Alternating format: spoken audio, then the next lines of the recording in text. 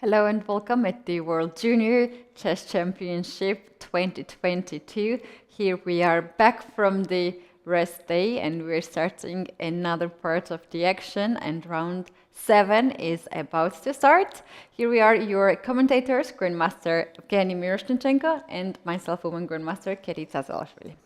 Yeah, welcome everybody, and perhaps you can tell yesterday was a free day. I'm still not fully focused, and let's hope our players are focused, contrary to one of the commentators at the very least. Yeah, the game's going to be on the way in a minute or so. What's the situation, Keti? So we do have a tie in the open section, and interestingly enough, we went for a free day with no sole leader in the women's section, but this has changed. That's perhaps the biggest announcement. That has been changed. For now, we are looking at the playing venue where players are getting ready and they will start to make their first moves. But before that, we are going to take a look at the standings and make a comment about the big announcement. Yep. So for the open section, well, everything as we left it after round 6. So 4 leaders: Frederick Svaner, Nikolozy Kacharava, Adam Kozak, and Basuren Batsuren. I believe, yeah, we only have that much of a screen, so we don't have the full group of people on 4.5, right? So I will read out loud what we have on a screen, and that's Abdullah Gadimbayli, it's Ishik Aparsin from Turkey, Andrei Yesipenko, Francesco Sonis, but I believe there are more players on 4.5. So basically, big tie with 4.5 and leaders on 5 out of 6. Okay. And for the women's section, we have a sole leader, Beidulayeva, and there was a bit of an accident. I think as the tournament, the round's going to kick off, we'll start and we'll talk a bit more about that. So Beidulayeva is in the lead, and you can see quite a few players. I think 2 Kazakh girls are playing each other, Kamali Denova and Serik Bay, and also on board 3, I guess it's a player from Kazakhstan. Mm-hmm. Okay. That's right. Talking about the announcement, FIDE has announced after round 6 that an unfortunate incident occurred towards the end of the 6th round of the Girls' Junior Chess Championship in Sardinia. During a routine check, one of the players, Priyanka Nutaki from India, was found to have a pair of earbuds in her pocket of the jacket. While there is no indication of foul play on her part, earbuds are strictly forbidden at the playing hall. Carrying these devices during a game is a violation of fair play policies, and there is a penalized with the loss of the game and expulsion from the tournament. The point scored by Nutaki, and we can make a comment about that. We were watching at a game where she won against Bidulaeva, yes. Bidulaeva, who now we can see on the screen. This paint was given back to Bidulaeva, and that makes her the sole leader of the girls section. After that round, the Indian delegation filed an appeal, but the appeals committee reconfirmed the decision. So that's the final decision. The point was given back to the Baldova, and the Indian player Priyanka Nutaki is now out of the tournament. Yeah, it's a really unfortunate accident, but yeah, we've got 7th round on the way anyway, and the game's starting, so let's concentrate on what happens today, right? So that was, of course, not very pleasant thing to happen, but it's already happened. That's okay, right. So yeah, players somewhat late to arrive to this game. As I can see on the first board in the girls section, Salimova was a little bit late, but I guess it has to do with more strict anti-cheating or whatever fair play checks which occurred today. I've personally seen quite a queue of players trying to enter the playing hall just a couple of minutes before the start. Right, and we see already Salimova getting ready for the game, just in the pieces. And I agree with that. There was one day when I was at the playing venue and I was coming back at the commentary room, and I saw a big line of the players, because probably everybody goes at the last second for play check, and all the players are checked with the metal detector by the arbiters before the game, and also some of the players are also randomly checked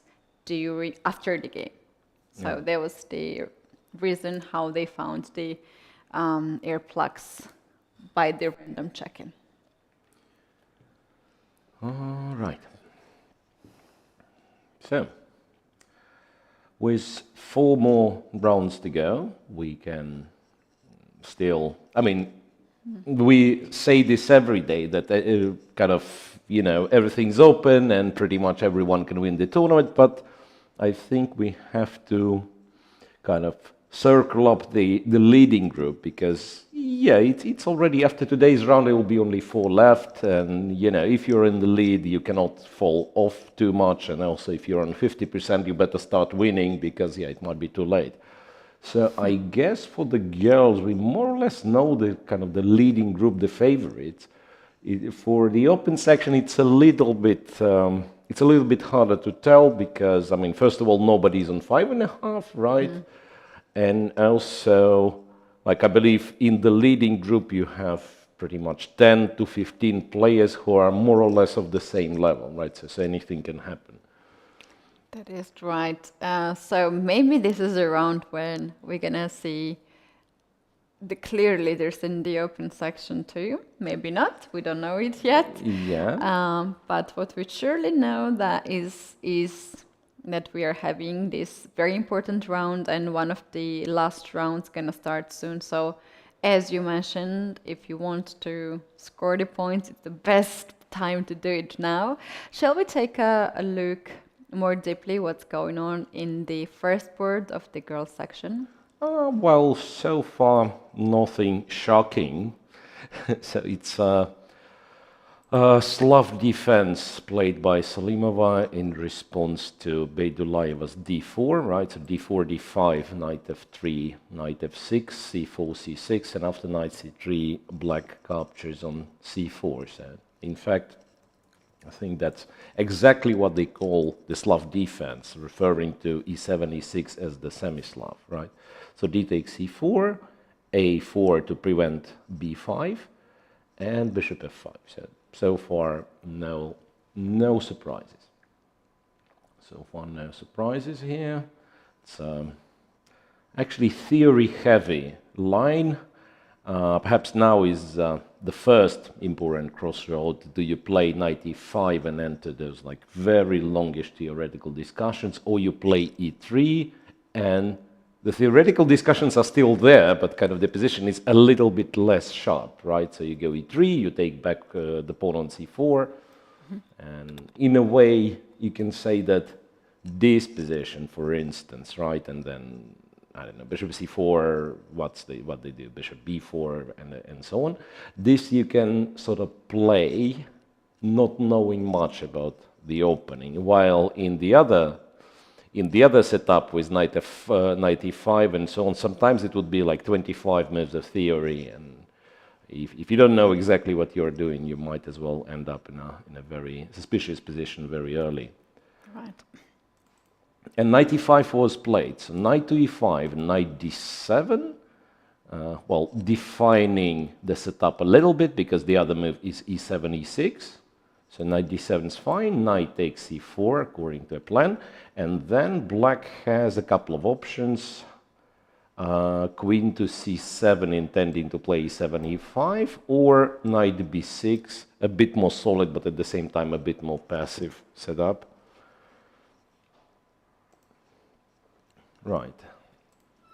Okay, so there is that. We can try to check board 2, board 3. Let's see what happens there. So, second board, two girls from Kazakhstan playing each other. And I believe a couple of days ago we were discussing how, you know, this new generation of Kazakhstan players, especially women Kazakhstan players, girls from Kazakhstan, right? I mean, they keep coming. So it was...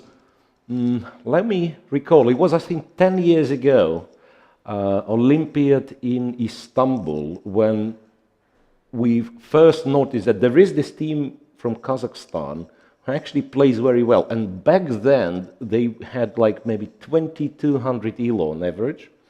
So nowadays, at least a few of those players from 10 years ago, they became, I don't know, you know, the top in the world. Like you would That's think, right. you would think Saduakasova was probably there, or maybe it wasn't. Most probably very young, but it can be the reason why we do have nowadays another grandmaster female player in the chess world that we are very much proud, Jansaya Abdumalik, and many more indeed.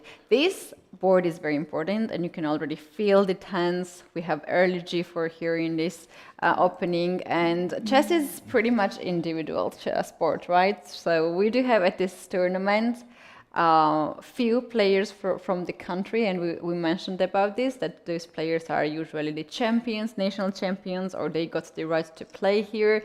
So this round here is very important for both players. Yeah.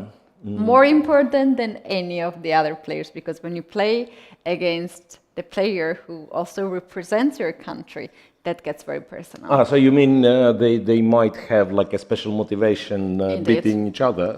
Well, I think it depends, in fact, player to player, but yeah, very often, like especially number 1, number 2 in the country under some, well, born in the same year, let's say, so they tend to compete over their career, like under 12, under 14, I mean, every single age category, you basically compete within the country with the same person, and therefore, yeah, develops into some sort of rivalry, of course. The position itself, right, okay, so it started as a so-called knight of variation of the Sicilian, right? White has played h2, h3, which used to be a very popular move, I want to tell you, but somehow now its popularity, at least on a very high level, it kind of fades away for whatever reason.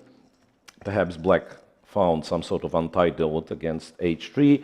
E5 is one of the main moves, of course, but then usually knight b3 is what you would see. Knight f3 is a possibility, of course, but yeah, knight b3 used to be sort of more popular.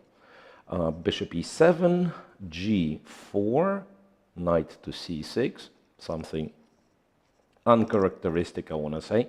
Knight to c6, well, in the knight of you usually play bishop e6 and then put the knight on d7, right? So kind of having it a little bit more flexible, supporting the other knight on f6, and sometimes like going to b6 to fight for d5 square. But knight c6, yeah, perhaps nothing wrong.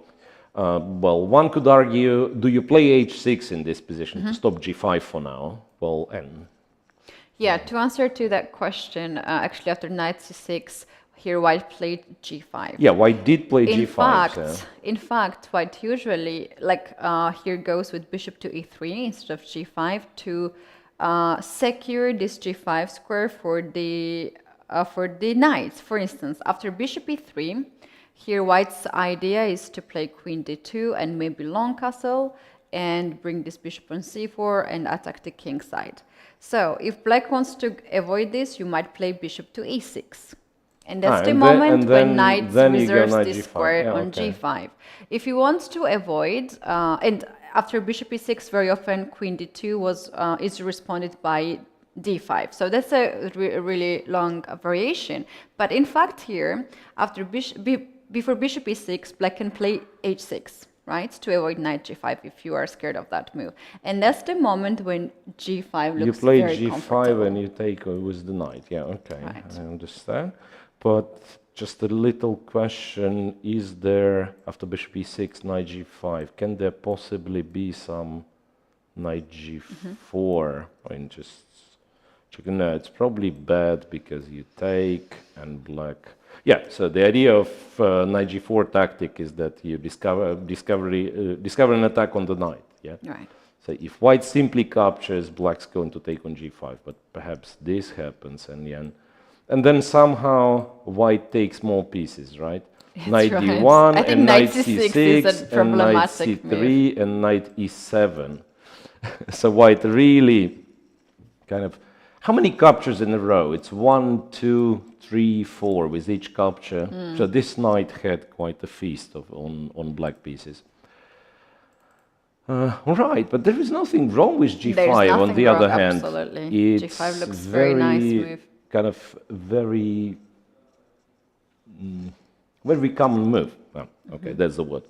For lack of a better word, let's call it common. After all, the idea of pushing g4 is not to have the pawn on g4, right, but to push them further to try to apply an early pressure on black's king side. And additionally, you are fighting for the key square in the position, which is a d5 square.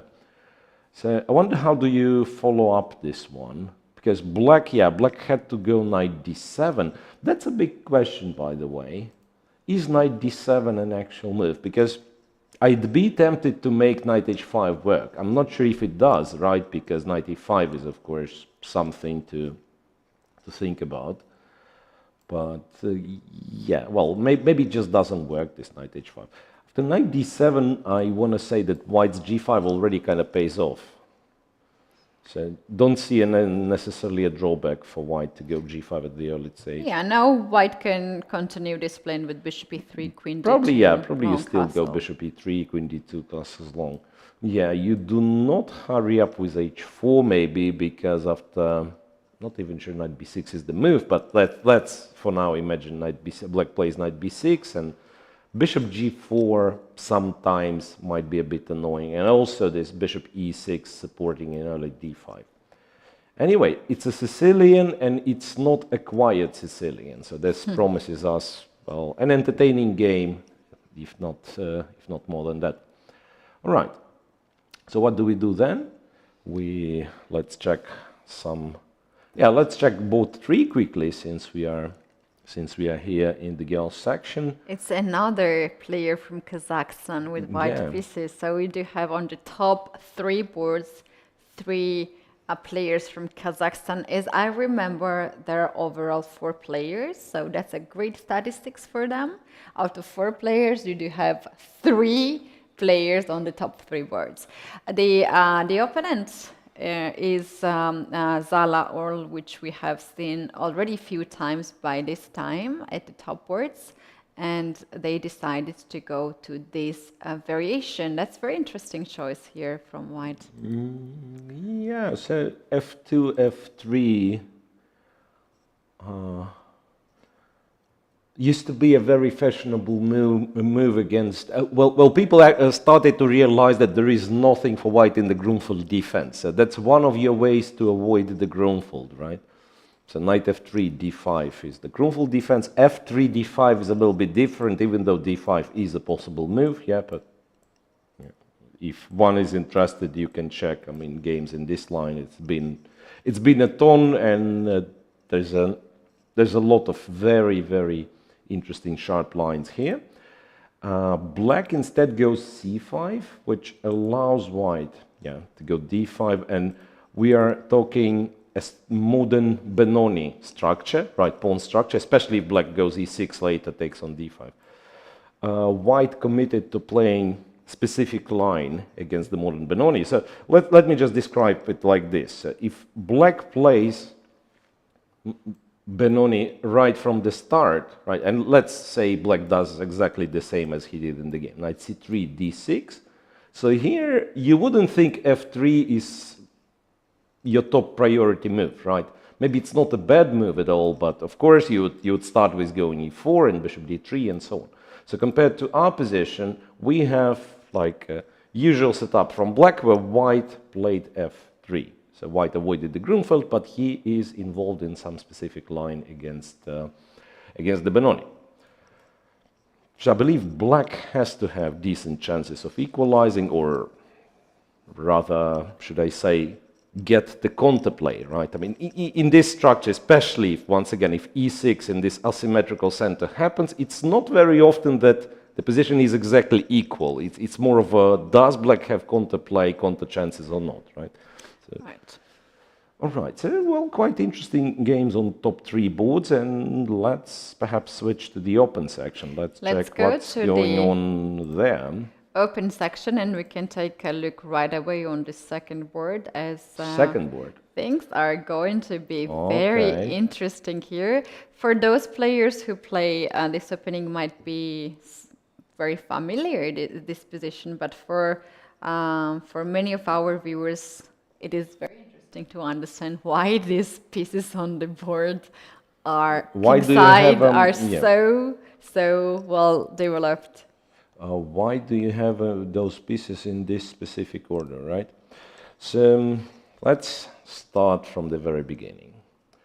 So a Caro-Kann defense, and it's a stereotypic thing to say, but quite often I would think that the colors are wrong, and a Georgian player playing the Caro-Kann.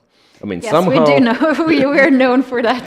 Yes, somehow. And not only this place, but kind of my generation guys, like Georgi Kachiashvili, I mean, these guys, I remember, like everybody would play Caro-Kann, and it will be very well analyzed. And so Georgian school of Caro-Kann defense, let's call it this way. It is funny because everybody knows that Georgian known for playing Caro-Kann, and it became the second name of the Caro-Kann.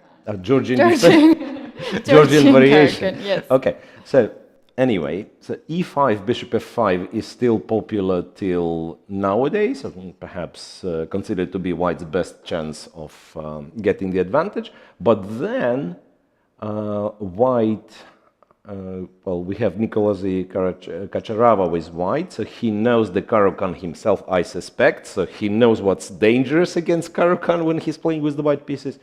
And he goes for knight c3, e7, e6, and g4. And this used to be a very hot line some 15 years ago. Very topical. There have been a lot of games on a high level. Right. And the thing is, I believe, even if this does not give the advantage, does not promise white the advantage, I think it's a clever choice, simply because people already forgotten what to do in this line. Most of the time. It's a good time then to bring it back into the fashion. Yeah, so that's a very sharp position. And also, like, if black would not expect this specific line, it's very easy to go wrong there. So, well, the main point, g4 seems a little bit off, like, you know, just push the g-pawn and all of a sudden create weaknesses. But then you back it up with knight g to e2. After c5, you go h4 with a very clear threat of trapping the bishop. h5, knight f4, you win a tempo because you are threatening to take on g6. By the way, it's not the only way to play with black. Of course, black has many setups. But I believe this is one of those kind of theoretical ones. So knight f4, and it is considered to be the kind of the most critical line if black goes bishop h7 and actually sacrifices the h5 pawn. So knight takes, cd4 in this position was played, but black goes for the other line, knight to c6, d takes c5, bishop c5. Well, technically you can grab a second pawn, knight g7. It's very tempting to take the pawn, and then go back. give a check, make sure that black's king will be in the center, not castled, never castled. Yeah, but also white kind of overextends quite a bit, right? And black... I wonder what the move for black is, but I'm guessing even if you simply capture on e5, you should have enough counterplay. Well, computer is not perhaps... Computer not very is more happy. dramatic, because computer suggests here to play d4, D4, chase the knight. And then perhaps I don't have a good square to move the knight from c3. That's right. All right. Anyway, white decided not to take, or simply knew that this pawn is not for a grab. Bishop g5, queen to c7, f2, f4. Oh, shall we go to that line? Because I was not sure what exactly why black was so good. So, knight to g7. Here, king f8. And after knight to h5 and d4, if knight goes on e2, which looks like normal move here, knight b4 wins the game, because you cannot avoid knight c2. Yeah, you cannot protect the c2 pawn. But yeah, but after d4, it kind of feels that it's very hard to hard to make a move. Yeah, I'm not even sure what white's supposed to do. Like go back to b1, but then at the very least you can once again you can take, or you play queen d5 and then take. It's a good move, yeah. Yeah, so this looks scary. Anyway, so white went bishop g5 after queen c7 f4. So white, of course, has massive gains on the king side and an extra pawn. But after queen b6, completing the development will be a challenge, right? Black, for now, threatens a checkmate in 2, which is bishop f2 check and queen e3 check. B2 pawn is also hanging. So we'll see what's white's proper reaction to this looks like. Bishop e2, not even bishop d3, but bishop e2. Okay. So now, no, but that's very interesting. So white could seemingly take the pawn. Not any moment, but there was a moment in the game where white could have taken the pawn. Black can give a check now and deprive white from castling. But the thing is, like, the position is so sharp, so dynamic, that you don't want to be wasting time for like little achievements, right? Right. So like white considers to take the pawn and lose to tempi to be too much in such a sharp position, so he desperately needs to somehow establish the coordination of pieces. So ideally, I believe if black does kind of nothing, goes to f8, I wonder if knight a4 works, because that would be really nice. Like, attack the queen, take the bishop on c5, get rid of this knight, which is a little bit misplaced on c3. All right, so as in the women's section, board 2 in the open section is also very, very sharp line. But yeah, I'm very happy to see that kind of game. First of all, the opening itself is not so often happening, so it's good to know this kind of sidelines, how to react. And it is interesting coincidence that board 2 in girls section and board 2 in open section, they both have quite sharp, yeah. Very sharp, very complicated line. and they have more fighting approach. On the first board, it's more or less theoretical lines and more stable. No, can't agree. It's look, it's the Ruy Lopez, and You then can't agree that Ruy Lopez is theoretical no, line? knight g7, knight g6. I mean, no, I mean, it's much quieter. You're right on this one. It's much quieter, but that's a very rare line as well. A6, knight e7, and white's choice. Okay, knight e7 was played. Various versions. You can play knight e7 on move 3. Interestingly, a6 and g6 is very similar because you intend to develop the bishop on g7 and knight on e7. Yeah, but then look, knight c3 and black goes knight g6. So it's almost like if it would be 4 knights opening, bishop b5, a6, but the knight is not on f6 but on g6. Yeah. So actually, I first, when I've seen this position for the first time, I thought it was 4 knights opening. Now, knight g6, white goes d3. But you're right, I mean, it's very solid. It's very solid. I'm not even sure where black goes here. Is it bishop c5? Is it just bishop e7? The knight is not bad on g6 at all. Not standing in the way of the f-pawn. Right. So imagine black finishes the development, somehow castles short and then goes f5 early. And very often it has in some of the games, knight from c6 goes on e7, g6, and then wishes to go on f4. So you have this knight already on g6. Yeah.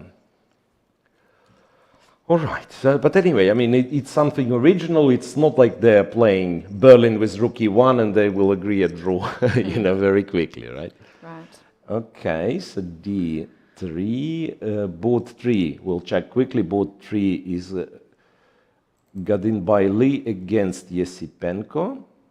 Yesipenko having second black in a row against Gadinbaili, who is usually well prepared. We remember having him in the studio when he explained that, He's sometimes constantly looking at the lines and then he can't remember.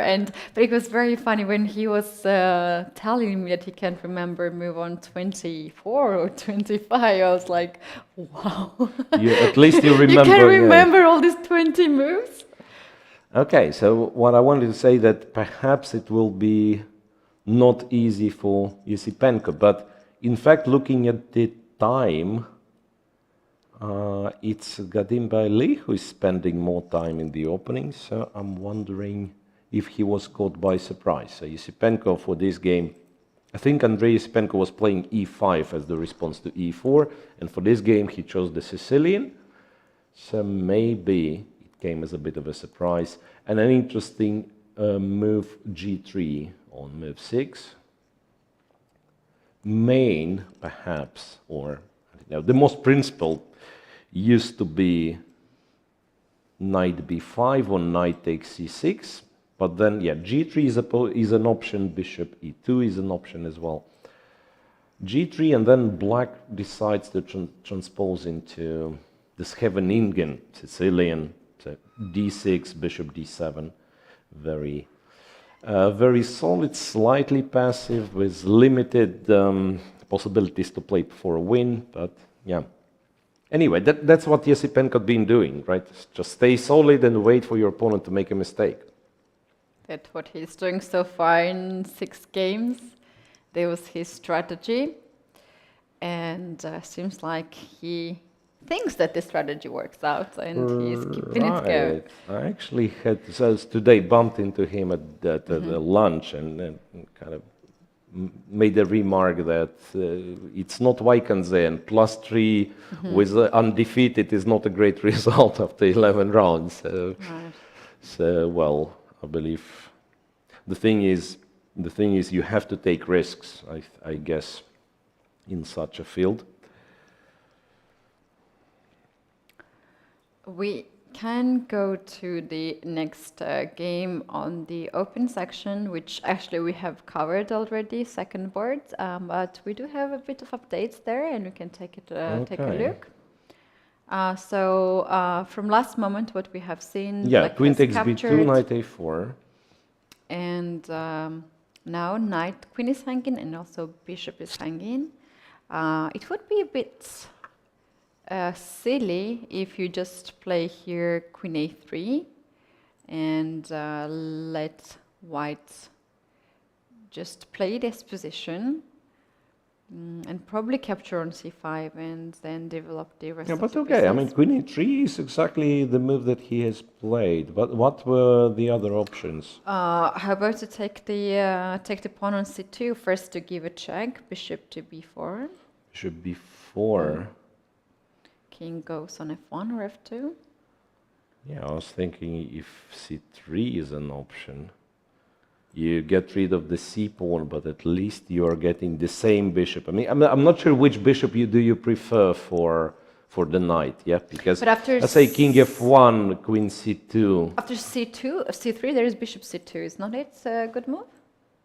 Oh, the queen is The hanging. queen is hanging, okay. yes. So I have to take the pawn. You have to take on c3, and then I wonder, yeah, like I have to take, queen takes, and king somewhere. Yeah, probably it's the same position pretty much if you like it. Yeah, queen c5, it's just you want a pawn on c2, and also perhaps a tempo or two. So yeah, my idea is not very good. Bishop b4 is indeed an option. Maybe I go away, right? And then now queen take on takes c2. c2. Queen takes on c2, that's correct.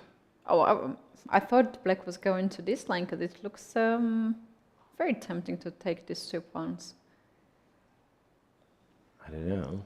No, seriously, I mean, I have little to no knowledge about this specific sharp line. I would never dare to play it with any color. But black played queen a3 relatively quickly, so I'm guessing both players do know what happens in case queen c2, or rather check on queen c2. Yeah, white is thinking now, and maybe white has not much of the options, but to take the bishop on c5 or first take the pawn on g7 with a check. Yeah, you probably take. I don't really think this pawn is running anywhere, right? So takes, queen takes, and then it's a little bit tricky, right? Because the king is still stuck in the center. Actually, both kings are somehow. It's very hard to castle, right, for either side. It's just that white is sort of overextended. So black, if you ask me strangely, black has sort of more harmonious setup, at least for now. At least for now. Because white has this bishop on g5, knight on h5 doing one thing, then the other guy's on the last rank. So it is quite a stretched position for white. By the way, white's still thinking. Kacharava, after this queen a3 move, he's still thinking. So I'm wondering if there is another option, like say going c3. It's not that I really believe in this move, but you know, no, he actually does go c3. He actually does go c3, so the queen on a3 is a little bit stuck. Maybe I do not want to take the bishop, maybe I want to play queen b3, you know. Maybe you can play f5 and bishop c1 to trap the queen. Even f5 is actually a threat, yeah. Like if black, say, goes knight e7. I mean, I'm not sure. Yeah, it does look like f5 is a threat, right? And bishop c1, interestingly, cannot be stopped. The queen cannot be stopped in a good way, right? So the queen is getting trapped. Yeah, so black actually has to care about his a3 queen after c2, c3. I wonder what you're supposed to be doing. Here with black Move the white. bishop away maybe, and then Run away with the run queen. away with the queen if f5 happens. Okay, super sharp position. But that's the case with We're gonna Kacharava know the games. follow-up very fast because otherwise you would not play queen to a3. So if you are not prepared for this move, and he's going to play? Yeah, he seems to be. weighting his options, but yeah, apparently he has an idea about the line at the very least.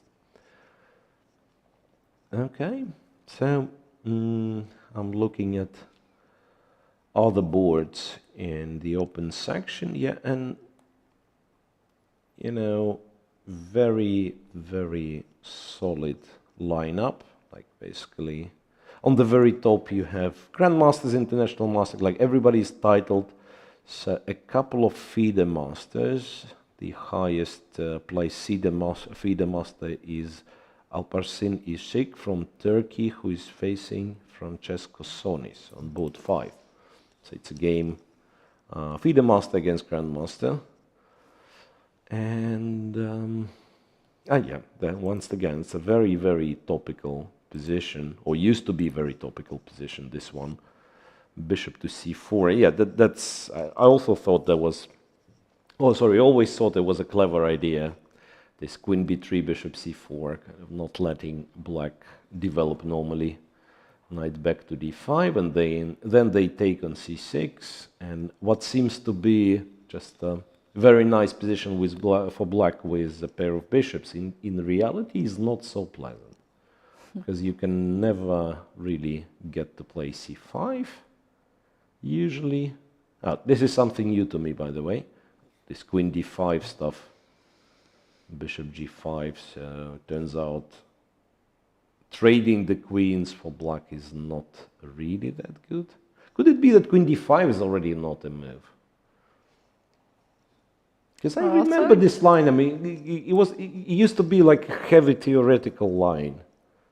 Because, like, if you do not disturb white, somehow he's getting a better position. Bishop e3, and then starts pressure on c6. One of the points would be that, yeah, he goes bishop e3, lines up the rooks against the c pawn, and then goes knight e5. And it's not clear how to protect the pawn unless you are ready to trade the dark square bishop, which leaves all the squares in your camp very weak. So it would be black playing f7, f6 somewhere, if I remember correctly. So this queen d5, bishop g5 leaves black with quite a bit of dark square weaknesses. Bishop to g7 was played. Now, one of the things you can do is go queen a3. Okay, it's a little bit naive to expect black to blunder in one move, right? You never know. But yeah, but f6, so you manage to force f6, you go here, and then still, in order to bring king into safety, black will have to make some awkward moves, maybe king f7. After all, king f7 is not so awkward, right? King f7, move the rook. Quite nice. Yeah, solid. Solid. It's a strategically complex game, but no tactical sharpness if we compare to board 2. Right. Yeah, just checking if we have any interesting openings in any of these games. For now, the games has been started a few minutes ago. Maybe I can suggest a game on board 13. Board 13 is Agustin Drouin against Ido Gorstein, right? That's the one. Black kind of successfully pushing the h-pawn in the early stage of the game. So that started as the this hybrid Sicilian that I think we had in one of the games under Reda in previous rounds. So e6 castles, knight b d7, and then so knight g e7, the other knight. Okay.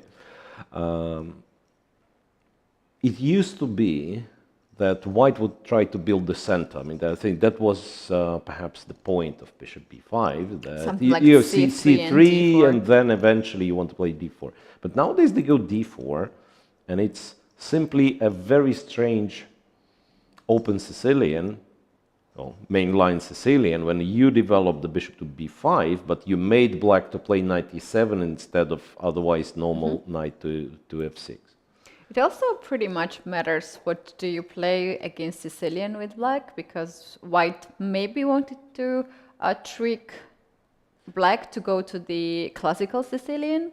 And for instance, for the player who plays d6 Sicilian, then this is a wrong setup and it will be problematic.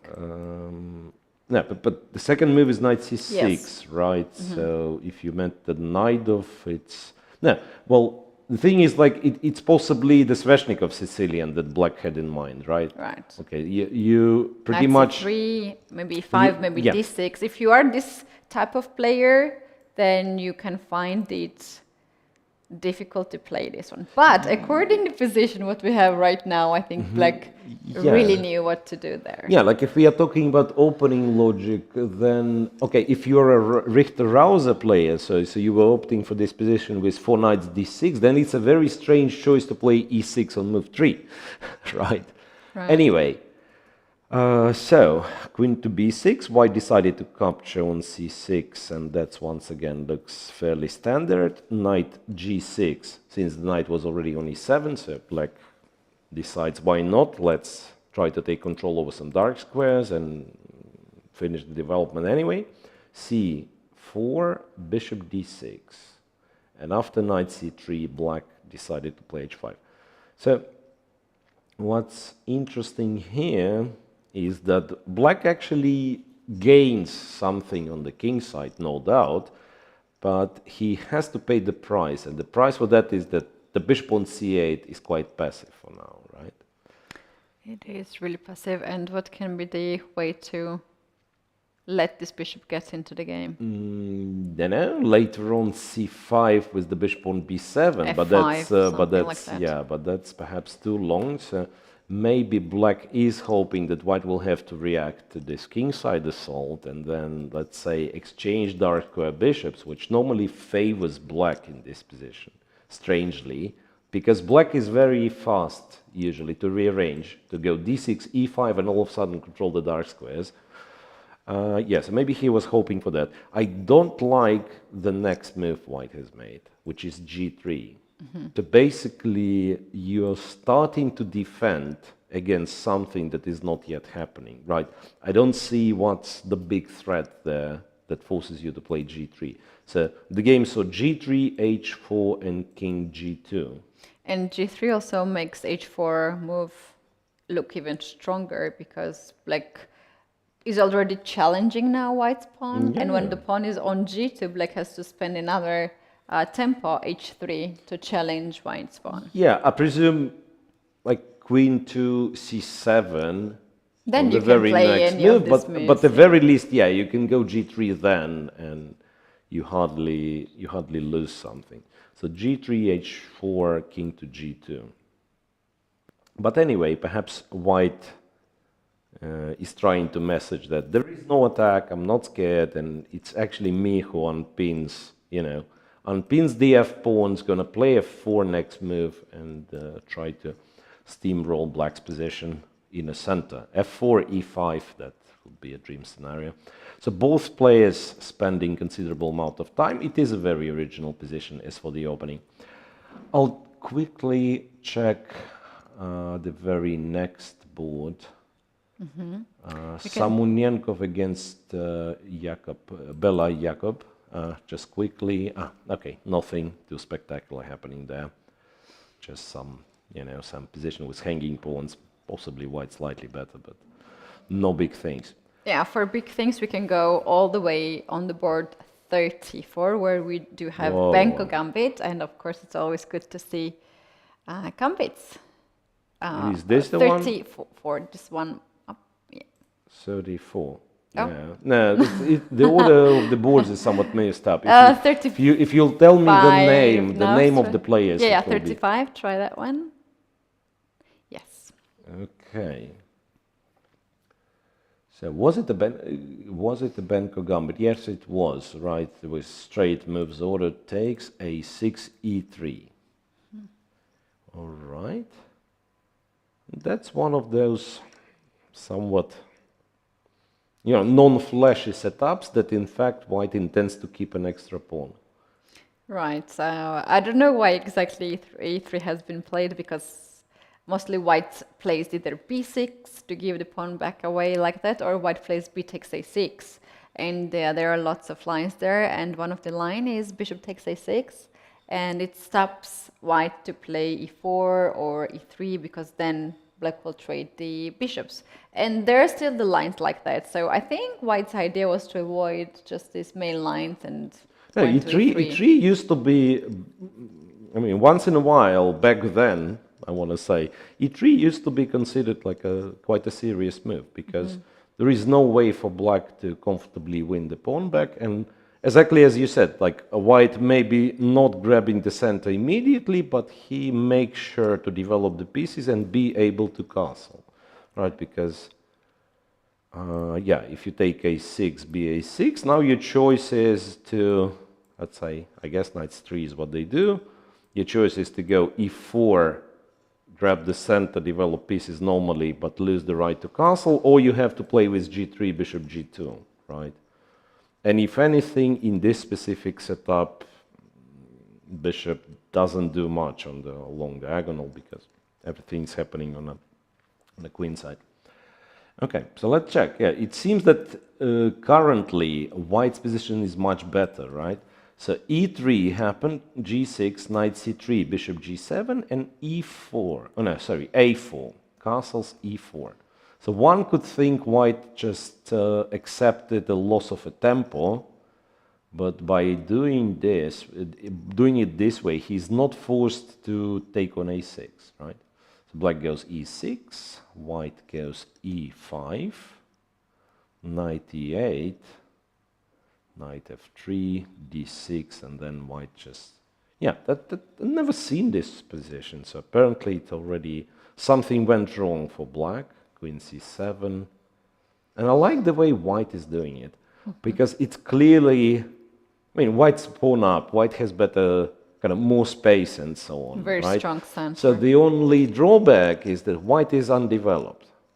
And what black is doing with this queen c7 and so on, he kind of wants white to start trading in the center, so open the center with pieces being on the back ranks. And white says, no, you can have your pawn back, I just want my pieces to be as active as possible, and I will have great positional advantage. So d5, d6, bishop e6, and already capturing on e6 looks like much better for white, if you ask me, right? I mean, it's equal material, but how about these pawns, right? Just castle, and get the knight g5, knight e4 looks much better. But white went, oops, that's a wrong click. Can we, no, now I've lost this game. 35. That's so stupid. Yeah. No, it's not. Nah, come on. I mean, this software somewhat... There we have to go. Somewhat confuses me. Once again, what were the names of the players? No, I'm not even... Oh, no. Brilliant. Lumaci Gabriel Herzegovac Noven. Doesn't make it any easier. Completely lost the game. What's that? Disappeared. Disappeared, yeah. Magic. From the list. We have something totally different. 35. That's right. I don't have it. No, seriously. Disappeared. Help. Help. I don't have it. All right. It was a nice little lecture on, you know, Benko Gambit, but it was abruptly interrupted by the software. Okay. Let's hope it pops up. Oh, now we there have go. it on board 11. I mean, come on. Upgraded. Do something. Do something. Anyway, so what I was saying, taking on e6 is already good, but bishop d5 was what white chose to play instead. And after rook a7, I won't be surprised if white has some tactical shot here. Like takes... Oh, I mean, it's not exactly what you call a tactical shot, perhaps, but I just thought you take and you go a5, and then black can't really take over here because he loses the exchange, and otherwise white gets like overwhelming positional advantage. Like with b6, that's really nice. Wait a second, a b6 was, no, it cannot be. Yeah, rook a7, that's the one. K7. And apparently, since computer was dropping evaluation when I was entering this line, apparently there is something even stronger than this. But anyway, it looks like white is winning in a very early stage after playing this surprising e3. I do have another very nice looking game on the board 36. Once again, perhaps names of the players would help. Is it No. Dragan Stankovic now? It is Martins against So you see, I mean, now I have it on 37 for whatever reason. All right, it's a King's Indian, right? King's Indian Samish variation, f2, f3, and bishop e3. So nowadays it's not very popular, right? But the idea you find familiar in many, many other lines, the kind of original idea, let's call it like that. So the original idea behind the Samish system was that white's going to play queen d2, castle long, and then just launch an attack with g4, h4, and so on.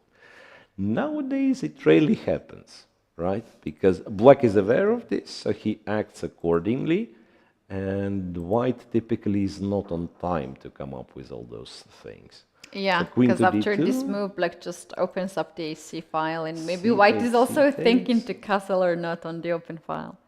a6. a6 is interesting. All right, a6, bishop d3, knight h5, knight g, e2, f5, takes, and castle long. This is confusing, I want to tell you, because why I stopped specifically at this a6. Maybe it is a move, maybe I just don't remember stuff, but I guess early matches, Karpov-Kasparov, where Garry Kasparov still used to play the King's Indian, had seen something like that. Once again, I won't guarantee that it was exactly this line, but the structures were the same, and Karpov was castling short, which to my eye makes a lot of sense, because now you've combined the open A file, the open C file, then A6 played, so B5, B4 happens very quickly, and also this bishop on G7, which every King's Indian player, me included, would be proud about. Usually it's very stupid, in fact, in the King's Indian, right? When the center is blocked. But here, any moment you go E4 and you open the bishop. That's right. It's so many times that they say, okay, I'm trying to avoid the exchange of my King's Indian bishop, and then you understand there's the piece that loses you the game. Here, it's very unlikely. It might win you the game if you find the nice moment to break in the center with E4. So castle, a little bit doubtful about, but who knows? Who knows? After all, of course, white has his own chances with G4 and stuff. So it's a very sharp position, yeah. Maybe let's try to keep an eye on this one as well. That's right. We do have some of the new moves in the girls section on the first board, so let's get back in there. Tell me, on board 1 in the girls section, they do play this theoretical line. Let's see. So, last update was knight to d7 and knight takes c4. So Salimov went for queen c7, g3, e5, takes over there, bishop f4, knight d7, that's all sort of theoretical. Bishop to g2, and this line, once again, it's move 11. It goes back to Alexander Alekhine times, when they, back then in 1920s, 1930s, they were playing f7, f6.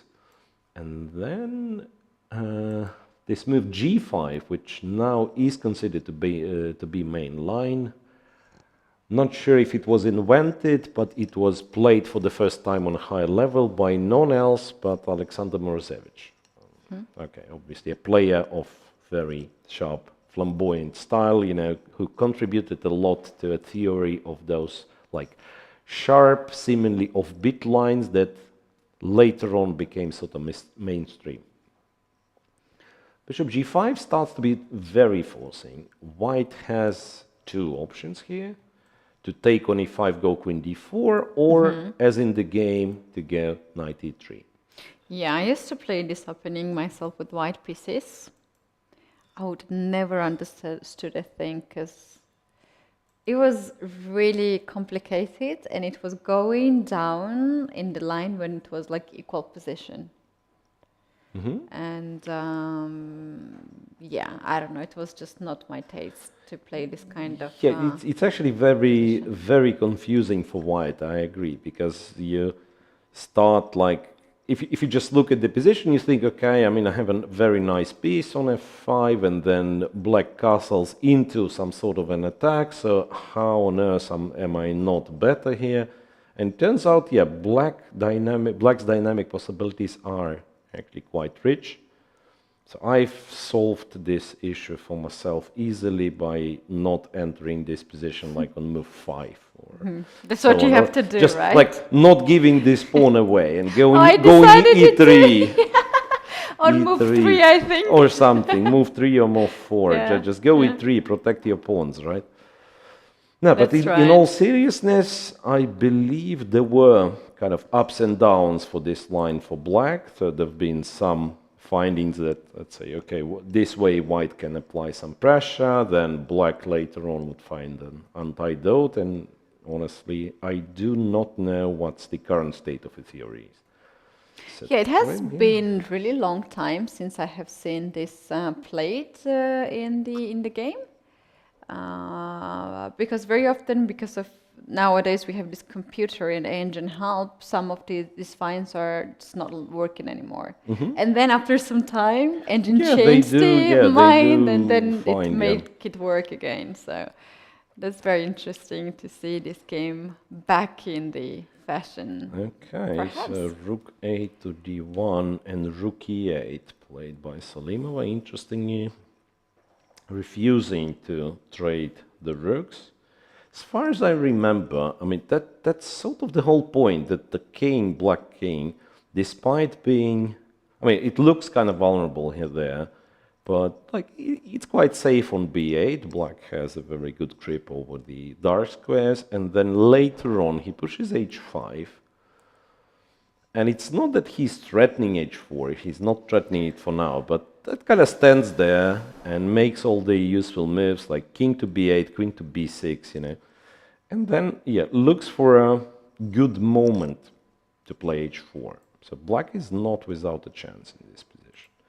So rook e8 was the last move played by Salimova. So now Beidou Live are thinking roughly equal amount of time spent, and this, for a change, one of those games where both players knew their theory. It's already move 17.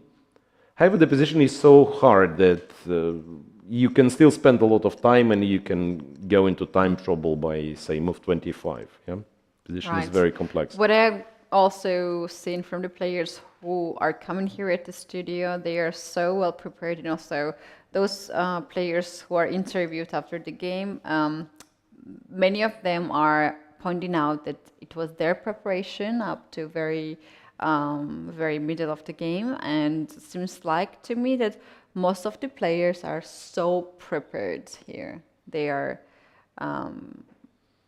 you know, having probably some training sessions before this kind of big events.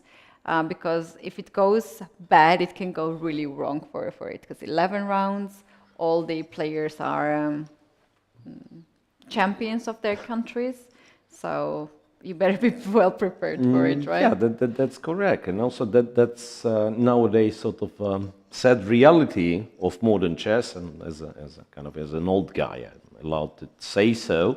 So back in our days, right? I mean, the famous quote. Back in our days, no, seriously, I remember, like, what would it be to find an opening idea? I mean, you find some move on move, I don't know, 7, 8. You look a bit. It looks interesting. You analyze obviously on the board, and the computer, as you know, chess computer would be non-existent. You look a bit and you think, okay, this is good for one game. at least on, let's say, on our level back then. Nowadays, I mean, it's very hard to even pick up an idea because immediately you can check it with your computer, I can check it with my phone, and see, okay, this doesn't work, this doesn't work. So you have to accomplish a ginormous amount of work in order to find something interesting, right? So you keep trying, it keeps not working. So by the end of the day, when you found your line, by accident, you also checked everything else. Right. So that's why, and you have to have good memory, and obviously these young guys, quite a lot of them have, and then, like move 23, I don't remember, he says, right? Was it this move or that move on move 23? How tragic Tell me, tell me what move 23 is at all. I mean, I'm losing my games earlier. I could really barely reach there. But talking about these new things and novelties, that's how we call it in chess, very often it's now getting very hard to find something new, but what players are doing, they're finding something new in the old lines. Yeah, they're taking exactly. old lines back, and they have now new perspective with the artificial intelligence and with the help of that. Yeah, exactly. Just that some old setups getting reevaluated, and well, especially, I believe a lot of things have changed on so-called positionally bad lines, right? So once again, especially like if you dig really deep to like 1970s, 1980s, a lot of positions would not be played because of bad pawn structure or this or that. And now, I guess it has to do with the computers. We understand chess is much more dynamic, chess is much more concrete. So nobody cares if your pawn structure is ruined, if, let's say, if you have enough activity and enough piece coordination to keep it going. Right. And that, a lot of kind of old-fashioned lines coming back to life because dynamics. Right? That's actually true, and we had also this kind of situation when we had the guest here with a piece down for 2 pawns in the end game. And I was like, why you made this decision to go to this line? And he was like, he looked at me a bit like shocked, because it's okay according to engine, and I know that's okay. And I was like, okay, right. that's fine. But it's also a sign that nowadays we have like different approach to all part of the chess openings and also end games and middle games too. Yeah, right. I mean, honestly, if we touch on specifically that example and that play, I think it was Svane against Gadimbaili, right? yeah. Gadimbaili has played this line. By the way, let's bring his game up on a screen since we are talking about him. I think he's okay. I mean, I shouldn't be having an opinion on this, but I think he's a little bit wrong with his logic because, yes, computer says it's equal, but he's clearly defending that position. So, like, going deliberately for something that is, you can only make a draw if you're utmostly precise is shaky ground. But once again, we don't know how much he had to study in different other lines. And what was also his approach for that game? Because sometimes you just want to make a draw, and those are the times when I wished I know how to make draw in some positions. Turns out not with the line he was trying to do it, because I mean he did achieve it. He made the draw, but he was lost in the process, so to speak. All right, so I'm checking his game against Yesipenko right now. At least here, he doesn't know 25 moves of theory. White started to spend time quite early, but so far, like nothing out of this world. Like relatively standard setup, right? B3 perhaps is not the most common, but the thing is, you're gonna have to find a place for this C1 bishop, and it happens to be not easy. Because on E3 it's very often, I mean, it looks nice, but it's not that useful. Sometimes, well, actually, what I would be thinking here, once again, apparently they know everything, but what I would be thinking, after bishop d7, it's clear that the bishop is not great on d7, right? So I would think, my opponent wants to take on d4 and play bishop c6. And maybe I should be clever and use this moment to move the knight away somewhere, like to b5 or b3 or even e2, not to let him take on d4, not to let him simplify. Right. So right. And then after b3, black gets the chance to take, and Yuspenko didn't play bishop c6, he preferred queen c7, but yeah, bishop c6, if needed, it will be played. So now trying to exploit the c file a little bit. The question is, no, not b5 so far, c2 pawn is hanging. Anyway, this seems to be quite a complex position. Not, let's say, crazily sharp just yet, but it can become. It has the potential to become really sharp. Yeah. With this structure, when white plays c2, b3, a4, white very often wants to play bishop a3, rook d1 to attack the pawn on d6. Black can respond with rook d8, bishop e8 here, bishop c6. And black also has the idea to place on the c file something like a6, rook c8. Yeah, to pressure the c file is the thing. There is also the thing that you can play e5 sometimes, right? You can play e5, bishop e6. Let's say switch to this more of a knight of setup, something like that, where white's bishop on g2 will not be that great. So that's kind of a backup option for black. So black certainly looks for the counterplay, and that's one of the backup options for black. So white also has to be a little bit careful, like not to do something silly, like you play f4 and you might be met with d5 and then bishop c5 is a threat, right? Ooh, Perhaps, I like that. yeah, I mean, perhaps f4 is, I'm just stretching it because f4 and b3 do not belong in the same sentence, right? Since you've played b3, you're playing against the d6 pawn. And f4, it's more of a, like, try to play on the king side and in the center. Right? As a Sicilian player, when there is a short castle for white, I found it very useful for me when my opponent plays f4, because it gives me so much opportunities to open up the center, and this pawn then causes weaknesses, just like you demonstrated earlier, f4, d5, it's a weakness on the diagonal.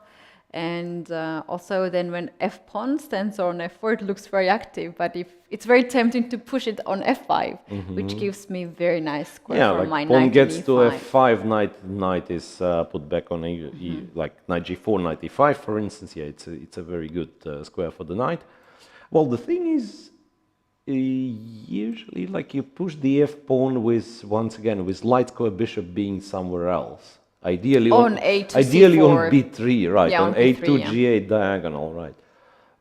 So here, like even if you go for f4, it's more about like try to break in the center with e5 and open the diagonal for the g2 bishop. But this is certainly not the case. Your queen should not be on d4, right? So I'm guessing after queen c7, he might go for bishop b2 though, just for now to protect the c3 knight so it's not hanging, and then put the rook in the center and then see what to do.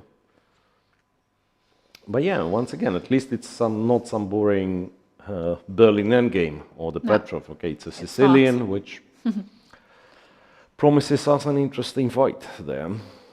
All right. It is not. Shall we check the second board of the open Yeah, section? sure. This so game far, is so interesting. Whoa. So far, our favorite game, right? It is. C3, bishop to e4. White gives a check, king goes to f8, and white goes f5. How crazy is that? Bishop c1, as we've mentioned, yeah, bishop c1 is a threat. So now if black captures on h1, white goes bishop c1, I presume, and wins the queen. And For some pieces, but probably it's just enough. Actually, for quite a lot of pieces, right, I'll have to take on a3. But apparently the king is too weak, right? It's once again, perhaps you cannot just enter and play this position. You probably know more, I suspect. That, like, you have to know more about it. Right. But I'm And guessing at this point, we know how dramatic the engine is. There's extra queen on the board and doesn't give more advantage than this one. Yeah. But I'm guessing f6 and black is in quite a bit of trouble because unless you take, you probably just You take. have to take it. Yeah. So normal rules of chess do not apply. Rules of chess apply, but you know, normal patterns, normal categories. Like you were told that 2 pawns are weaker than the knight. Yeah, but these 2 pawns. Also, eliminate. those 2 pawns are taking squares from the dark square bishop. For instance, if you play king to f8 to hide the king, And queen b3 traps the bishop, exactly. Yeah, attacks the bishop, and these 2 pawns are taking the squares out of it. So if you play king to h7... Sorry. F5, knight d4. Ah, no. After f5, we were discussing this. Yes. Bishop here. Queen is trapped. King to g7. White captures and goes f6. Then if you go to h7, king h7 is so scary because then queen b1, gets to the queen game. b7, yeah. And you just need to give 1 or 2 checks, and the king can find in a very difficult situation. Or maybe bishop d3 wins even faster because bishop e4 you'll trade and play some queen d7. Now, queen is a powerful piece. Black had no reason to blunder a queen whatsoever. Black goes knight d4, intending to give a check on c2, I'm guessing. Bishop c1 still sort of traps the queen, but then black apparently has this check, and then the knight on f4 is hanging. So white will have to take, and this is good for black. Knight d4. You should also be careful not to take the knight on d4, I'm guessing, because there is queen g3 check, which is kind of easy to miss. So by sacrificing this knight, black queen gets 1 extra square. It can go to 2, and that's a g3, but that's a very serious square. So knight cannot be taken. How about to take the bishop to get rid of that piece? We probably do this. And then there are options. You can try to take on c3, yeah, so that the knight is not hanging. How about taking on c3? I'm thinking about to get this bishop on d2. And when queen takes on c5, that's on the diagonal that we want to be. It's a check. It's a check. Be careful. No. Be careful. No, I guess it's king f2. Oh, no, how about king f2? Yeah, and bishop e3. Yeah, exactly. King f2. But it's not the only piece that black can take. I mean, in fact, guys, just imagine how rich is the position. This one's hanging. This one's hanging. Queen c5. King g7. Yeah, like nobody's talking about this king g7. It's never a good move to take this knight on g7, but one day it might be. It can be very important detail indeed. Yeah, so that's just crazy. I mean, that's just crazy. But there's also after knight d4 and knight c5, there's also knight c2 intermediate check. So another piece would also just hang on a1. And I wonder if it's ever. I mean, I want to make this work so badly. I mean, it probably doesn't. It most certainly doesn't. Knight is hanging at the right moment. But you know, f6 and the king is. Like, if not for this bishop d3 is the checkmate, right? Right. But regrettably, this doesn't really work. So after, wait a sec, after knight d4 and knight c5, you're saying this is an option. Yes, that's right. Huh. Quite puzzled. What's the material right now? White is a piece up, right?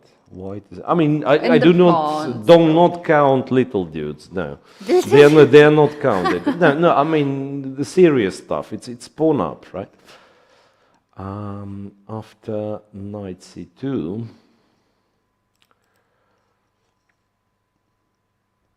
I was still. I really want to sacrifice this, but it doesn't work. Yeah. It doesn't work. So what do I do? King d2. What annoys me that you do take this knight. I mean, you do take this knight.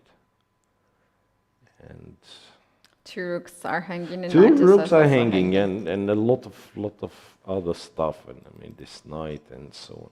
But probably that's the move. I mean, what else can I do? Like go to f1, it's arguably worse. In fact, maybe king d2 is a very good idea because to reserve this f file for your piece, something like knight d6, f takes d6, and open up the f file could work here at some point. Or just go here. Yeah, rook f1 just go here. here. If king g7. Oh, well, actually, we just lost the game. I don't know, for whatever reason. So good luck. I mean, good luck guessing. If you don't know exactly, good luck guessing what the actual move is. Yeah, that's the problem here. So as we keep saying, so it's either you know 100% of the line, yeah, or better not to enter. Because like your chances of finding all the precise moves, if you're playing against the opponent who has everything analyzed with the computer, right?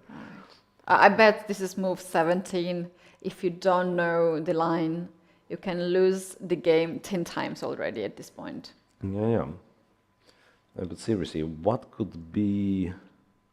So knight c5 is the thing. Yeah, bishop c1 we tried. It's knight c2 check.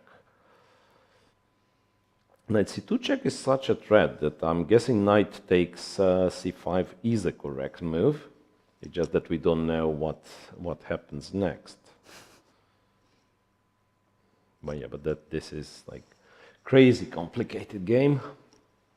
Exactly the way Kacherava likes it, yeah? Yeah, this is his territory, so it's really just a matter of the taste. What kind of positions do you like? And if he finds it okay for him to play in this type of games, I think that can be very good. It can be benefit for him because not every player feels very comfortable to go to these sharp lines. Yeah, and somehow in juniors especially, you know, of course they're very strong players, but they're still, well, at least that's the feeling, they're still not flexible enough with opening repertoire, right? So, because I really love kind of, you know, drawing those analogies from the past. And I remember Shahryar Mamedyarov, who in fact is the only 2 times world junior champion, right, in history. So he was really successful, like playing all the crazy stuff, like all the attacks and sacrificing material and so on, up to the point when he went to a very top. And then people started to play boring stuff against him, and he had to learn how to play positional chess because otherwise, how to be boring as well. no, not being boring, but of course, like boring stuff. I'm exaggerating, but you get the point, right? So you only can like come up with a brilliant attack if your opponent allows you, and otherwise, like pushing it's just taking unnecessary risks. So far for these guys, it works very well, and it's a pleasure to watch. But yeah, like wait till they meet people like Wesley So and so on. Like, at some point. Yeah, like a really solid stuff. Yeah, by boring, of course, we meant solid. No, I mean you play solid positional chess, taking all the precautions like prophylactical moves and so on. Yeah. Right. I remember when I was myself a junior player, my coach was very often asking me, aren't you afraid to go to this line? And I never understood what the danger really meant, because it was challenging and either you were winning or losing, so there was nothing big deal for me. But at this perspective, to seed board 2, this game, I think that's dangerous for both sides, and you have to be very precise in this lines and in the calculation as well. Calculation now can take a big part.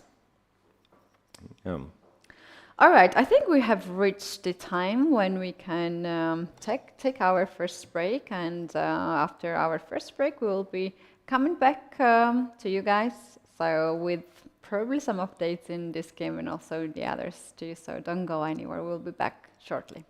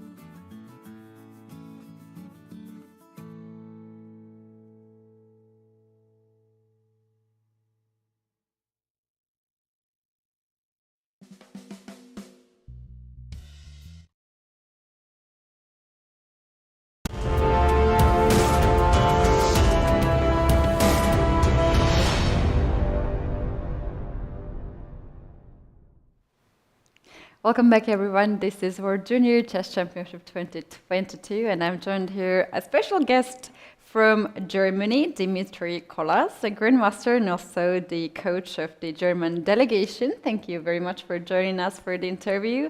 And as I understood, you are going to tell us some inside stories about the German players and how they are preparing for the tournament and how things are going in the team. So, welcome. Yeah, thank you for the invite. Well, so my first question obviously is how the team and the players like the place here, the conditions, and the overall tournament itself. Yeah, of course, we all like the conditions. I mean, couldn't be a much nicer place to play chess. I mean, between the sea and the mountains. But yeah, sometimes it's also a problem, yeah, a bit hard to concentrate on the chess, but Yes. yeah, if you spend too long on the beach or something. But yeah, I think in general it's good to play in nice atmosphere, of course. So yeah, this is very nice for us, of course. And I suppose you're the person who has to divide the time and the energy of the players at the tournament and also for rest time and the preparation too. So how does it looks usually for the players? Are you preparing against the opponents in the evening after the round, or you're usually preparing before the game in the morning? Okay, some of both usually. Usually we're making a general plan in the evening. Of course, there should be some rest. For example, yesterday on the rest day, we didn't do much chess at all because I think generally not a good idea. Just rest day is for resting.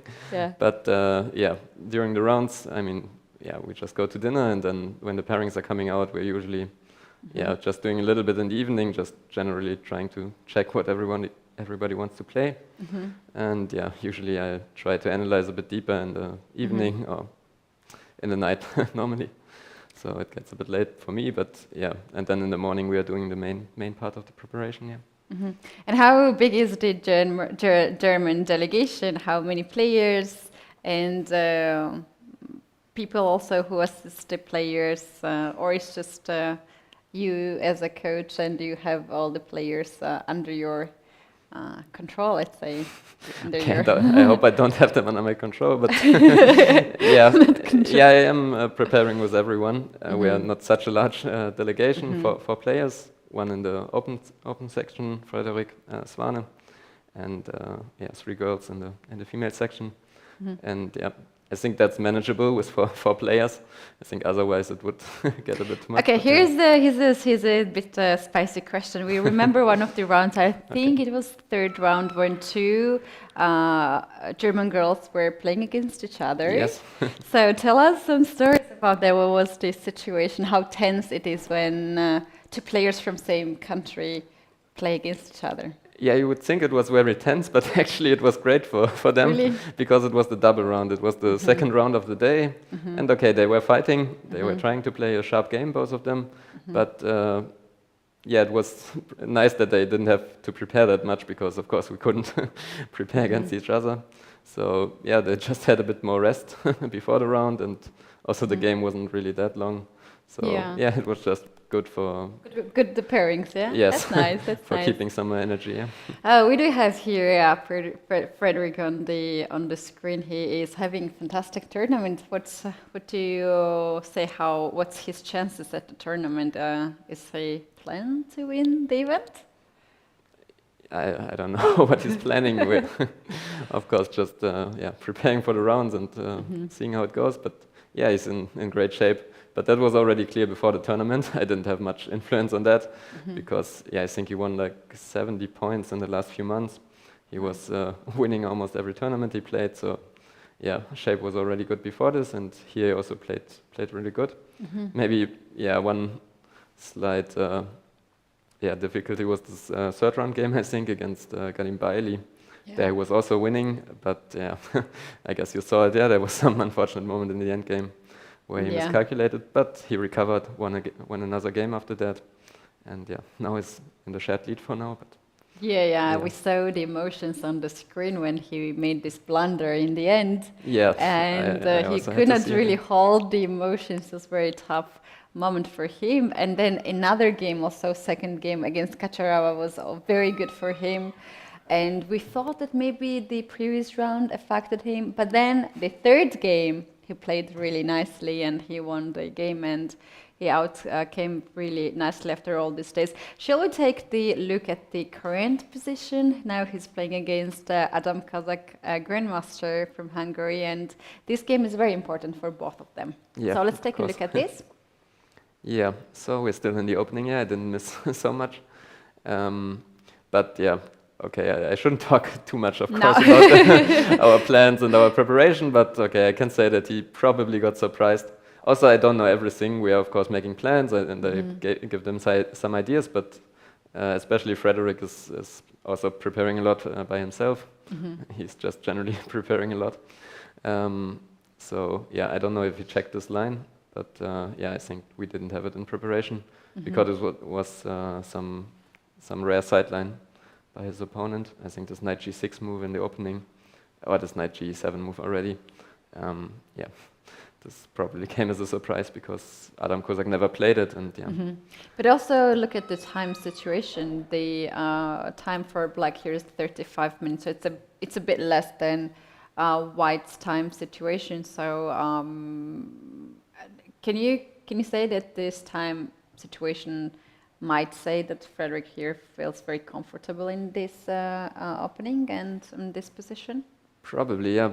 For me, it's really surprising because he really likes to spend time, and I think it's nice to see that he, yeah, gained the time advantage for once, because yeah, I think he really plays well usually, but there's sometimes some moments in time trouble where he can't keep control because just 1 minute for a complicated position is not enough.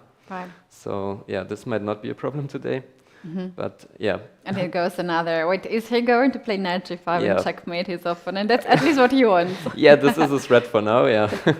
So black shouldn't fall asleep, but okay, he can always take on b3, of course, this bishop, yeah, and probably he should at some point. Because, okay, knight g5 now would just be game over. Black can't play h6. Yeah, you can actually make the moves I can here. make some moves, okay. Yeah, try to show. Okay, I mean, any slow move would immediately lose, like c5 would generally be probably a good idea, but not in this case. Because here, yeah, just the knight on g6 is misplaced. Usually it's on f6. So now white has this attacking idea. Okay, yeah, it's not over, of course. I mean, just winning a pawn, but yeah, probably large advantage. Ah, in this case, there's c4, by the way. Oh. And then maybe Well, bishop b6. I don't know. Now it gets complicated. I just wanted to show the idea, but now it's already a complicated line. Okay, so maybe even c5 is an idea, but I think more normal would be just to take this bishop, because then knight g5 is never a threat anymore. Okay, I was a bit surprised earlier by this idea to play bishop b7. Okay, this was already a bit rare. Also, this knight c3 move by white. In the opening, I think usually white plays with c3. I think he just wanted to surprise him back. I mean, not to get into some preparation. And then, yeah, later when black played bishop b7, I thought it's more normal to put the bishop somewhere on the c8, h3 diagonal, yeah. Maybe on d7 to always have king h8, f5 later, or maybe just take on b3 and play f5. So it's a bit surprising because, okay, the bishop is looking at this pawn on e4. But maybe he still wanted to go h5 at some point. Right. Yeah, and probably this also explains white's next move, yeah, queen h5. I mean, he has this idea with knight f3, but he also wants to stop f5. So, yeah, this makes sense. Black plays queen d7. I think also intending probably, again, to take and play take an f5. f5, yeah. Yes. Is it possible now after knight f3 that Yes, that's he interesting. still is going against f5 here, like to take and then f5? Yeah, that's an for interesting instance. idea. Just, yeah, mainly to open up the bishop on b7 and the rook on f8. So, okay, here white would usually take with the a pawn, of course. Just, yeah, taking Yeah, but towards after the f5, center. knight g5 and... Yeah, I think that's the idea, yeah. I mean, yeah, and black again has some problem here. He has to go h6, and yeah, I think white is just winning a pawn. I mean, he can at least take on g6, hg5, and now, okay, some options, but something like bishop g5 is, yeah, probably just good for white, yeah. So, yeah, not a threat yet. Okay, one more point of knight f3, yeah, that he wanted to prevent f5. Yeah, so it makes sense. On the other hand, the queen on h5 is a bit weird, yeah. I mean, might also have some drawbacks. Yeah, it's a bit stuck in there. Yes. Okay, I'm not sure. Yeah, again, I think black should probably at some point take on b3. Maybe he's trying to calculate the c5 move, which I made by accident. I don't know. Maybe it's more interesting than I thought. Okay, we can briefly check this 9, maybe, I don't know. So knight g5 is normal, and he has to go h6, black takes, white takes, and yeah. Now he has to take with the queen, yeah, because otherwise knight b3 is coming. And then the c4 move would be black's idea. Yeah, but the line is not over.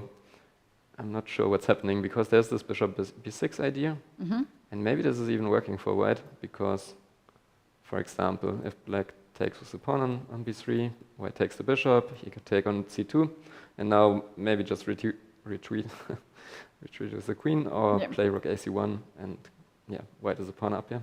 Yeah, it looks really good here. But I don't know. Maybe, yeah, black can also play knight c6, then white at least spoils his pawn structure, but he's a pawn up, yeah, should be good for white. Also keeping the bishop pair. Yeah, so this is interesting. Maybe c5 is not working, but he might be calculating something like this, yeah? Yep, at some point. Yeah. And in this position, is it possible to make h6 here to avoid knight g5? And in case if you take the knight on g6, then to take the knight bishop on b3? Okay, that's a nice move order. I was also only thinking about taking first on b3 and then h6, but yeah. It's a bit tricky, right? You are just calling for this queen g6 move. Yeah, it's interesting. But of course, there are some sacrifices you have to calculate here. So, okay, one would be queen g6, knight b3, and moving the queen back to g3, knight a1, bishop h6, but I'm not sure about this. But also just simply taking on h6, I'm not sure what's happening here. Probably not working, yeah? Okay, because black can take on b3, a b3, take the bishop. Idea was to take on h6, but I think black has something like knight f4, yeah? And after knight g5, he can always cover with f6. At least I think so, yeah? This shouldn't work. So yeah, h6 might be, might be a good option. Yeah, just quite complex position, and this usually requires some time to think. Yes, that's true. And we, for the moment, h6 is like move 14 if black plays this one, so we might have here some time pressure. Yeah, now might be the time to think for both of them. Yeah, already a lot of tactical tricks here. Yeah, it's not. Yeah, it's pretty early, but. Yeah, this knight on g6 is a bit unusual, of course, and yeah, white has some ideas on the king side. But okay, same for black, yeah. I mean, if he can never achieve f5 in some good way, then okay, I don't know. Black has a lot of counterplay, might even be better. So yeah, it's a complicated position. That's a very good word for commentators. I learned it a long time. It's a complicated. That's what we should always say. Yeah, and tell us a little bit about your own experience when you were playing at this event at World Junior Tournament. Do you find it's more challenging and more difficult to play it as a player, or also being a coach for the players? It's not so easy. It's a lot of things and a lot of responsibilities. So which one was more challenging for you? Okay, I think playing is always a bit more challenging because okay, you have to play the game. Yeah, that's the hardest part. I mean, okay, here I also have to do a lot of work as a coach, but mainly I just have to analyze some lines and talk with the players. That's also in a great place. So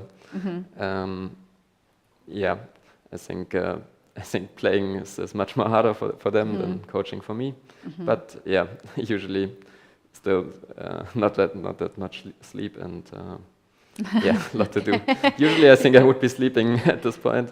Yeah, having a nice place, nice tournament, a nice venue, a beautiful hotel, and also the island. It looks, everything sounds so good today. Also, how I got strict to get in here too, and then it turned out that I had to work for 6 hours. And that's what by the time you are free, the sun is gone already. Yeah, and tell us about also how successful it was for you to play World Junior tournaments, because we had a chat before the interview, and you said that you have played twice. World Junior I tried at least to play. Yeah, these weren't my best tournaments. I had some more success in the youth tournaments. I got fourth place at some point in the under 18 section, but barely missed the medals. No, fourth place. Fourth place, okay. Yeah, I missed the medals in the last round, but okay. Yeah, juniors championships weren't that great. I think around top 10, but slightly down, and less, but, do you also see the difference between the youth categories where the players are almost like 1 year older than you or younger, and in the competition where, for instance, there is a player 13 years old and you don't have this barrier of the rating, and they're like the players the best players from around the world. Do you think that the junior championship is more challenging for everyone? Yeah, of course. I mean, a junior championship is something completely different than youth championships, because of the age gap and all the best talents, even the 14-year-olds are coming. They are also quite dangerous already. So not only the oldest players. And even compared to the junior championships 3 years ago, it's completely different. Right now? At least comparing the openings and the preparation, because it's just much deeper. When I was playing, I had some ideas, and usually they somehow worked out. I mean, there was also a lot of preparation already, but now it's different. I mean, the main lines are much more known already, and it's much harder to find good ideas, and we have to go much further to prepare. Wow, that's really tough work for you, and I see that we do have here some updates, and the bishop on b3 has been captured, and white also has captured with That's interesting. Okay. Not what I expected at all, but he must have a point. I think the normal recapture would be AB3 in these structures. I mean, there are some disadvantages also. Oh, we don't have the chessboard on the screen. We have to bring it back. I shouldn't. I should wait. Yeah. Okay, there you see it. So CB3 was played in the game, and the move I was expecting was AB3, just to open the A file for the rook and take towards the center. But the disadvantage might be that Black is able to create a pass pawn. Yeah, that's probably the reason he didn't like it. So maybe it was even just a good decision to take with the C pawn. Because A4 is coming in. A lot of counterplay on the A file. So now after looking, it's more safe approach here. Yes, probably also a better one. I mean, now that I'm looking at it, CB3 is natural. But now the pawn structure is more or less symmetrical. So not sure if white has a great advantage or anything. I think probably black is fine with some solid moves here. And taking on b3 was the right decision, I guess. Even something like f6 or even h6, what you mentioned, to keep this f5 option for later. Maybe queen e6 and then f5. I'm not sure. Things gonna start. And all the action's gonna start in few moves when the time will be a little bit less in here. Yeah, of course. For now, it's still a quiet position. It's still quiet. Well, that's it from my side. Thank you very much for coming and giving us some details about the preparation and just in general thoughts of the German delegation. Here we had a guest, Dimitri Kolas, Grandmaster and the coach of German delegation, who told us some of the stories, not secrets, but stories is still good. Thank you very much for coming, and best of the luck for the players. Yeah, thank you very much. Right, we're going to take a short break and we'll be back with Miro and with all the games.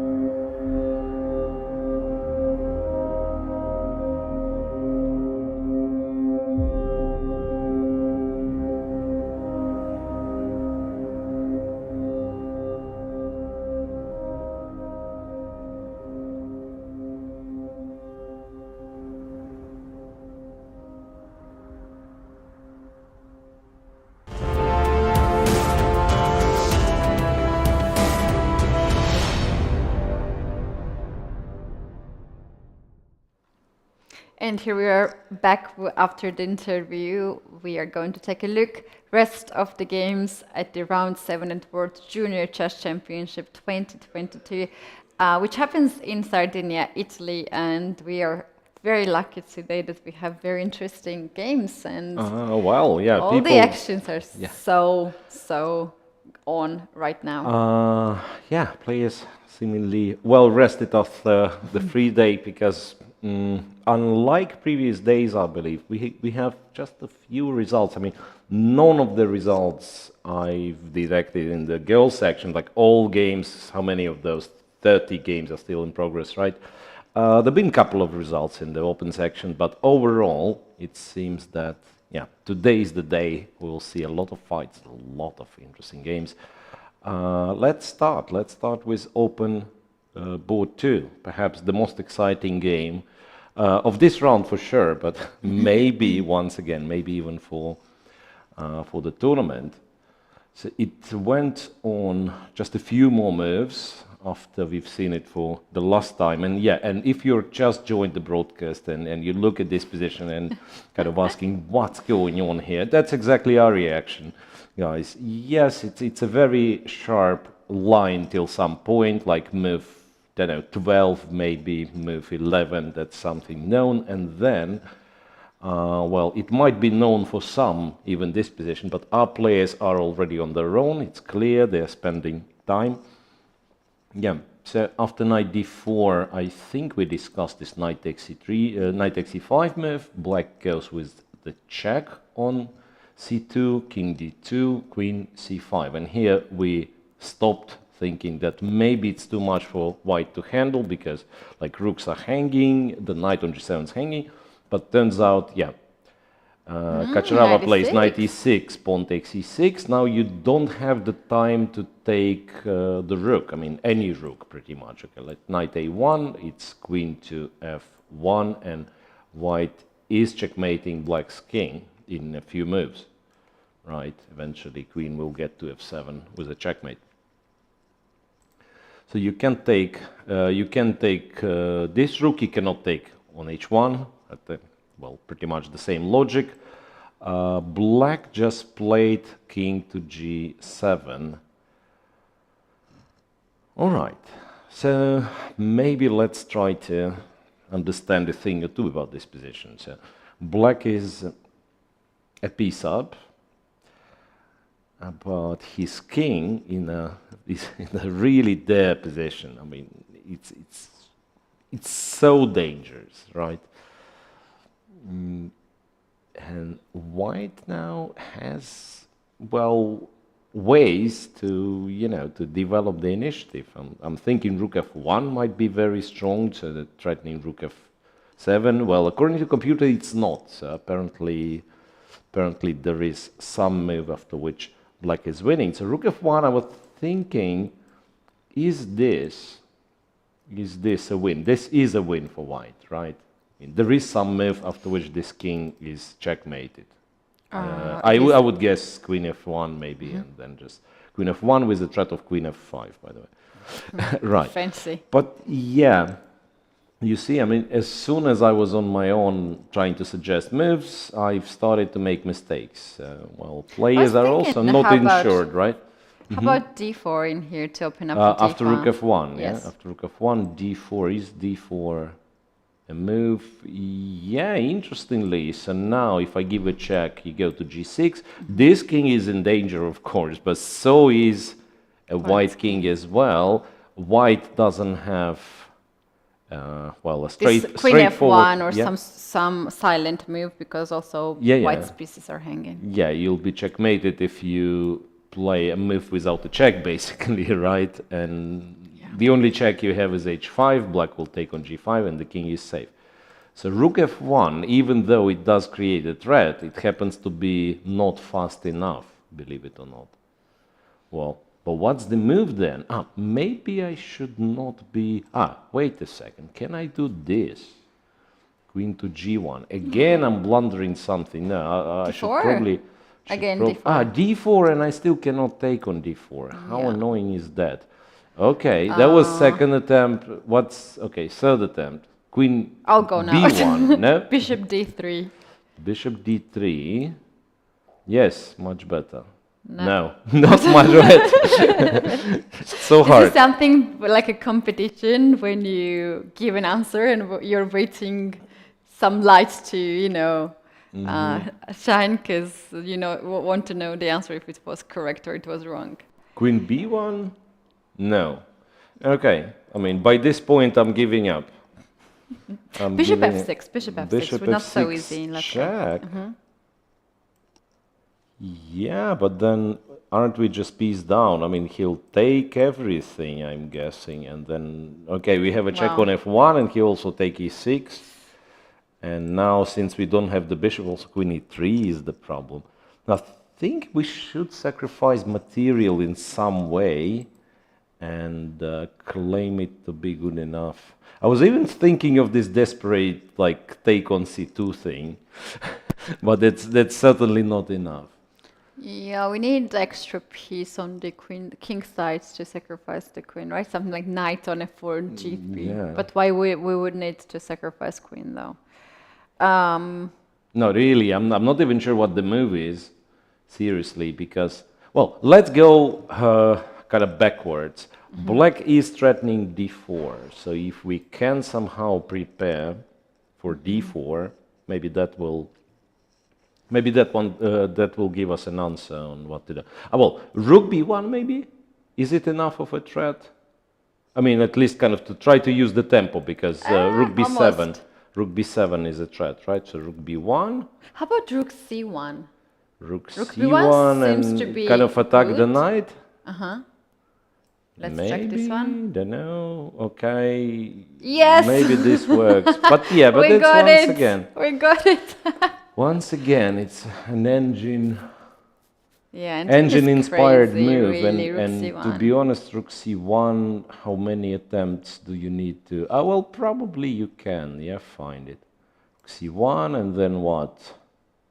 So now if black does something irrelevant, I just take the knight. So let's presume black captures on H1, and then white is winning all of a sudden. Okay, good to know.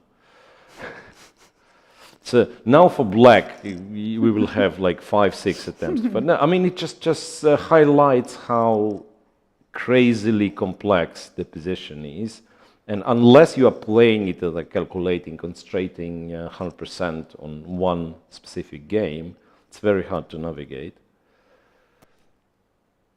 It's move 21. Well, when you play this kind of openings and you have reached so far, you know all the details. And you know that this knight can be trapped on C2, this king can be there, not so safe. So when you already have some kind of ideas in the positions, it's easier to filter of course, the like moves. D4 let's say D4 is a threat. I mean, that's took us some time to understand D4 is a threat, and then we found that how to deal with it.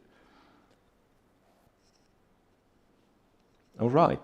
So not a single result on top, I don't know, the top 10 boards for sure. I have very nice game right now on the board, and I can suggest this board 6. Board 6. Nesterov, second-rated player. Nesterov against Milikov. Yeah, again, I mean, this so confusing. The list of games, I mean, I have them for some reason in absolutely different orders. So that's... we have to go, maybe. For me, it's board 15 all of a sudden. I don't know why it's 6 for you. It's so strange. So this position, is it? It is. So what's going on here? For me, the last move is very interesting. There's so much tension on the king side. Bishop, queen, knight, everything hanging, and you just go rook A8 to guard 7 pawn. Yeah, but that's, I mean, what do you do? Like D5, I think D5 might be the key as well, because you... no, wait a sec. First of all, why we cannot take on H4 now? White takes H3, I'm guessing, and then... White's apparently a pawn up from kind of previous action, right? And then if you take h3, he takes d5 and returns to, say, g2 to protect the king. So we'll keep an extra pawn. After rook ac8, on the other hand, like white cannot really avoid this line immediately because, yeah, you can't move the knight. It's checkmate on g2. If g3, the rook is hanging. So let's say I move the rook away. So now that the bishop is hanging, oh, no, rather, I'm threatening g3. Okay. I'm threatening to play g3. And then if black takes, white takes, what's the difference? Because I can still take on d5 if you take on h3. Right? Now you can play rook to d8, rook f to d8. This rook to d8 Threaten rook and rook d6, d6 and rook g6. Yeah, guard maybe d5 pawn. Maybe that's the point. And yeah, and of course I would prefer to have the rook on f1 so f2 is protected. Like now I can't even go king h1 because f2 is hanging. Right, okay, so oops, once again it's a different game, right? How confusing is that? Now we have on 6th board. Yeah, but that's exactly what I'm saying. So it's a very strange list. Yeah, rook a to c8. Well, this guy Nesterov, second seed. I mean, it's interesting that he started by making a draw in round 1, and overall, I mean, he's like very solid. I don't think he lost a single game, but also he struggles to win. He struggles to win. So it proves the tournament is quite tough for the ELO favorites, and that proves that ELO at this age is, you know, a relative. It's just a number, right? It's just a number because some people have, like, depending on which part of the world you are from, I believe you kind of have access to different tournaments. Sometimes you don't have access to tournaments at all. You have to travel a lot, right? That really depends. Yeah, lots of aspects to be taken into the consideration. We don't know much about this player Nesterov, who is second seeded player in here. So let's take a look at his bio, and we might know a little bit more about him.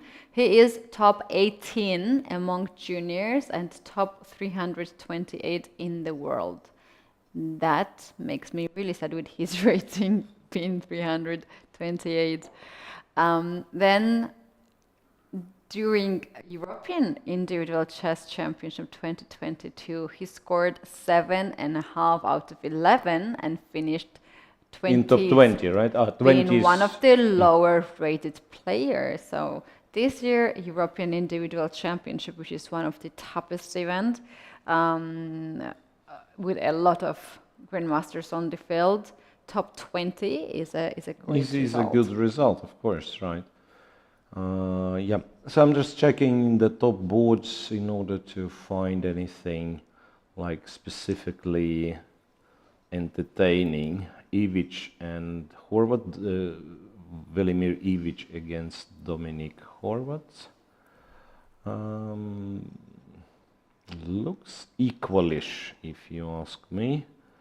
White is a pawn up, but yeah, black, I suppose, has at least some compensation for this pawn, thanks to two bishops, thanks to the active pieces there.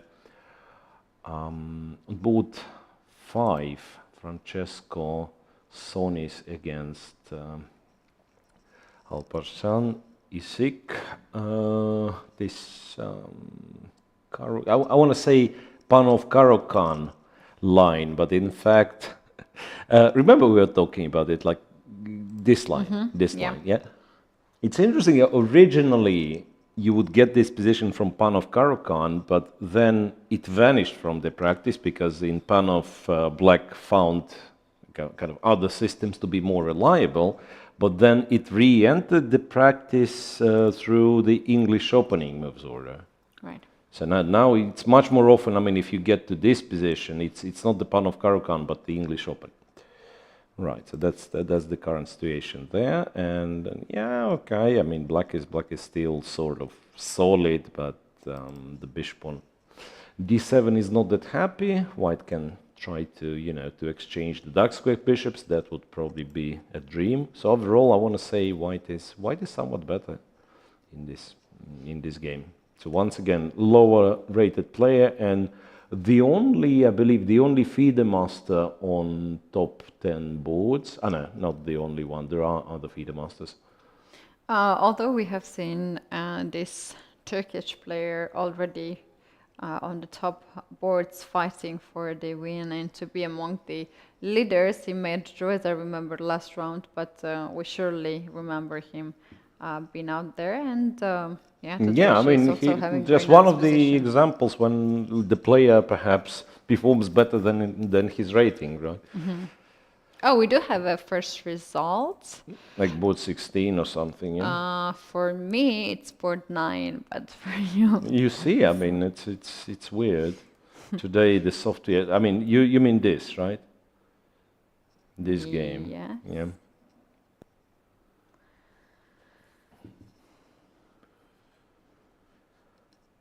Just a draw. I think they've repeated. Repeated, yeah. Okay. Otherwise, you can't make this one. This one was not a lot of a fight. Let's agree.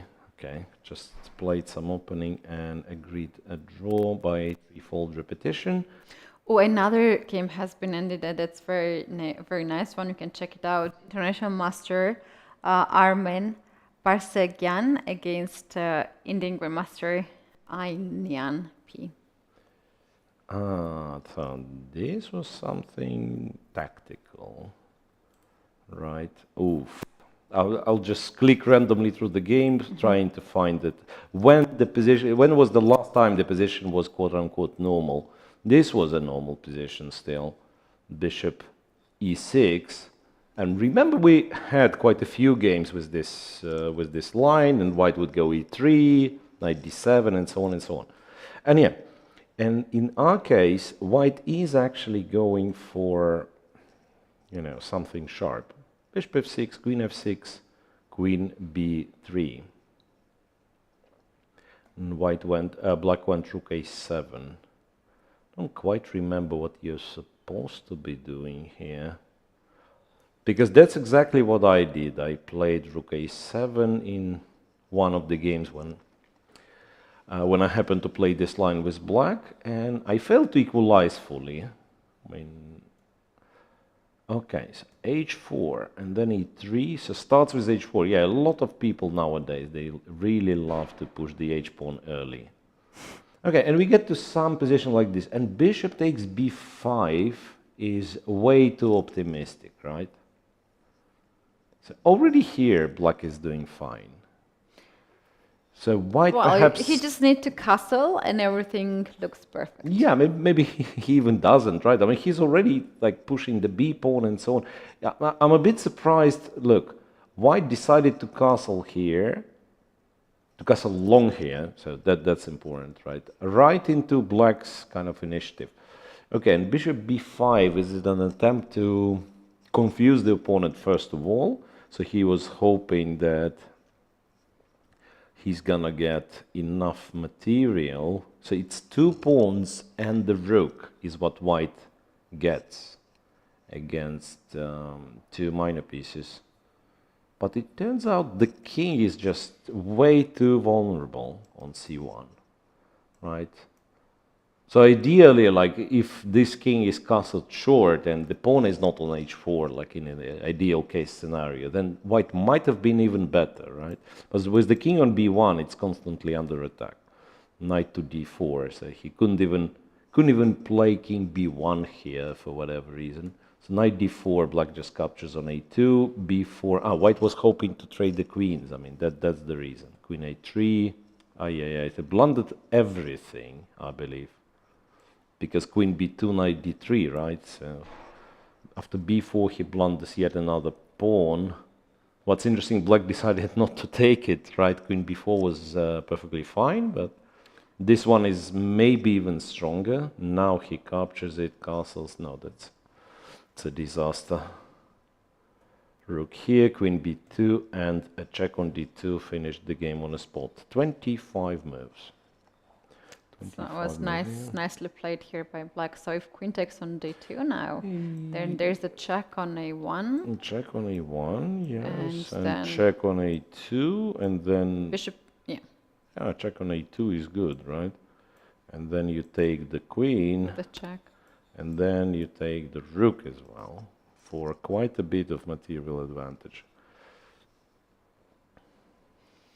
So these are two games which has I mean, we have some finished results so on lower far. boards, but Not really. yeah, that's. Oh yeah, no. We do not have today. some results on lower boards, but this is where like much higher rated players paired against the lower ones, and yeah, quite often there is not a lot of a fight on the lower boards. We should go to the girls section on the first board. Okay, on the because first this is very board, interesting. this is getting sharp. So, Salimova with black against Pedulayeva, a new tournament leader, right? So f4, knight c4. So basically they play out this setup that we've described, and indeed, yeah, for now it seems that black king is the one which is safer, right?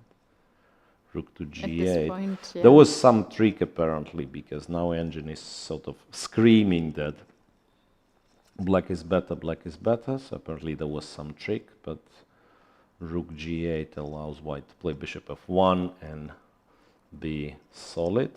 And Salimova, yeah, she went to sacrifice a piece basically. Knight to e3, white has to take, check, knight g2, this way you do not win the knight back. The question is, how do you follow it up? There was a bit of risky line, but she plays now knight to e6. Her idea is to play f4 pawn. Ah, she did play. And after king to h2, h2, rook went on simply g6. rook g6. So basically there is no immediate kind of justification, right? It's just a piece sacrifice after which black is kind of tries to play the game normally. Of course, she has some compensation kind of related to bishop c5 ideas. White plays e5, by the way. So what happens now if this check? Going king g3 is like really scary, right? It is. But very after scary. king g1, there is bishop c5 at the very least. And white's idea is probably And to white play knight is on e4. time to go knight e4, right? White is on time to go knight e4. Yeah, this actually might work. Compi still gives like it's an equal position, so anything's possible. I feel after e5 there should be something for black. I'm not sure. Maybe start with the bishop move in order to have like rook g8 and only then give a check on h6. It looks extremely scary. It does. I'm thinking, how about f5 here? Well, what's the... So to take e4 square under the control, if you take it takes f6, then bishop d6 makes sense here. And if you take with the queen... bishop d6, I think we blunder. Maybe... I do believe, yeah. I mean, if white has to take on f6, I think it's a good move. It's just that it's still a little bit tricky. So if white takes on f5 with the queen, there is rook is hanging. Yeah. So f5 to stop knight e4. But yeah, but ef6 we still have to come up with. I mean, we can say, okay, we just take and play its position. So the king is getting more and more open. Right. No, bishop d6 takes, right? No, it's no, not, bishop d6. it's not possible. Bishop... like h6. No. Bishop h6 No, I think we take this one. Yeah. I'm guessing. Maybe check and take, Maybe like check, king goes, and there's also bishop c5, knight e4, take on f2. There is this idea. Oh, that's a beautiful checkmate. We can show Which that. one? So instead of bishop c5, To go knight d4. knight d4, and now white has to be careful to put the queen at the right spot, because if queen goes randomly on any square, then knight to Knight F3 is a a checkmate. because the rook Yeah. is the rook is pinned. Yeah. Why don't we do it the right way? So we give a check. We go to c5, knight e4. No, but now the queen can actually take, and the rook is not pinned. Yeah. Again, quite tricky, but brave decision by Salimova to enter these complications. And I do like your f5 move, in fact, like f5 and maybe just take on f6 and continue from there. Yeah, because this, if knight gets on e4, this knight gets very strong, and it's strongest piece Kind for of white for covers, sure. yeah, covers a lot of Yeah, squares. and f take, that takes that, and then I also see queen takes f5 was losing the rook, and it takes f6 is the move that you can still, you know, stand at the ground and play next moves. Yeah. Maybe, yeah, like play knight d4 here, you go queen d3, and... Yeah, I was hoping for something to work. I mean, strangely, no tactic for black. I mean, like, this rook is not protected, the king runs into some checks, but somehow white's holding. Maybe rook h6 here, king g1, bishop c5. Yeah. But again, strangely, we are not threatening all that much. We yeah? are threatening knight e2, and it's funny because after knight e2, bishop f2 is a checkmate. So knight e4. Knight e4. And then wait a second. Then you can you do like this? Yes, queen e2 and rook e4. That's so. I mean, it's pinned like a million times. Now, queen e2 probably loses because of rook e4. So maybe you have to take with the bishop, and now bishop f2, knight f2. And wow. It's a crazy position. Rook, wait, no, rook g6 was played, yeah. e5. That's honestly one of those like positions that really, once again, really hard to navigate. And I would be like worried with white, because I'm guessing beforehand white was trying to control it to play some, I don't know, positional game of control. Like, yeah, I want to be slightly better, like keep the king safe and so on. And now it's so disbalanced. And yeah, it's interesting to see Salimova entering this. Okay, how about... Very nice decision. I really like this one. It means that she wants to fight. Yeah, and she's she takes everything. Like Okay. all these things, actions under her control, because she's behind half a point. If she draws this one, then she has to rely on the other players to stop her opponent. Right. So that's She very is nice confident, decision. yeah. I had her in a studio like a couple of days ago, and I think, yeah, maybe after round 6, maybe after round 5. But I can tell you that she is very confident, and like my attempts to say, okay, maybe your position was not so good, that, come on. Of course I'm much better, or something like that, yeah. So she's, no, I mean, it was in a very nice way. It's not, you know, it wasn't arrogant of some sort. No, it was She knew what she was she playing. knew what she was doing, and she sounded pretty confident. It's a good thing. Okay, boot 2, just quickly. 2 players from Kazakhstan playing each other. Well, I do not recognize the position. This is the game where white started with g4 at the very early game. And then The g5. Sicilian with g4, I mean, yeah, knight d7, and we both failed to guess what was the next move, because the next move was a4, and this is impressive, I have to say, because it's like playing all over the board, playing on both wings, on the king side and on the queen side. Black goes knight c5, bishop e3 now, queen d2, queen a5, bishop g2. Okay, not sure how strong those moves are. Whoa, b4. b4 is quite a bit of a surprise. Was b4 needed? Knight d5 is what, what you normally tempted to jump in the center, but c5 and go knight d5. Anyway, an impressive move, very aggressive, right? b4, knight b4 castles, queen to c7, rook b1, a5, knight b5. So I believe the evaluation changed quite a few times. Yeah. Down just a little bit, not dramatically. Bishop takes, queen takes, knight e1, and knight e1 is the first move that I kind of strongly disagree. It's too passive. The is to guard on c2, but the thing is that if you take it on c2, maybe it's even better for white. Because then knight c7 jumps there with the c3. I mean, kind of what's wrong with c3 and so on. Yeah, maybe you're not happy with the knight being on f3 here. I can understand that. Not very active, but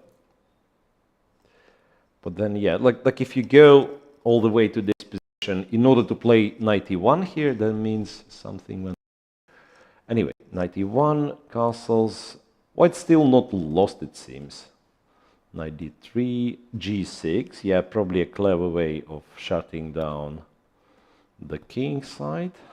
Trade on b4, queen b4. Okay, it's still double-edged. I mean, objectively, black perhaps is better, but it is quite double-edged. So it's not that easy for black to develop initiative on the king side. Because f5, you know, white takes and might even take on a8. And while black prepares, white actually has the pass will be running forward. So I imagine like go for instance 7, white g5, and so on. Yes. And can you also do f5 right away? Yeah, but that's what I.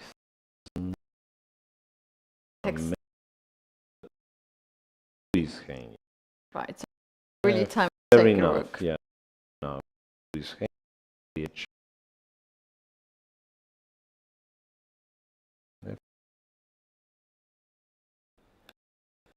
F5.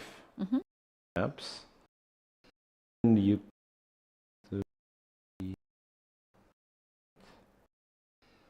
something. Five's the good move. Five's the good move, but no, but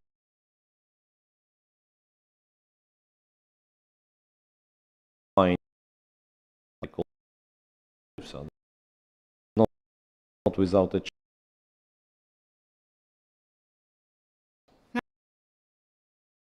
Sir, play.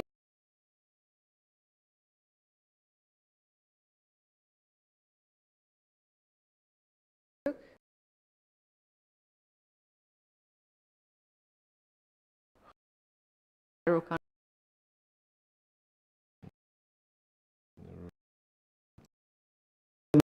Some even materialize, and then the other rook on a1 if white leaves. Yeah.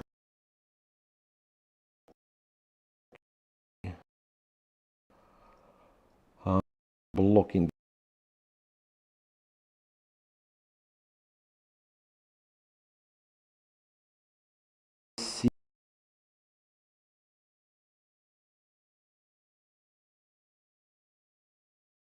But this.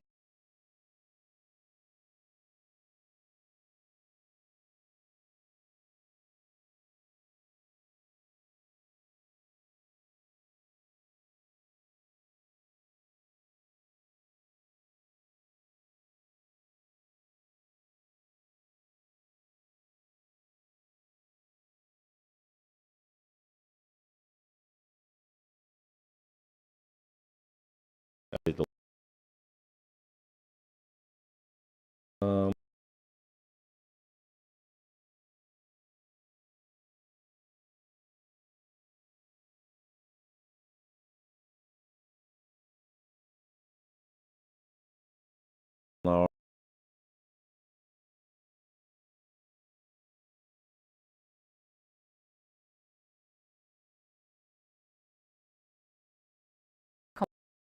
but black really has few time now on the clock. 15 minutes. But for seriously, rest after moves. c3, what do we do? Because it's a very naive threat of knight d4, but it's not not obvious how not to fall for it. Because what happens is the queen is hanging, right, in all those lines. Like moving the queen away is not that easy because the rook is hanging. Like, could it be like rook b8?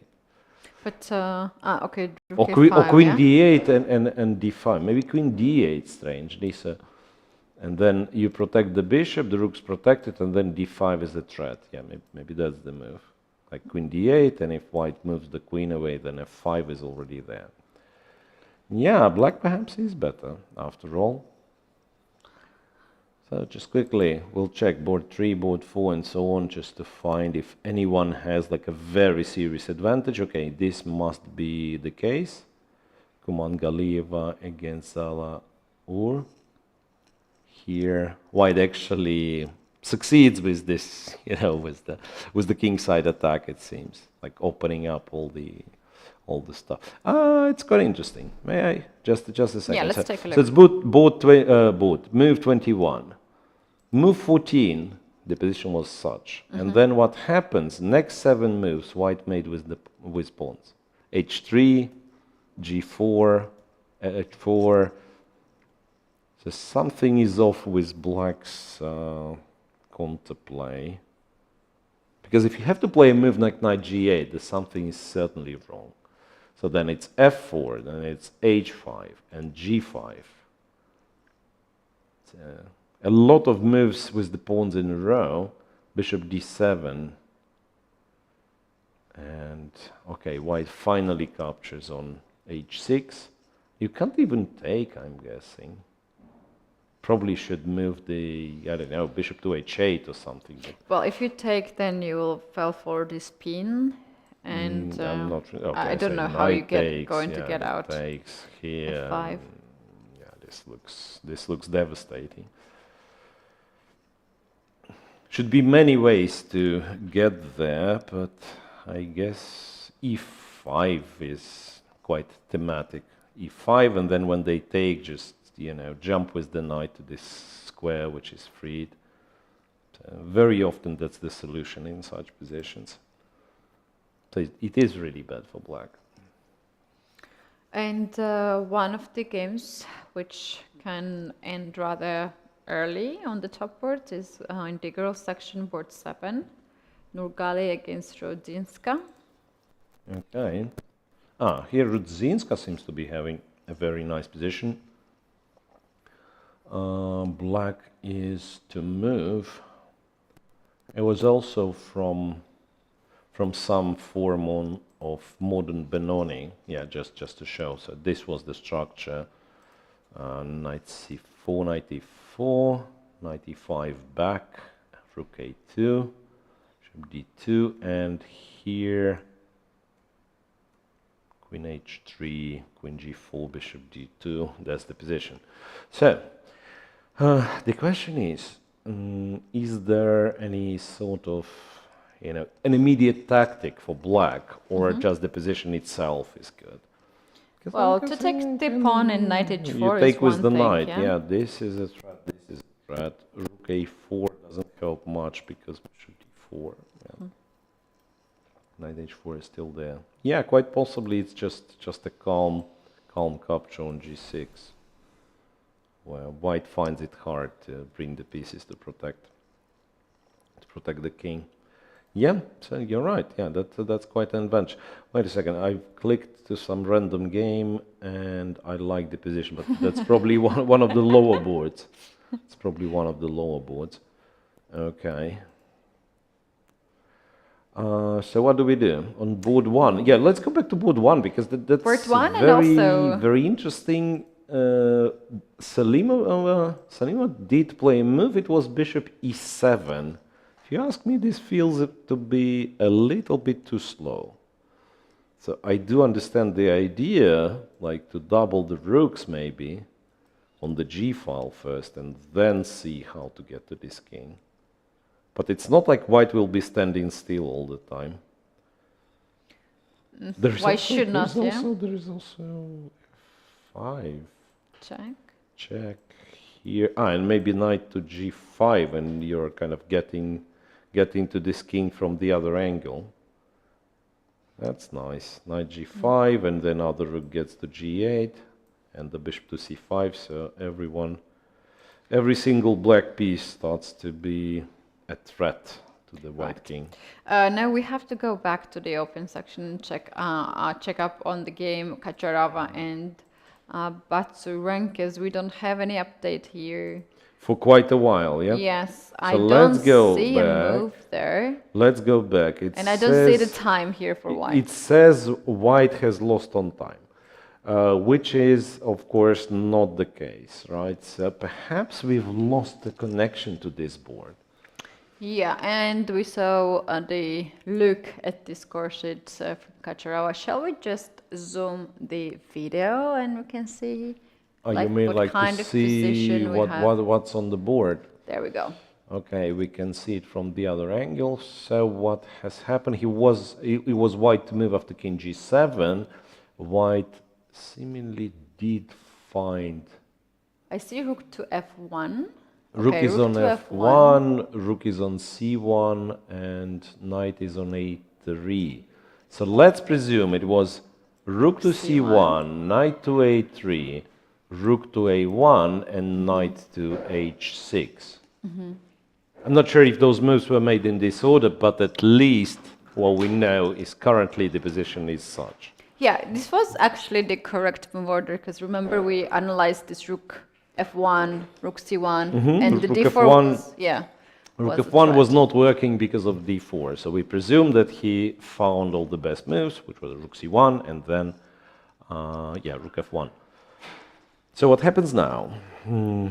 White is still a piece down, right? However, his attack is very, very dangerous. If only white was able to bring the queen in, I think he'd be winning immediately. If queen and Like swaps queen the gets, places. like first check to this king with white queen is game over. So I'm guessing, could this be that queen a4 is kind of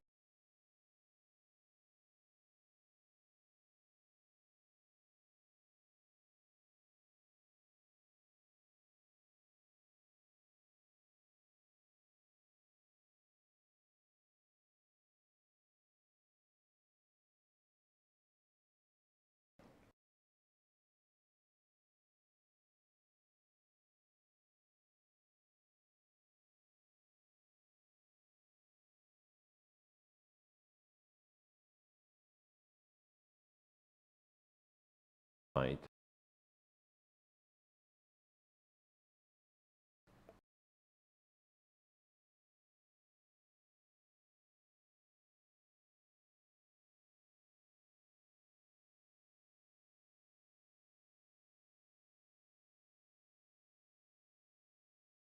See,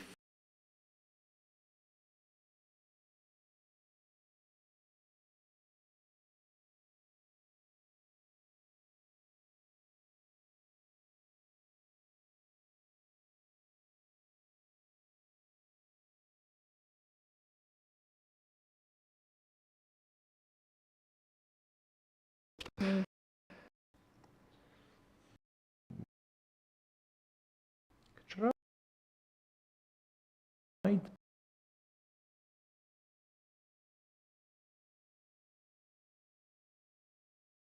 center on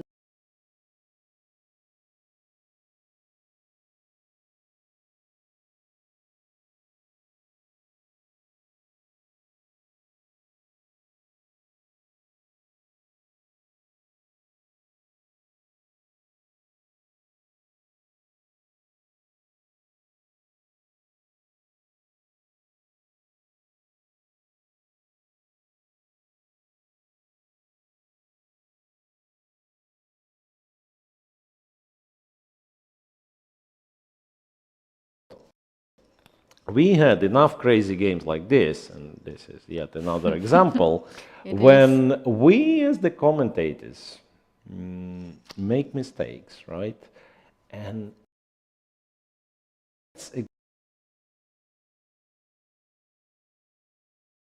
personally the evaluation, but engines like he see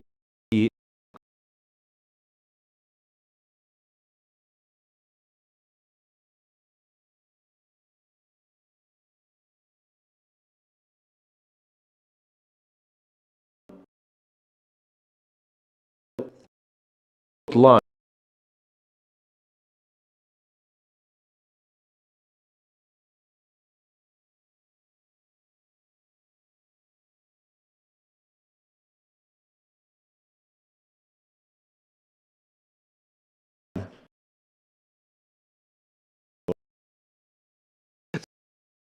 it's very so to guess. So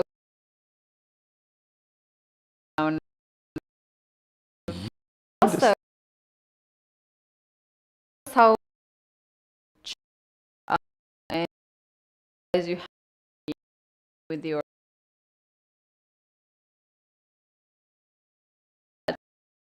otherwise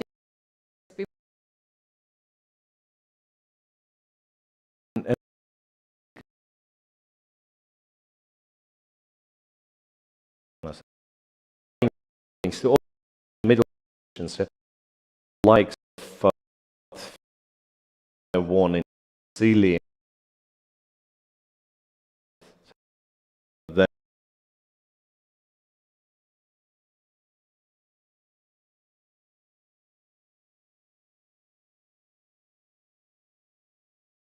goes to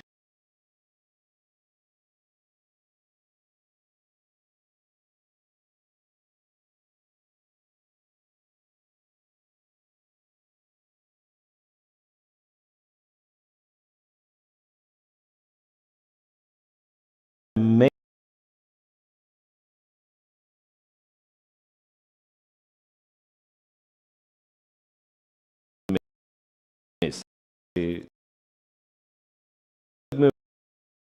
this and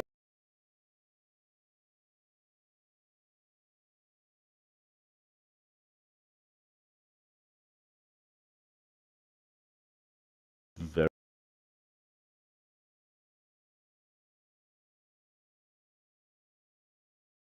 many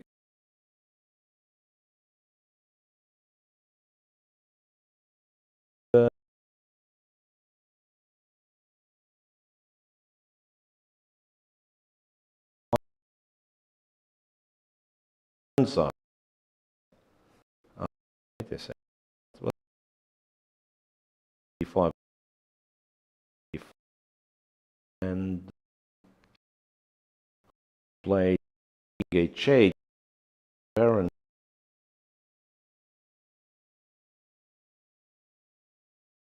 well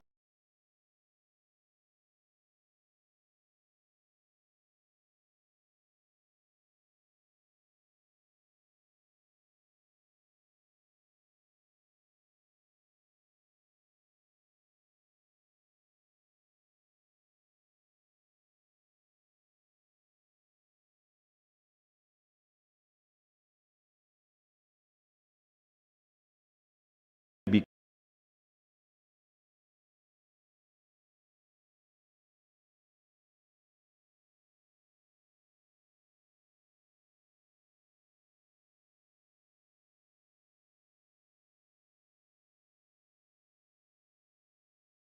no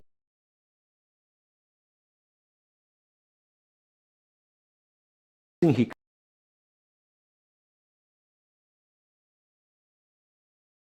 took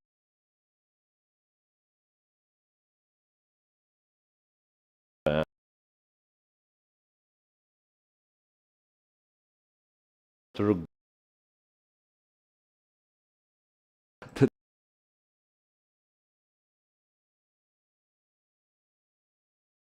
whatever 5 confirm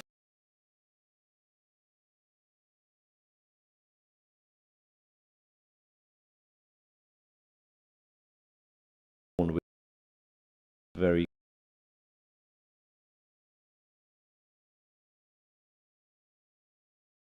maybe.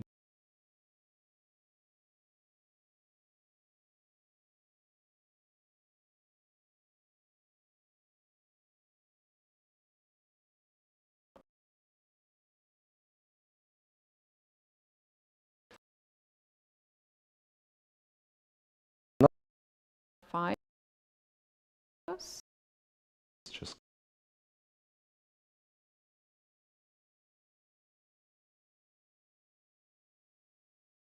this second thought. Three. One check.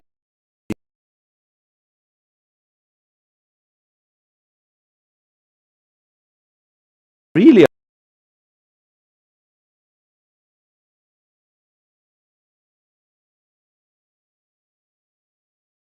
stop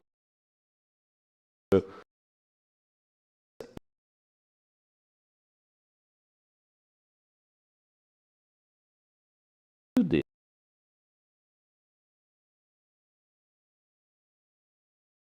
this.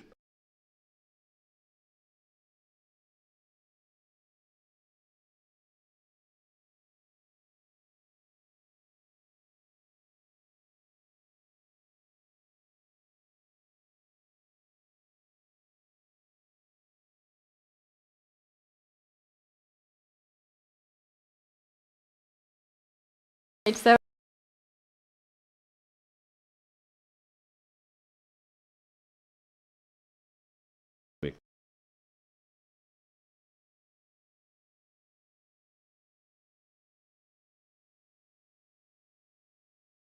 Constantly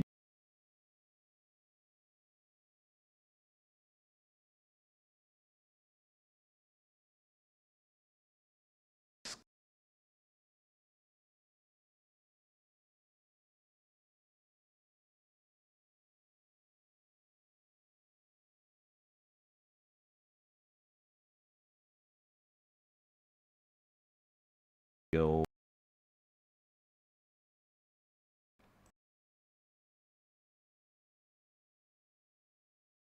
get me.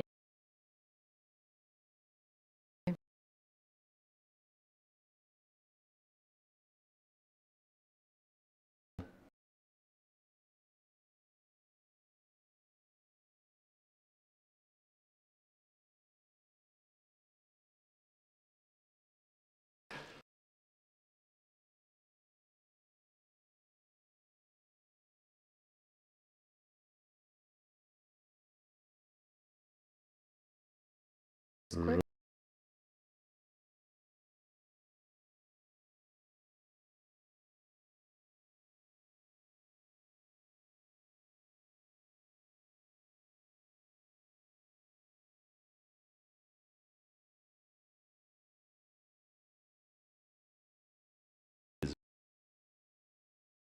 you have.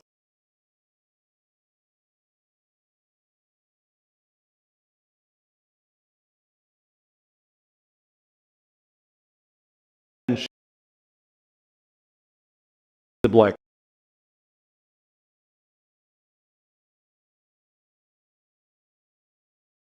was they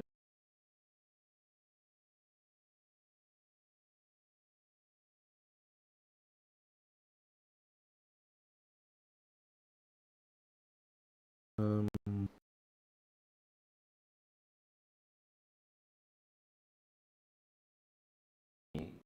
structure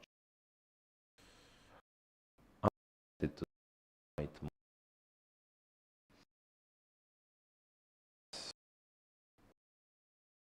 Well, so they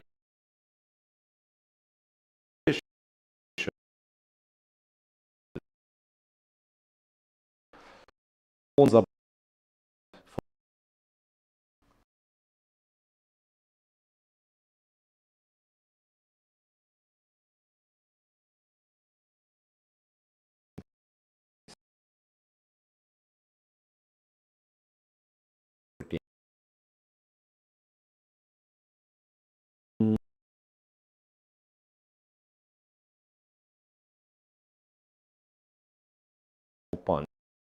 Yeah. So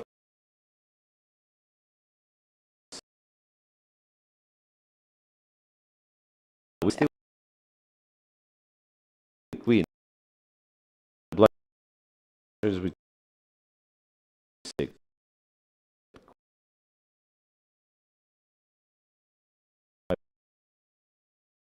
To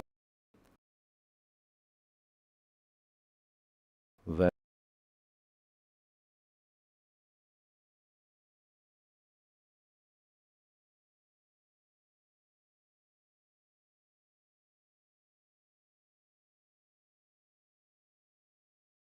play. Very Now is full.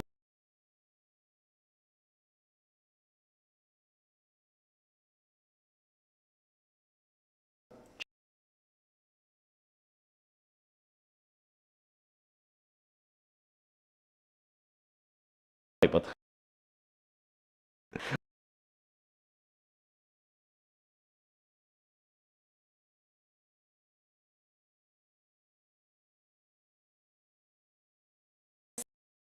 does not. okay.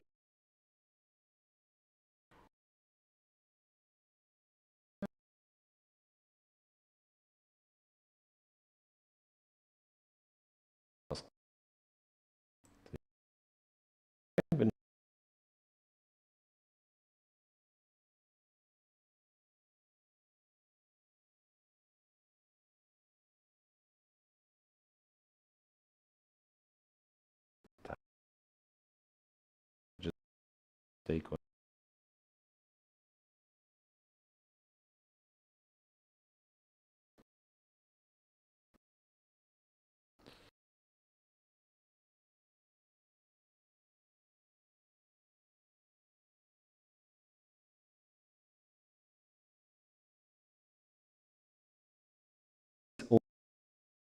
Or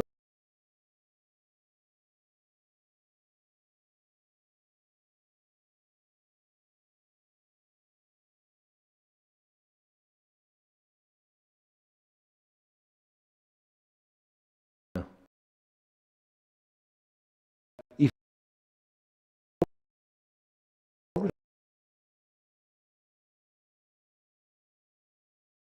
it's almost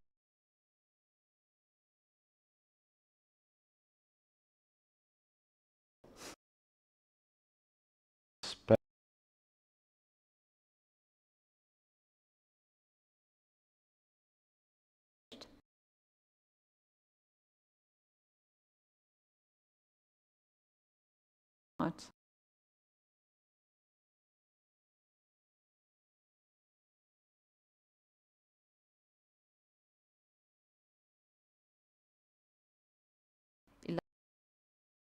this.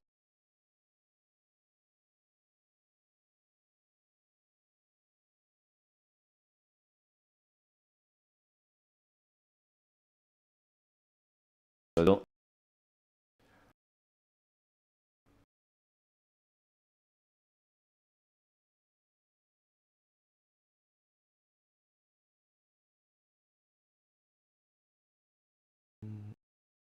Uh,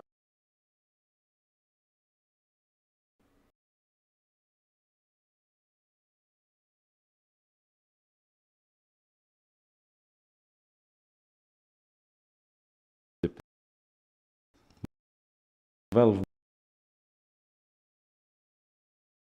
remember when they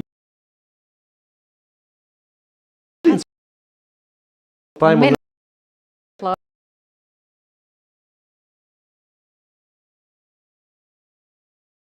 let's say, and you know trouble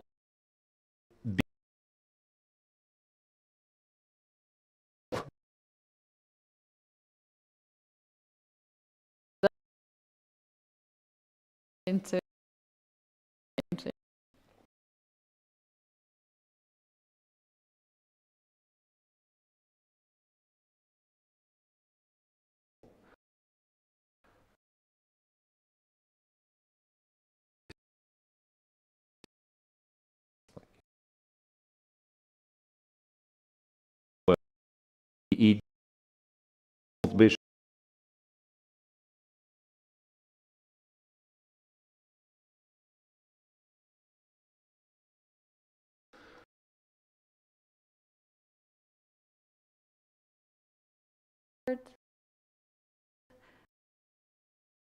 games.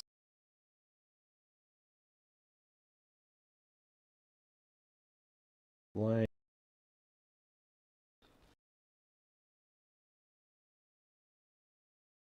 So,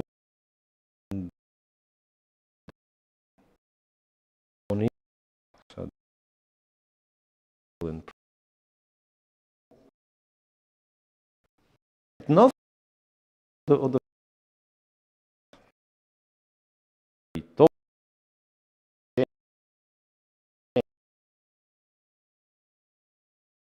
plus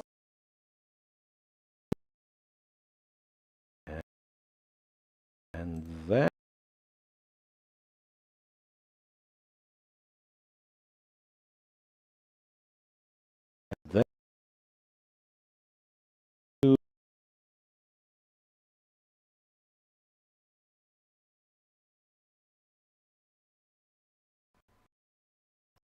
we need to get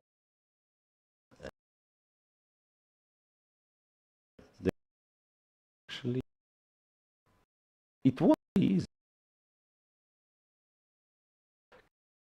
because see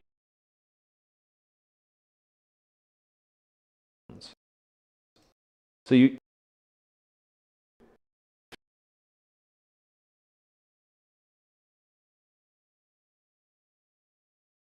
5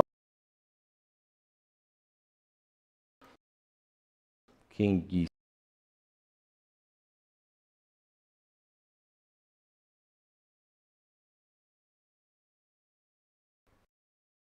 That's true. We don't know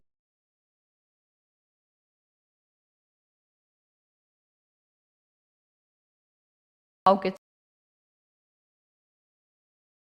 on. target.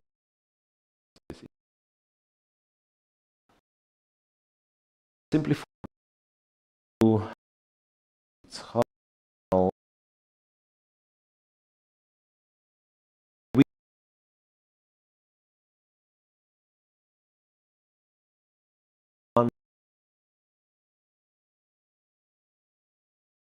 can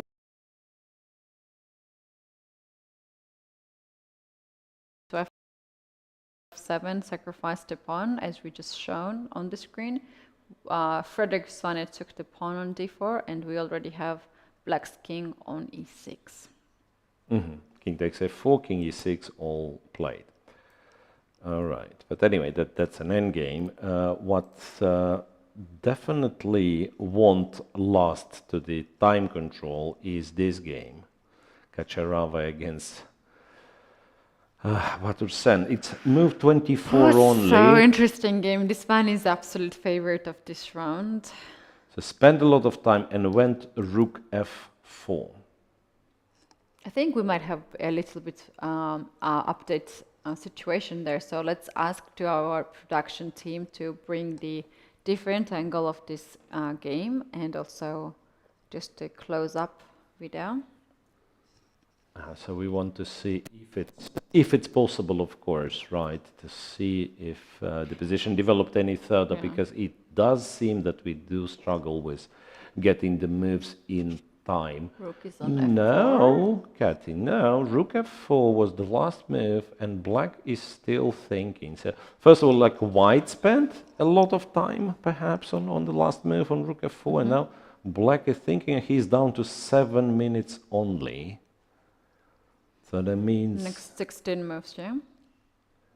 Okay, finally my favorite move will be played. This rook f4 intends to play queen g1. No. This is your favorite move? Yes, my favorite move for this position.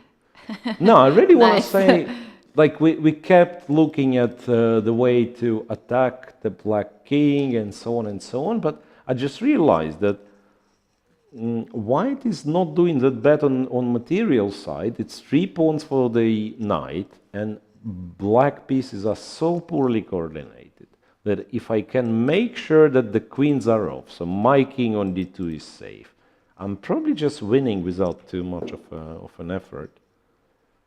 Some, you know, some bishop f6, take the rook with, like, I mean, just too many pawns. So rook f4 The question is if black will find any way to fight. D4, is D4 a move? Because I can see some crazy lines like D4. You would expect it to lose because of this, and it probably does, according to engine. But no, I wasn't sure. Like takes and some rook D8. No, this is too much. Yeah, this doesn't work. Probably does lose. But it's even harder to play with black, right? We were struggling finding moves with the white pieces, but it's even harder to play with black. Anything One you move try can change falls, so much yeah. here in this position. Okay, how lost is black's position after, say, knight c4, where I presume white takes and black takes back? It's... Queen e2? It is Queen lost, a2. right? Yeah, I mean, King e1. I'm attacking attacking a2 and this. Yes, so queen e2 or... How about queen f1? Queen f1 is possible as well. Yeah, queen a2, king e3, right? King e3. But then with the king on e3, we're kind of trying to say that we will succeed with our attack, right? Otherwise, our own king is very strangely placed. It does look very strange here, but isn't it checkmate coming soon? Like rook f7, rook g7, queen f6. And if I do this or this for that matter, you just trade and take on h6 and you win. Yeah. Bishop, yeah, bishop h6. Everything falls apart. Knight c4 has been played, what I can see. Yeah, knight c4 played. I just bishop captured c4. it in a second. Yeah, it's not because he's that happy. Maybe he doesn't even see queen f1. It's just that you don't have any other move to knight c4, right? You're not planning to go to e1 and get the check from g1. So that's very logical. Queen takes. Yes, queen f1 seems to be winning. There can Queen be f1 something seems also to be queen. winning. I mean, queen e2 is... okay, for science, we can check, I mean, how bad is this position? So if black decides to trade the queens, I understand it's probably bad, but how bad? White's completely winning according to the machine, and that's, for a change, that's something where I trust machine a lot. Oh my God! Something very, very crazy happened in the game of Murzin and Pranesh. We have to go there right away. We just seen it, and then because what? Now it's 94. It's a blunder. What? Checkmate. He played in 94. Queen h7. I mean, how do you blunder queen h7? It's so funny, seriously, because when we stopped by here, like g6, right, and I've mentioned this knight d5 idea, and I wanted to say, like, you take, and then watch out for this knight, because somewhere queen h7 will be... And look, white certainly had this pattern on his mind, right? Like rook on e3 and so on.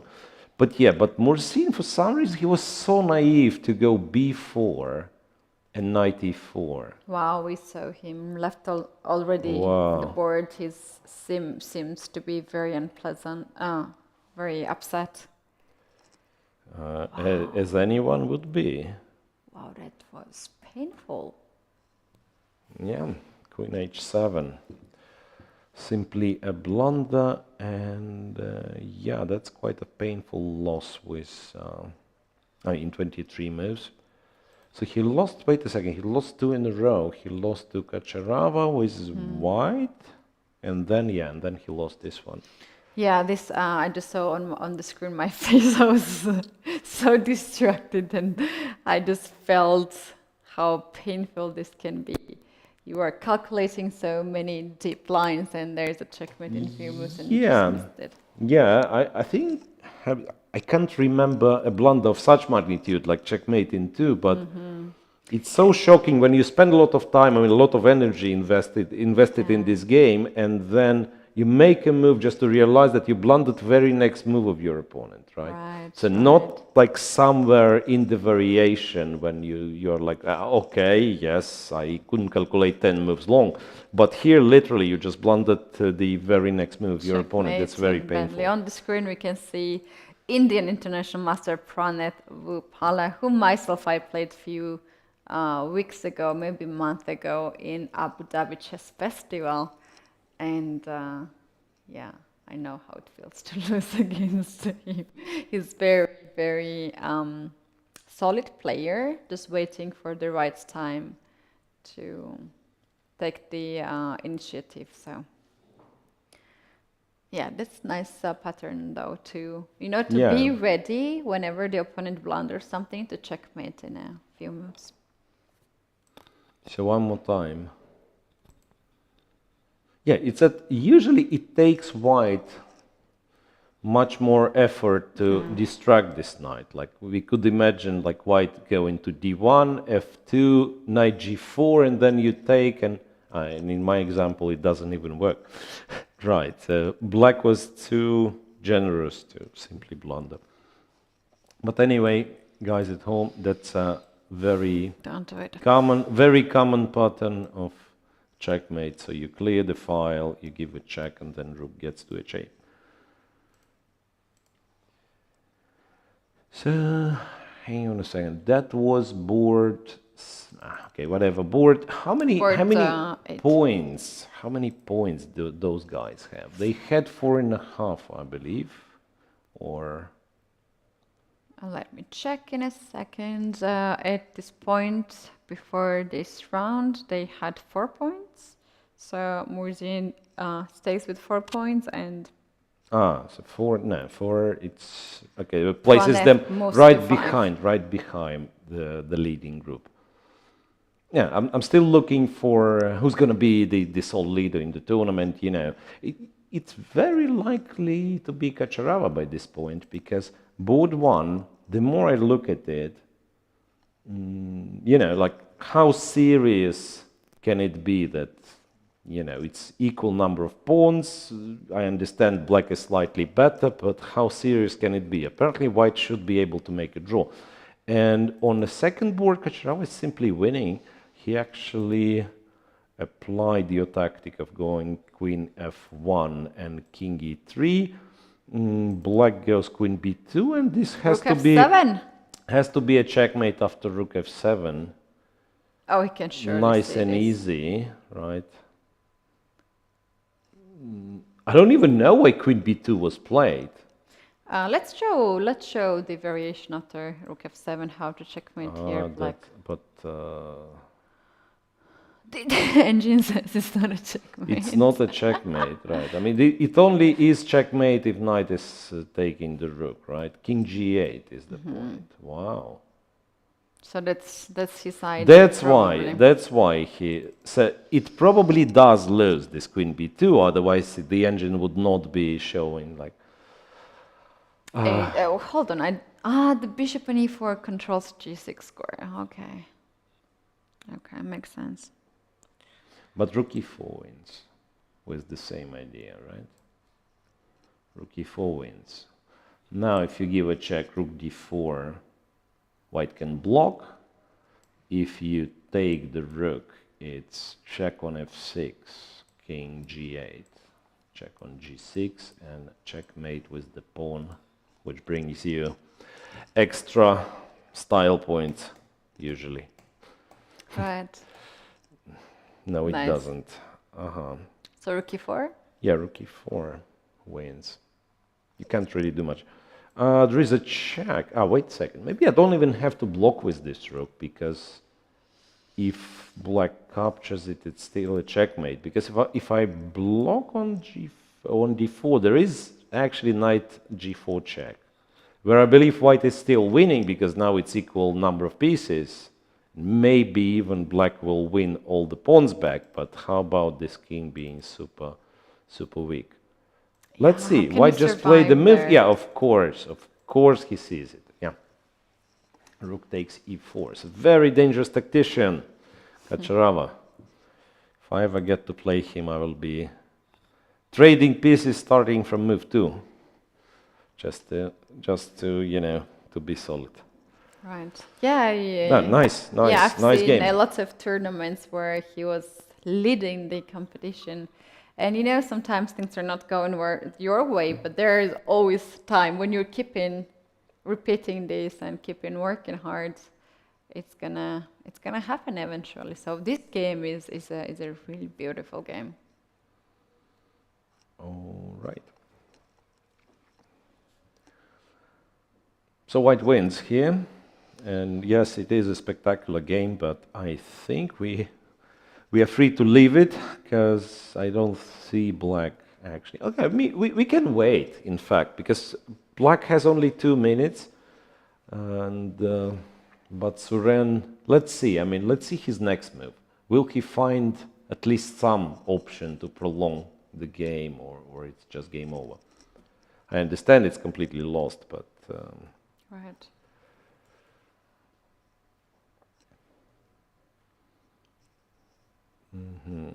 So you can't really, no resources. Queen b6 check, I would think. Queen c1 just to distract the queen, but you do not get enough material by no means. Yeah, it's not enough material, and even bishop f6 wins more material for white. No, it's quite sad, in fact, because I think till some point both were playing very strong. Can we clearly kind of figure out when it went wrong for black? Because this is still, according to this, not very deep engine. This was the position where white is probably better, but by not by a huge margin. c3 bishop here, knight g7, f5, and it still says it's kind of equal. And it looks like knight d4 is first step in the wrong direction. Come on, I mean, why do you play such complex games, guys? Yeah. It needs some skills to super crazy, be good at no, this seriously, kind of... super crazy. It couldn't be knight b4? It actually was knight b4. Wow. That's amazing. Knight b4 instead of knight d4 with very subtle difference.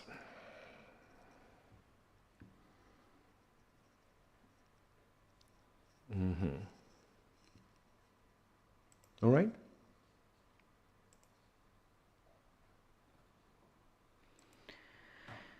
So yeah, seconds for the black player here. We have queen b6 check. White will take here some time to make the precise move for sure. And there are some options. So shall we just go to the girls section, or we are keeping the eye on this? Yeah, one? okay, let's move. You know what? The leader has huge advantage against the top seed. This is what I can see. Board 1, Bedulaiva, seemingly, I don't want to say close to winning because the position is crazily complex, but yeah, you can see she has a considerable advantage. All right, so what happened there was e5, bishop to e7, rook d3. Rook d3 is a clever move, by the way, and that's why perhaps black had to give this check earlier on h6, because now rook h6, white just blocks, trades a pair of rooks, and then it's kind of harder to to get to this king. Check and king to g3. I'm curious why it's king g3 and not king g4. I understand, like, psychologically, you want to keep the king as closer here as possible, right? King g4 feels like it's way too far. Should be wrong, yeah. But in fact, like, king on g3 runs into bishop h4 somewhere, allows knight f5 with a check somewhere. King on g4 would be strangely safer in this particular case. It would be so safer. hard to make such a move. Strangely, king g4 would have been... Yeah, okay, so she went here, queen to d8. Doesn't matter really. In both cases, queen would go to, to d8 and g8. Also very tense. Well, in girls section, at least we have like some results on higher boards, it seems. Know what board is that? Black has board won. You see, I mean, something's messed up today in this program I'm using, because I have it as board 5. So That's apparently, fine. It's apparently okay. it's the same, you know, the same points group for the players, and then they are arranged in a different order. Okay, so that's what, board 8, you say, right? This board 8 for girls. Hajiva from Azerbaijan has won. Woman candidate master. Okay. How about this one? Lizaveta Grebenshikova from Ukraine against Yana Schneider. Remember, Yana Schneider, at some point she was playing as high as board 3. I think she lost right before the free day. And yeah, here we go. That's the position. Grebenshikova as white, I think she threatens bishop f7, and that's exactly the reason why black cannot take on d2, which otherwise would give her an extra piece. Yeah, there is bishop f7, and you can't do much. Because if you go to h8, you lose the queen to rook e8. If you go to f7, then it's queen h7 check, and billion checks. I'm guessing white's winning. It's not, yeah, white is winning with rook e7, I guess. Yeah, 2 extra bishops, but not enough But to not, yeah, can't really save help the the king. Can't really help the king. Yeah, also pretty tense. So we are approaching this time trouble stage resolution already. So in some 15 minutes, each game will follow one of the two scenarios, either be finished, because simply someone loses on time or blunders in the time trouble, or both players will get half an hour increment, and then it goes on and on and on. And sometimes even like too long to our taste. Oh yeah, we have seen that situations too. Not the favorite scenario for the commentators though. Okay, some beautiful checkmate. We were not paying attention to this game at all. It's Yekaterina Goltseva, I'm guessing. Yeah, bouncing back. She lost in the previous round, if you remember, but now she won in return. Probably some very nice attacking game, because she was basically winning after 15 moves or so. And yeah, everything looks so nice and clean. Knight g6, threatening queen h8, and after this, knight f6, and this is game It's a over. checkmate in 2 moves. Yep. Nice, Queen nice. h7, queen h8. So Goltseva wins. Yeah, we are getting more and more results. Exactly, the time trouble kind of clarifies things. On board 2, we did not check for a very long time, and yeah, black finally managed to, somehow to develop the initiative. White pawns do not go anywhere thanks to this, in hindsight, clever rook a5 move. Yeah, that's actually paralyzed the whole queen side for white. White cannot really move those pieces, and those perf bishop for black. It's gonna be a huge advantage at some point when the queens are off the board. f4, can you believe it? f4. That's a tricky move, though. Now I realize. I don't know what the trick is, but my point is, you have a choice with black, like to take en passant or give check on c5, or maybe go queen f6. And don't have time to. And you have, yeah, and you see, I mean, she well settled up quite quickly on queen c5. And normally, if you have enough time, of course, you would spend more, right? Because really, like, taking on f3 is a very serious alternative. Going queen f6, perhaps not so much. But yeah, but I guess e3 might have been just as good, or maybe even better than queen c5. Anyway, queen c5, played, and so far, yeah, still keeps the advantage. It's move 34, so quite a few moves, 6 more moves for black to reach time control. Right. However, It's very solid at the same time, right? It's very solid for black. It's not like he is in a... it's not that white has a lot of threats. So she'll probably make it to move 14, receive half an hour increment, as her opponent will do as well. And yeah, black seemingly has all the chances to convert. Bishop f6. Interesting. I mean, how the age changes perception of the game. Because what I see is some weak pawns and so on. And yeah, that's what you have to see when you are young, full of energy. That's the king on h1. So let's just bring all the pieces there. Rook h8. Yeah, well. That looks good. Fair enough. The rook was not doing much on c8. It wasn't... Actually, maybe she wants rook h6, rook g6 to go after g open path. That's a possibility. Bishop h4 is not a bad inclusion in some cases. No, rook h8 really, like, it's a nice move. Simply is a nice move. All right. I'm not even sure now, of course, like all the games that are in progress are in fact in the time trouble stage. So I'm not even sure, should we jump from one game to another? So we need all the boards on the screen right now. Should we try to concentrate? Board 1, I mean, I suggest let's stay on board 1, where white seems to be winning despite her king still looking a bit in danger. Well, the reason of white having such a big winning advantage is an extra piece which so far is not taken back from black.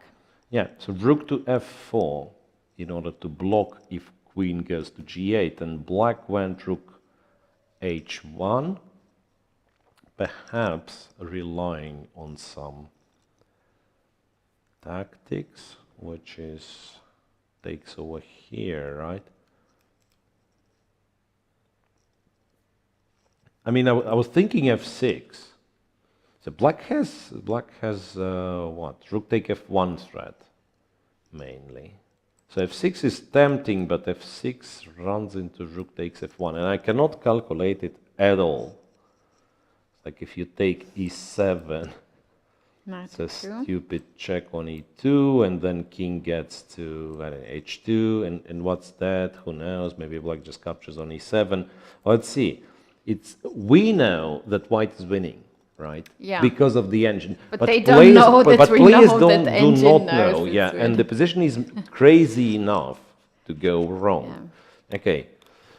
Beidulaeva goes knight d6, so now she has a chance. If black plays rook f1, white captures the knight. Yeah? Smart. Yeah, Smart that's a very clever move, knight d6. And also, yeah, if you take the knight out, kind of take the knight away, it makes your situation much easier, because at least you know which squares are safe. In this case, light squares. Yeah, so the bishops on dark squares, light squares should be safe for your pieces, for the king especially. So it makes life much easier. Can black somehow, by some miracle, I don't know, prevent exchange of pieces? Doesn't seem to be possible, right? Take on d6. Okay, if I take on d6, just... can we just take on d4? Queen d4, right? Queen d4. And then, yeah, I do have a check, but it runs into rook g4, and I resign, and I don't have anything else. Yeah. So Salimova, the top seed, seems to be losing, and it's quite interesting. Look, Beidulaeva, she technically lost the previous game, right? And then the result was reverted, and then, of course, it gives you, you know, kind of a second chance. Gives you kind of a second chance. And even from this game that she lost, I remember she's very inventive in those tactical positions. At some point she was finding like really cool tricks. So perhaps this is her type of chess, and maybe in fact Salimova should have tried to get you know, to get the game into something a little bit less crazy. Yeah, this piece sacrifice was over optimistic. Let's yeah. call it. Let's call it. It was. I think Too it was risky. fine. Yeah, it was fine till some point. It's not like the sacrifice itself was bad. Later on, Bidulaeva just found better moves on average than Salimova did. Because, yeah, if you look at the position right after the sacrifice, even silly engine says it's equal, and not the engine, but with evaluation bars. with the That is not proper- enough. Yeah, that is not moves enough. here. So it can mean anything, but I mean, it's a playable position. Let's call it this way. And then it turns out that out of playable but very, very complex position, Beidulaeva seemed to be emerging victorious. Knight d6, c5, and it's sort of desperation, it seems. c5 to protect the knight, to hope for white to do something silly. White just simply takes captures on c5 c5. The knight is still hanging. If you get this knight back on c6, then white can just try to either to play bishop b5 or... Yeah, you probably just make some move to, to can also solidify play everything, yeah? rook to... Can you play f6? I mean, just to force matters. Because f6 also I looks feel like good. black might have in some hopes to sacrifice on e5. Yeah, but f6 and then what? The bishop's hanging, queen g8, rook g4 is game over. Yeah, and you don't want to be taking on d6 because queen d6 and that's it. An extra piece. Right, so queen takes e5. Bishop h4 check. Okay, kind of last try. Bishop h4 check. What exactly happens after, let's say, knight takes h4? This much, I don't know. Queen g5, I'm guessing. Queen g5, and black wins all of a sudden. See? No, So I this guess bishop you opens take. up the Wait a second. way of the queen. I guess you take with the rook, right? You take with the rook. Black takes with the rook, because now queen g5 doesn't make sense. Rook g4, and there is no check on e3. There is, yeah, like this knight. Knight on g2, it's funny looking, but it covers a lot of important squares. That's right, yeah. So this rook takes, and then perhaps I can take on h4. After queen g5, probably you could go king h3. After this check, I go to g2, and you have queen g5 check back, right? I really would like to preserve like all of my extra material, to be honest. Maybe I go to g4. No? King h2? King h2, queen f2, I wasn't sure. No, king h2, you also drop this guy. Knight f3. Right, the queen is hanging, yeah, so that's exactly was the point. So knight here, knight f3, and queen c5. So that's not very... yeah.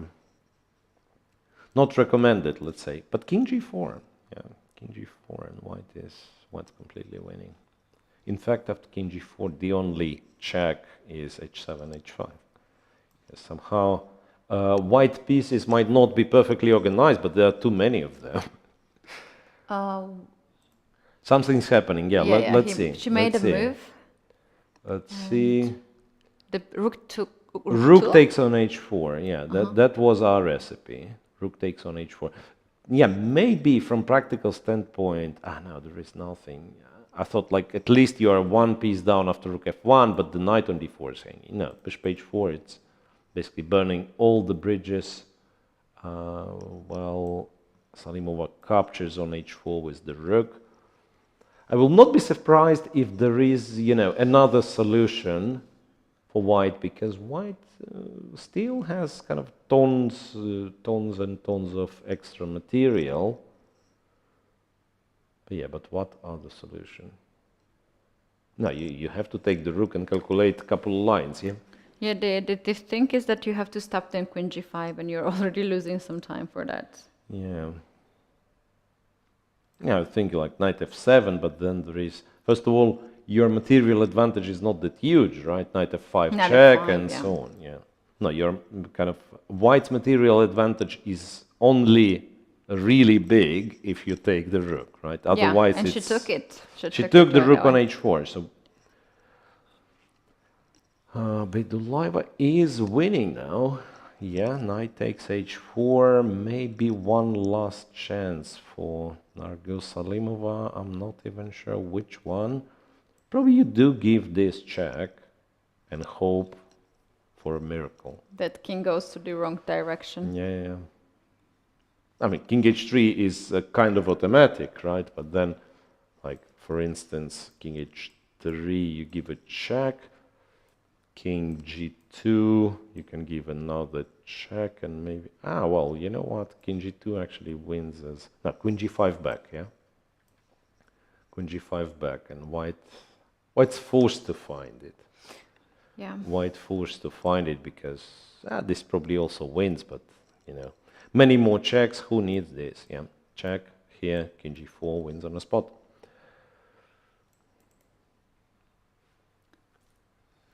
Oh, she's going to...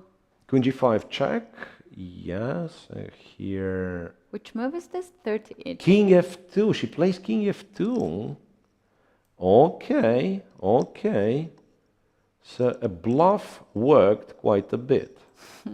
Because She was afraid after, of. I'm after not king sure what h3. she was afraid of. Queen e3 Queen f... and king g4 is something that it's not easy to make at all. There. Okay, but you can go back, no? And queen g5? Queen g5, and then you go king f2, and you have an extra minute on your clock at the very least. Practical decision, yeah. At the very least, because now, believe it or not, but with all, yeah, we were declaring that, yeah, okay, white is winning, and so on and so on. Oh, how about queen d2 here? Queen d2, I was thinking this, I'm guessing. I mean, first of all, can you really go back? This might be winning. Queen e3? Queen e3, king h1. King h1. And yeah, they are No diagonals checks, yeah? guarded, this is guarded. Now, if anything, you should try queen g5, but knight g2 just works. Yeah, knight f3, I have this move. No, but there is some perpetual for black now. Queen f4 has been played, king Queen e1. f4, king e1. Come on. Now, black actually wins quite a lot of material back. But where's the perpetual? I mean, it's crazy. The game is still crazy. And it's possible to blunder, in fact, for white as well. Like queen h4, king d1, queen g4. You're actually forced to go to e1 because otherwise you lose the queen to knight b3 check. No, I mean, I don't like it. Maybe someone is not losing. Maybe she's winning. Can you imagine? Yeah, I mean, it's quite easy to blunder. I believe at some point white's position was, in computer terms, in this number of pawns evaluation, was like +10, +15. And then imagine losing this. Queen h4 is on the board. King to d1, because King d1 is automatic, yes, and then black can give this check. Oh wow! And you are forced to play. You can king go e1 here. now. You are forced to go back. So black already has kind of a draw secured, and probably doesn't have more to be perfectly fair because, you know, it's still an extra piece for white. And queen c8, queen b7 is a threat. So, wow, this game was been. The chances has been gone from white's perspective because of the low time on the clock. yes, of course. And regrettably, they reached the time control. So now, I mean, regrettably, for us spectators watching this exciting game, they've reached the time control. So now they will both figure out what has happened, and the game, I believe, will eventually be drawn. Queen to g4, right, and it's just a perpetual check. Okay, a lot of drama, but... Yeah, but it's really nice ending for both players. Yeah. They're still gonna have the chances, both of them. Fortune favors the brave, they say, right? So, not the fortune, perhaps, yeah. Luck, in this case. Black was the side who was pushing limits, right? Sacrificing pieces here and there. Was lost at some point, but her opponent couldn't find all the precise moves in defense. Board 2, move 40, reached the time control. Well, a lot of stuff changed. And black no longer seems to be that much winning to me, if it's an actual sentence. Nearly dropped all of his advantage. White just has to take back. I'm wondering if C pawn, interestingly, to open up the C4 square for the bishop. to like get diagonals for the bishop and for queen as well. But yeah, but once again, I mean, since it's move 40, they'll be spending a lot of time calculating, because this allows queen c2, other move opens the file for the rook, so not necessarily clear what to prefer. But yeah, but once again, compared to how the position looked a few moves ago, where white were desperately fighting for a glimpse of counterplay, glimpse of hope, we'll say, so now, don't like it at all. Here, still not over, and white did not win. She was winning while she was moving pawns, I have to say. Look, g5. Oh, I couldn't recognize this position. Look, so many it's pieces what, has been like done. 7 moves in a row, 8 moves in a row, 9 moves in a row with pawns. And she was still winning, and when she started to move pieces, this is when stuff went wrong. So she should have continued pushing pawns, right? Pushing pawns. No, but seriously, white, of course, is It's completely very good position still. is of course completely winning. Okay, maybe not anymore, but even like a couple of moves ago. The thing is, I guess, the moment when the character of the position changes, so you were basically attacking the king all the time. And now, perhaps she decided to switch to something else. Like, let's defend my weak pawns on the queen side. Let's win the game positionally because I'm already pawn up and black has bad pieces and so on. And somehow, I think white did not manage to do all that. The first board, the game has been concluded. First board is a draw. That's a draw. Actually, the board 2 in the voice section will also end very fast, maybe in this move. Yeah, let's go. Let's go there. I just want to mention that I think everywhere they've reached the time control, right? Here, white probably still winning, but it's hard to recognize the position. You're absolutely right. Kacharava. Whoa. This one is also hard to recognize, but after rook e8, there will be no game, right? Yeah, there will be resignation this move, and we do have a resignation happening. Rook e4, a check, rook b4, rook b8, h5, and now, yeah. 3 connect pass pawns are still there, and no extra piece for black.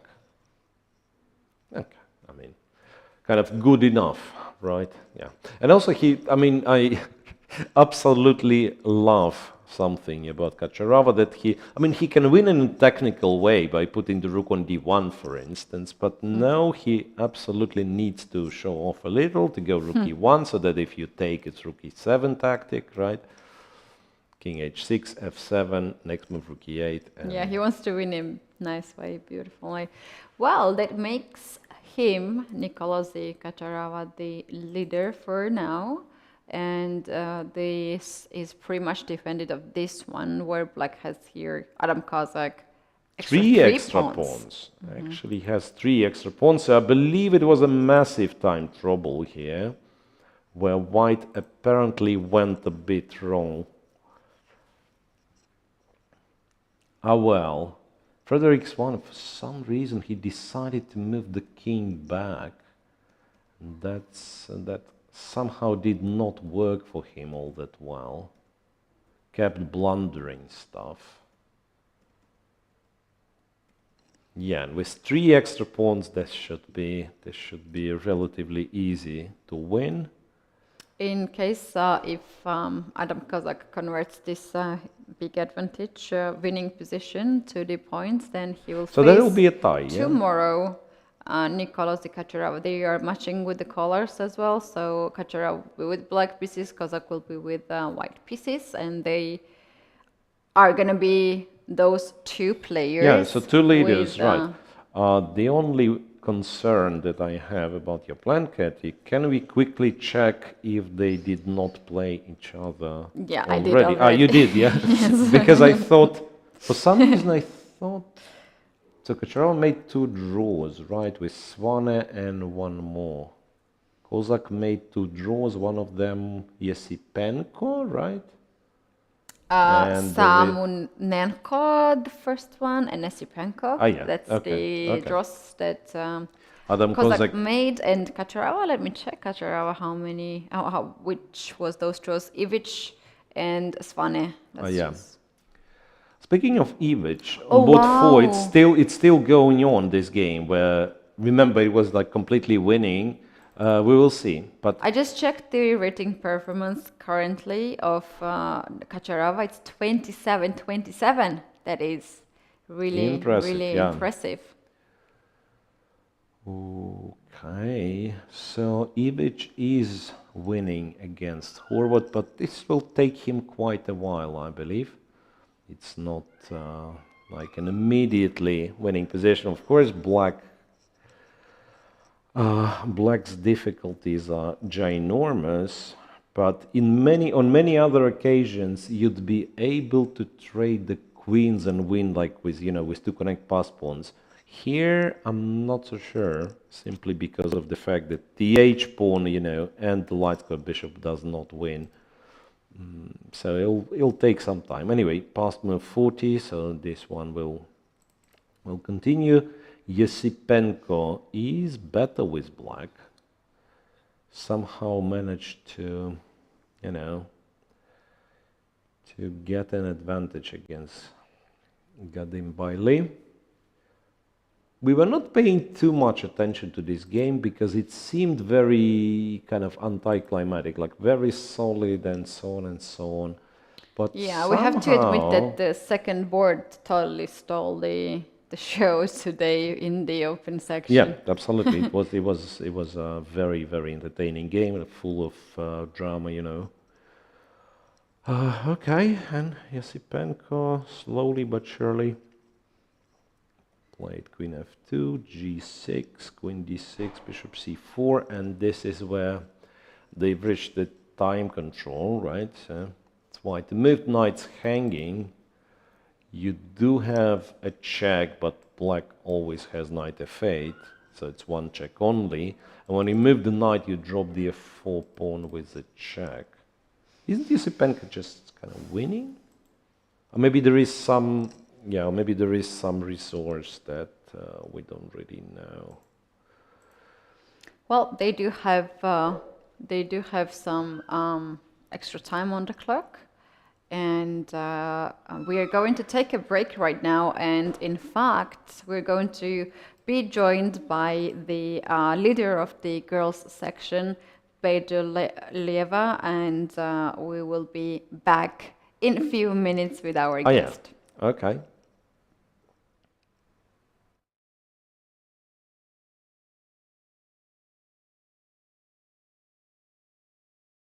We have international master Edith Gurel from Turkey here. How the tournament is going so far for you? It's going quite okay. Before FIDE I wasn't going really good, but this win brought me something. Maybe it will go well. Okay, how was your today's game?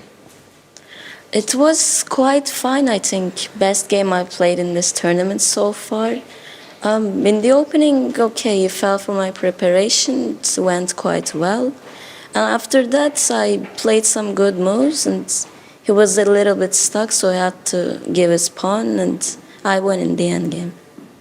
Okay, I've heard that you have already won GM norm, and when did you manage to achieve that? Last year at some tournaments I did 7.5 out of 9 and guaranteed GM norm with half a point. Okay, congratulations. What have you done during the day off, during the free day? Are you relaxing or?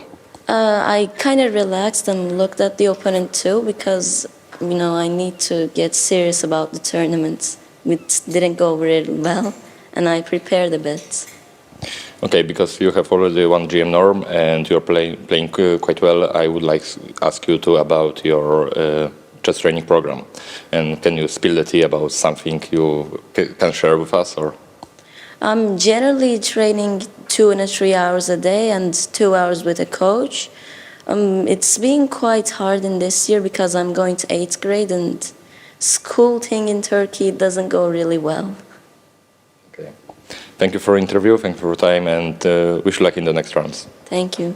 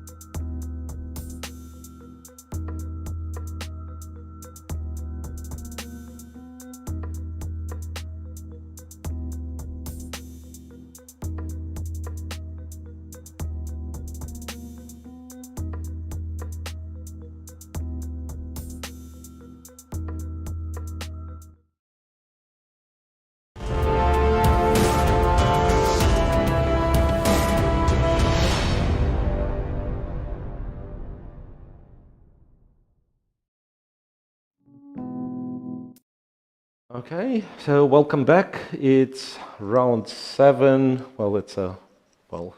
Players reached the time control, so we can, breathe out. Some of the games finished, some of them are still going, but slowed down a little bit, and that's my pleasure to introduce, for the time being, the sole leader of girls' tournament, right? I don't know if someone catch up with you if they win. Govhar Bedulaeva, welcome to the studio, and tell us all, how do you feel? What was today's game? I believe, first of all, what was today's game? Because it was very tense from what we understood, right? Probably you were winning at some point. I don't know if you felt so. Right, so just quickly, once again, if we start analyzing such a sharp game, it will go till tomorrow, right? So just quickly, if you tell me, I'd say, yeah. I actually prepared not to this opening. I prepared just small, not too much, but I prepared for other opening for too many hours. So she's not, sorry to interrupt, she's not playing Slav all the time, right? Yeah, So you had to prepare. She plays semi-Slav mainly, but she plays Slav. She had one game, and I prepared this game. So we played till, I think, Just. Rook E8. I Oh. know the opening till Rook E8. That's brilliant. Yeah. So if we will get the analysis board. Okay, since we don't have the analysis board, let me tell you guys. So Govhar was not prepared very well, so she only knew the opening till move 17. Yeah. Okay, I mean, that's considered to be not very well prepared nowadays. I believe it's a brilliant endgame opening knowledge, if you ask me. And after rook e8, Here I decided to play bishop h3. I had some moves in my mind that here actually I think the position is equal, but I have some maybe initiative because my all pieces are developed and his bishop is still not developed, and rook on h8 seems not so good. Maybe he will play h5, h4 and try to attack to my king, but it's okay for me, and now there isn't any danger for my king, and my all pieces are better, I think, than black. yeah, well, you have the knight on f5, Yeah, which knight is on usually f5 good, is very, very well placed.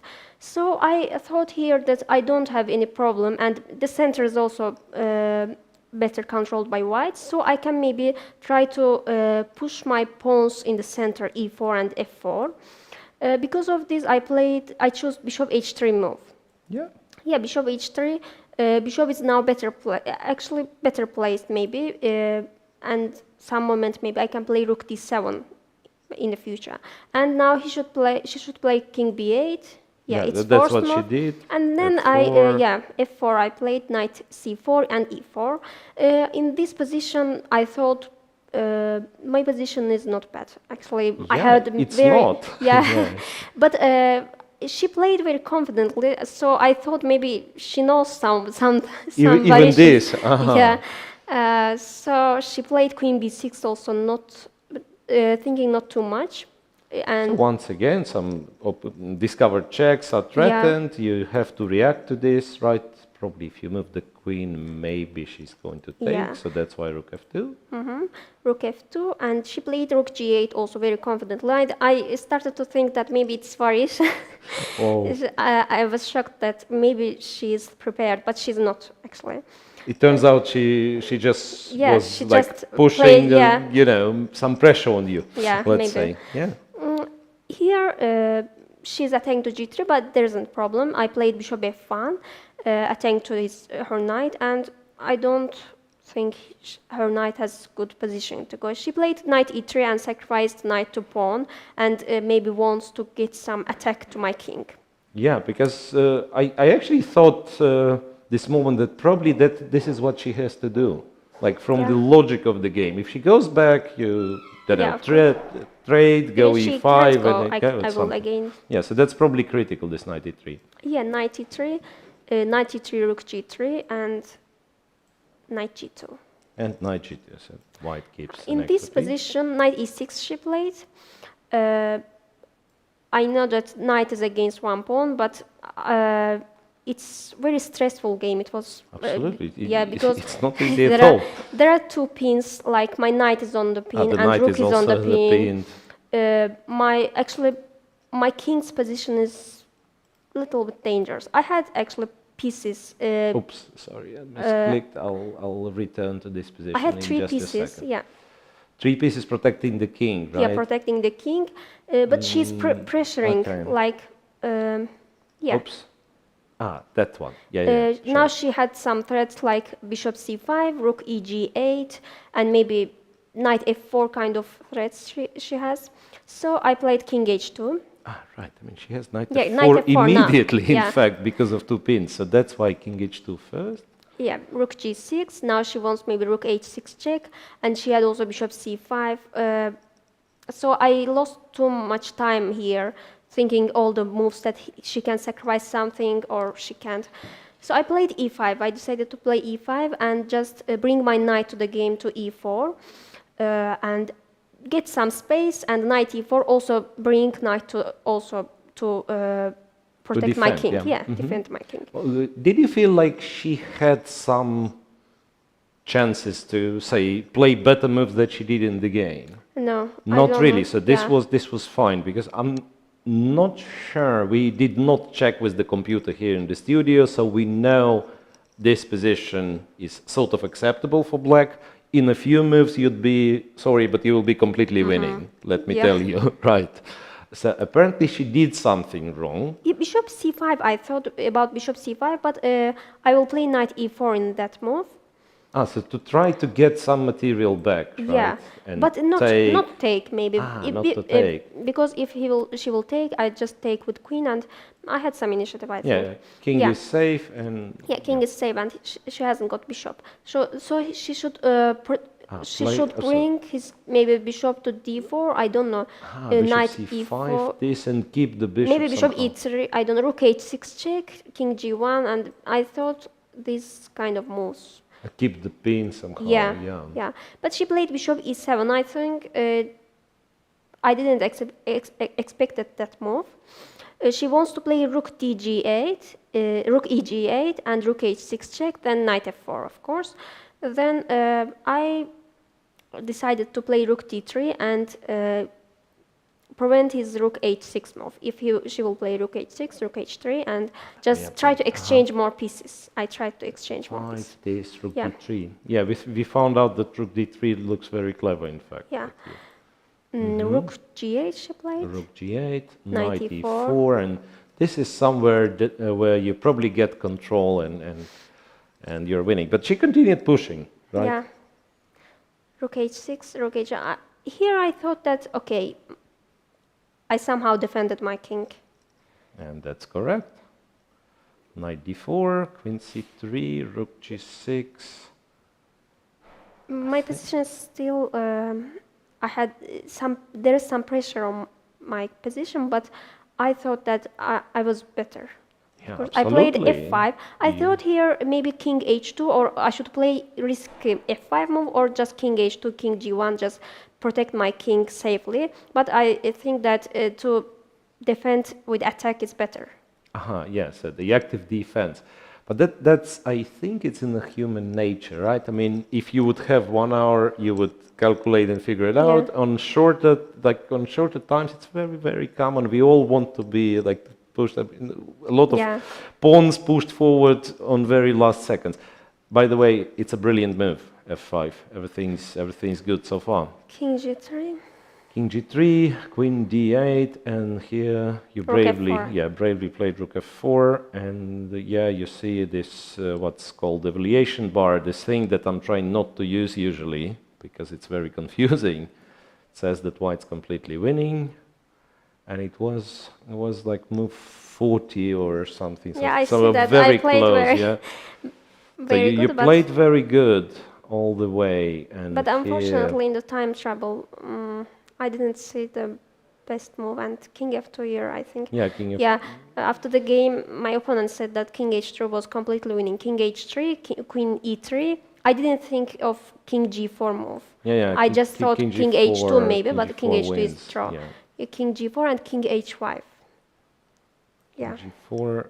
Queen g1, king h5 maybe. Queen g1. But even bishop g2 as well. Yeah, king h5 is possible. Right, so in a way, a bit disappointing result, right? But what do you, what's your feeling? I mean, I cannot help myself but ask this about the previous game and the whole, the whole incident that happened. So we read out today the official FIDE statement on air, so hopefully our audience knows that the result was changed, and I don't know if it will be polite on my part to say it's kind of a second chance. I mean, a chess player kind of gets it as a second chance. So probably you should be motivated and so on. So what's your feeling about this? Yesterday I lost the game to Priyanka Nutaki, but when I go to the room and I saw that my result was wrong. So you didn't even know that this I didn't know. So you lost and you... Yeah, I thought that maybe they will change. They wrongly wrote this result and they will change, maybe. And then I saw the pairings are out and I'm playing with and you're on board one. Yeah, I won.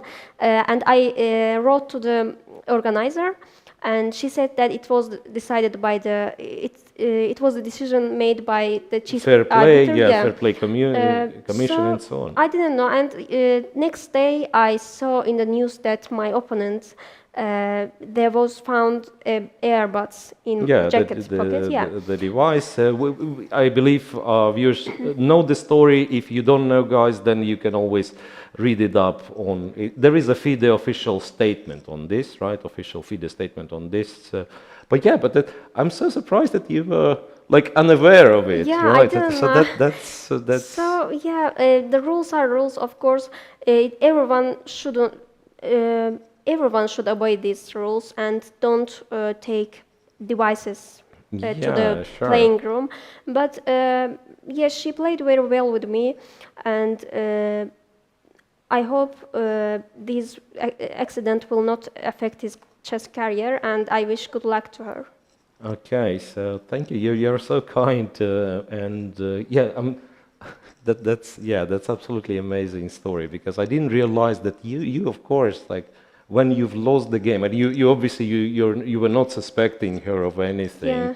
So you just return to your room and okay, I I've was lost, shocked and then just. when you see the result, you think, okay, probably they made a mistake Yeah. because you know how the game. Yeah.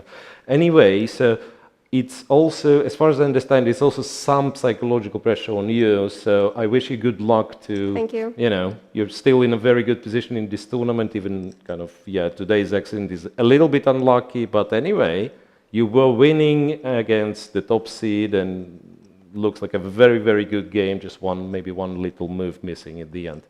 Thanks very much for joining. Good Thank luck you. for the rest of the tournament. And yeah, we will probably go on a very short break and come back with Keti.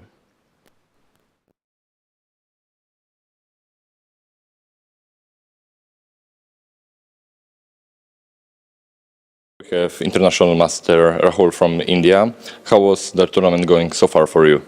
The tournament was a bit hard. Like in the first game, I got an advantage, but later it was like equal. But I pushed 2 out for a win, and I made a blunder, so I lost. After that, the tournament went like downside. Like I lost again, and yeah, till 4 rounds it was very hard. Later, I won 1 game, and yeah, I learned a lot. Like sometimes I just have to take a draw when it's a draw, like not to push 2 out. But overall, yeah, it's good, really good tournament. Okay, before the interview, you told me that today's game was very interesting for you, and a draw. But could you tell me what happened in this game? Yeah, my game went into English, and that my opponent made a weakness on the queen side. He played b6, d6, and his file got very weak. I later got an advantage, but then I thought like my opponent always plays some flashy moves, so I checked his games. So I kept a trap. So again, he played something very flashy, like he went for a counter attack, where I got an exchange up. But later, like his pieces got so active. So in the end, it was like so. I should have taken a draw in the middle, but then I wanted to play for a win, so I risked again, but it didn't work out. So actually, I think he was almost winning in the end.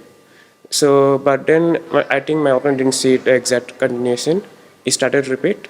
So I repeat once, and I asked him for a draw. But he taught for 10 minutes and he took a draw. But in the final question, it's like I'm an exchange up, but there's attack coming on my king. So it's like a bit unclear, but yeah, I think my opponent didn't judge it properly. Yesterday was a free day, and what activities you have done yesterday to relax, to keep focusing on chess? Yeah, yesterday I played basketball and we played a bit of tennis, but mostly I spent my time on beach. So it helped me calm down because I was having a bad tournament before that. And later, the Indian coach, we had a talk for 1 hour or something. So we were talking about my games and the tournament and how to be more positive and how to take decisions on about not to get desperate for a win. So yeah, we had this long talk. So it was like very good rest day for me. Okay, thank you very much for interview, and I will keep my fingers crossed for you. Yeah, thank you.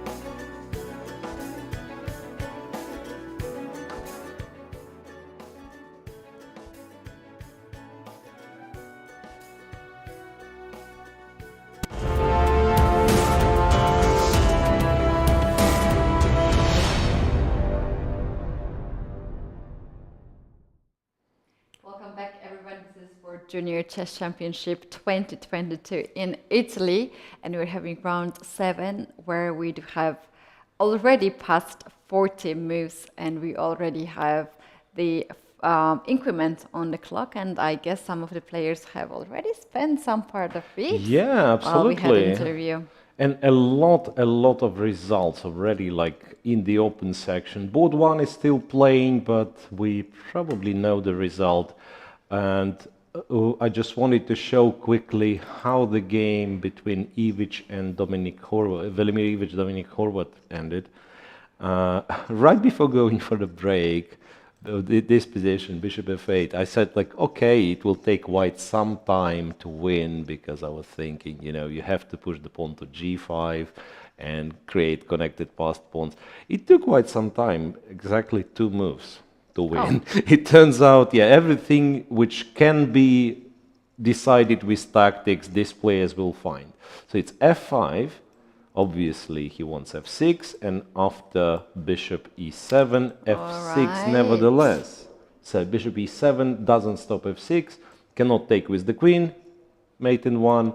If you take with the bishop, then all the light squares are weak, right? So check, and checkmate to follow. So nice victory for Ivic, and he's very close to the top positions in the tournament, right? So He's very close. He's now will be joining one of the top places, although we do know for now Kačarava is already the leader, and the other game, which we have now on the screen, Svane against Kozak, is still in progress, where Kozak has winning a rook and game. yeah, it looks like it shouldn't be that much of a trouble to win for black.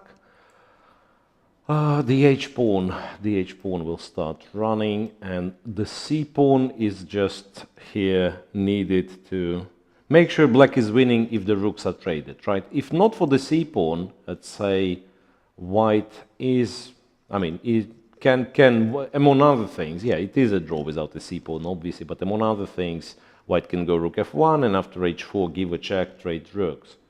But yeah, but rook on g5 protects both pawns nicely. Black will be pushing the h-pawn forward. He will win sooner or later. On board 2, as you said, Kačarava has already won. On board 3, Yesipenko with black against Gadimbaili. They just passed the time control a few moves ago, and Yesipenko has the advantage. But will he win it? This position, well, it's not 100% sure, because it's a very limited material, right? It's 3 pawns each only. Probably black wins the e4 pawn after king h7, because it's very hard to stop bishop e6 and so on. So I'd say good winning chances, but still the game is far from being over. Well, if bishop gets on g6 and then knight captures on e4, then white also is challenged with this knight f2. Right, you're right. It's not the pawn. It's much more than a pawn, in fact, right? Because, yeah, let's just, I don't know, skip a move and then kind of change our mind and go back to e2, then knight e4, and black is just winning, because this is a threat of a checkmate. And if you take, then bishop e4, and once again, this king is in a terrible position. So in fact, white has to try to relocate his knight as fast as he can. If he can, of course. Was thinking queen e2, let's say bishop g6, knight f3, but then after knight e4, there isn't any tactic, right? There isn't any tactic for white. Interestingly, the engine is not that pessimistic in this case. Yeah. So I'm wondering what's the move. Could it be that it's some queen e1 and then, I don't know, it's still black is winning. I was wondering, I mean, how dangerous, and knight g3 obviously is a threat. Maybe king g1. Maybe king g1. But then it's a check from c1 and black wins the second pawn. I'm confused, to be honest, because it looks completely winning for black. I would kind of evaluate this position like much better than our friend engine, which says 1.4 for black. Basically, one extra pawn, one extra pawn, and a little bit more, right? And this looks a lot more. So that's board 3, and also out of the top boards where we have, to me, it boards 5, but we have already figured out that, yeah, I mean, sometimes the numbers are not matching. But anyway, Isik against, or Ishik, I believe his name's pronounced, against Francesco Sonis, right? And Turkish FIDE master once again having a very, very decent position. In fact, he is a pawn up against Grandmaster from Italy. Yeah, he is doing really great in this game and also in the other games. Yeah, He in the was tournament, not yeah. really one who was like handling the problems, but the other side of the board. And the question now it is it enough to convert this? Yeah, probably not. I mean, if I would have to bet, I would probably say Black should be able to make a draw, but still quite impressive. All right, and then what? And okay, and technically, I mean, we keep following. I mean, I think we followed him on every day. Igor Samonenkov, his game is still in progress. So just want to show. Okay, he's completely winning in this rook endgame. It's 2 extra pawns, and yeah, Black has absolutely no chance of saving this one. So Samonenkov strikes back right after a loss in the previous round and returns to a winning group, right? Yes, right. So here, that doesn't really seem that there will be any problem for White to convert it. Well, here we have, this is also a very interesting position. At least for Cossack, it's interesting. Yeah, for Cossack it's very interesting. I'm not sure how interesting it is for Svanek, who's thinking all the time here. Maybe he's like looking for one last chance of some sort. He has to do it. He has to do it. He cannot really cross now the F file as what you can rooks will do, be traded I in there. think, like what you can try to do is still this, how it's called, the frontal attack, right? So after Black pushes the pawn, you can try to go for a check and rook h1, so that at least you delay h3. But now somehow it's the time to push the other pawn. yeah, C4. Black somehow has way too many pawns, right? Yeah, in fact, we have rook f1 on the board. You can probably win with this one as well, and then while White will be taking the c pawn, you'll push the h pawn. Yeah, c5 is the most kind of classical, the most instructive way, and then you are threatening to put the rook behind, and yeah. When White king controls the c4 pawn, then Yeah, when if you you're gonna stop the c pawn, advance your you king. give a check, and then yeah, then a rook f4, and okay, so that's not that much of a chance. Anyway, rook f1 played, so it will be played for a few more moves. And let's check the girls, because while board 1 ended in a draw in rather dramatic way, boards 2 and 3 are still playing. Boards 2 and 3 are still playing, and I guess it's only board 2, in case of one of the players' victory, that player will catch up with Beidulaiva. Yeah? That's right. And according to the engine, Black is Black is totally the one winning, who has right? the chances to do Black so. is totally winning. So after the time control, A b5 was played, queen to c5, rook d5, queen a3. Oh well. And White decided not to trade the queens, which is very optimistic, I want to say. Rook f5 is what she's hoping for. Okay, I figured this one out.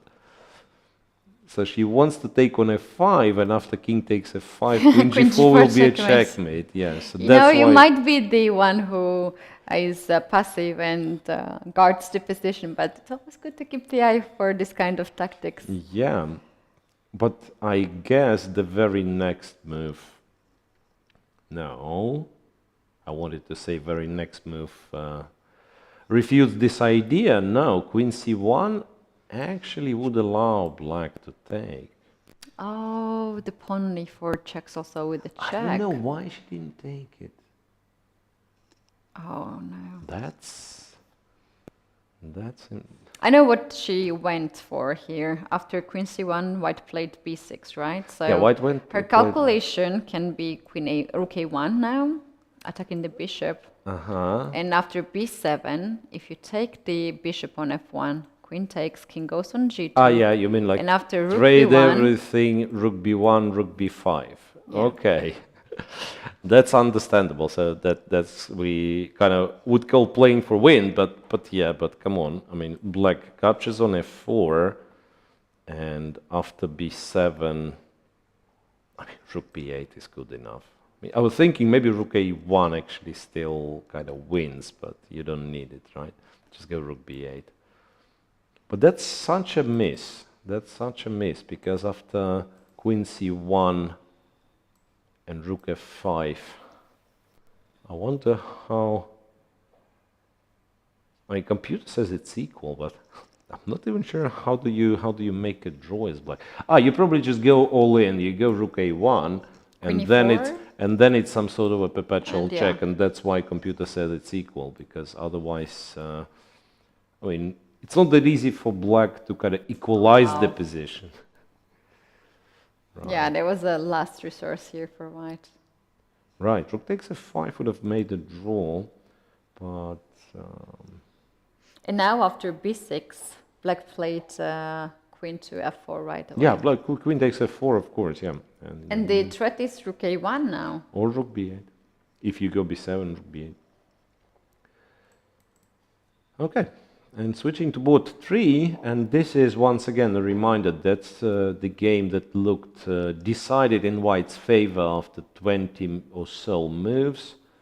Yeah, like move 21, remember this beautiful position with white like having all the pawns practically there, huge attack on the black king. A lot of stuff has happened since, and that's the resulting position after move 44, where white no longer is winning.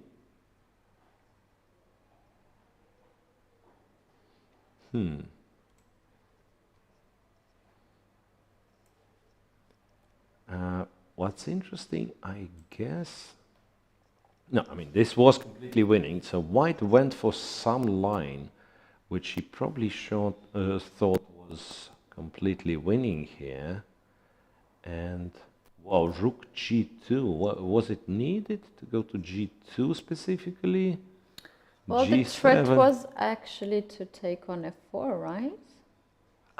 Yes, rook g2, it's not. No, I thought, like, why would you go to g2? It's uncomfortable, you know, the rook is hanging, but I just realized, yeah, so rook g2 in order to be threatening to take on f4. But it's not, so is it really threatening? Because now after well. f6, she didn't take it, right? Because if you take, then right. you're going to drop knight on c3. It's beautiful, yeah, so you use a discovered attack to win the rook, but then black actually takes on c3 and double attack, and you have to play rook d2. And now black has move of f3, and at least it's a draw. Yeah, yeah, it is a draw. Okay, so white went g7, bishop g7, and bishop d3. Honestly, I don't like this tendency where white is putting all this pieces under the attack of this knight. Yeah, I understand it's pinned, right? But who knows? You're kind of creating yourself some tactical possibilities for black. So it won't be.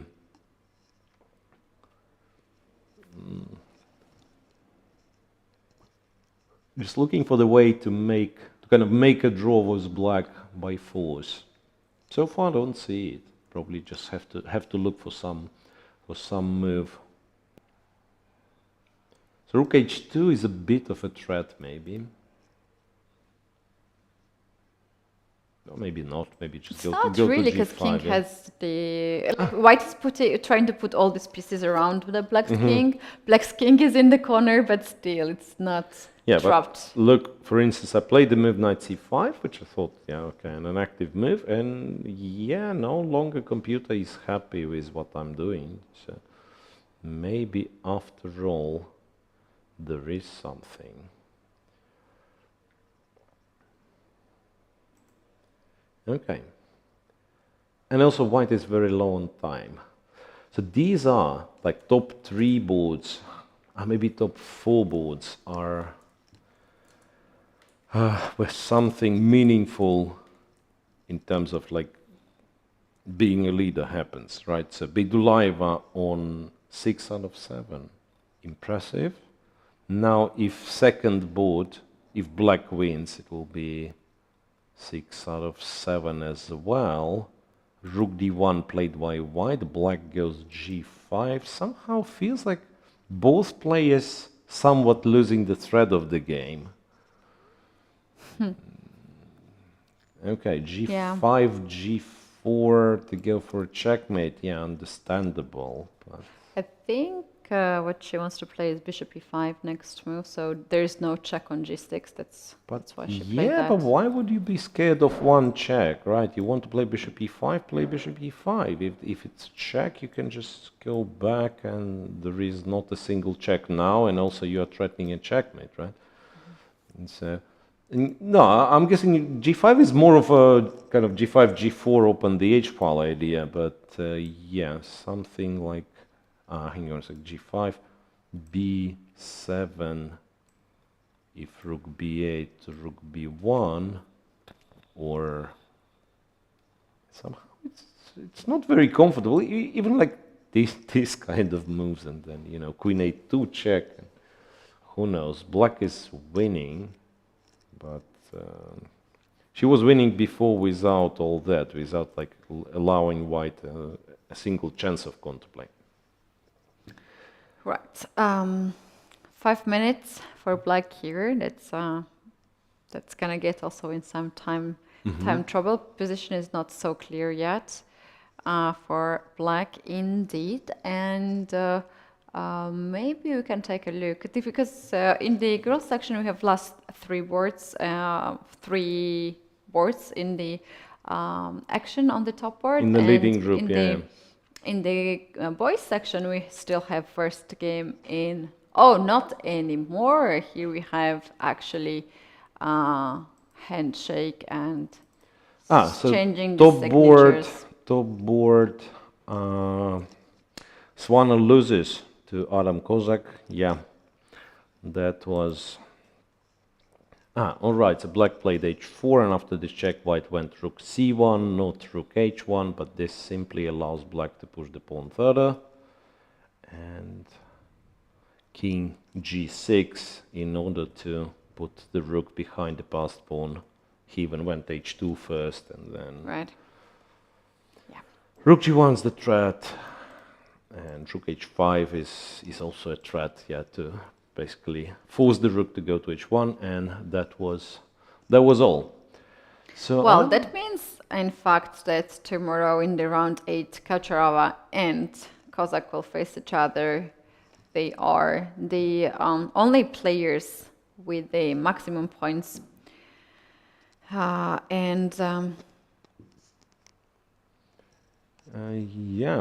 so now, like, we have game 3, or board 3, board 5 in progress, but they cannot technically catch up with the leaders, so it's more of a who's going to be in a tie for the 3rd place. Right, let's take a look at the 3rd board. So once again, Yesipenko, he does get somewhere here. So queen to d3 was played, bishop g6, knight e2. That's interesting. That is interesting, because I wonder if he missed it or decided that this is not enough. I mean, black can win a pawn by capturing on e4 with the queen, right? It's fancy. But probably he decided it's not enough, right? That's fancy. Wait a second, you have to take, right? I'm asking myself. Well, you there's probably also do, queen yeah. c2, right? Queen d2, yeah, I mean, at the very least I have a check on b1, yeah. No, but what I thought it might be not a good idea, specifically because, like, you do something like this, and it's white who also has a passed pawn, don't know, maybe king is coming there. Might be winning, by the way. But on the other hand, I guess his choice is much more practical, because he could queen f2, and it's so much harder for your opponent to play, right? With queens being on the board, with king being in danger. Like black has much better king in terms of safety, right? Well, this king actually is Still not a even lot of- checked, and white's king is always in danger. Some, yeah, always some danger. Yeah, so c4, you actually get access to new squares. So if you like, you can transfer this knight via e6 to c5 or d4, f4, something. Yeah, so maybe he's right not to rush winning the pawn. But anyway, He knows how to keep the tense Yeah. situation on the clock and depress the opponent. And if bishop h5, white similarly has to go to g1, right? So you can force white to go back to g1 because knight c3, bishop f3 is, or knight f, yeah, probably bishop f3 is stronger. Bishop f3. Bishop takes, knight F3. takes. Yeah, not a single check here, and two checkmates threatening. So that's game. Too much. Yeah, so you can get white knight back to g1, and then, yeah, here after c4.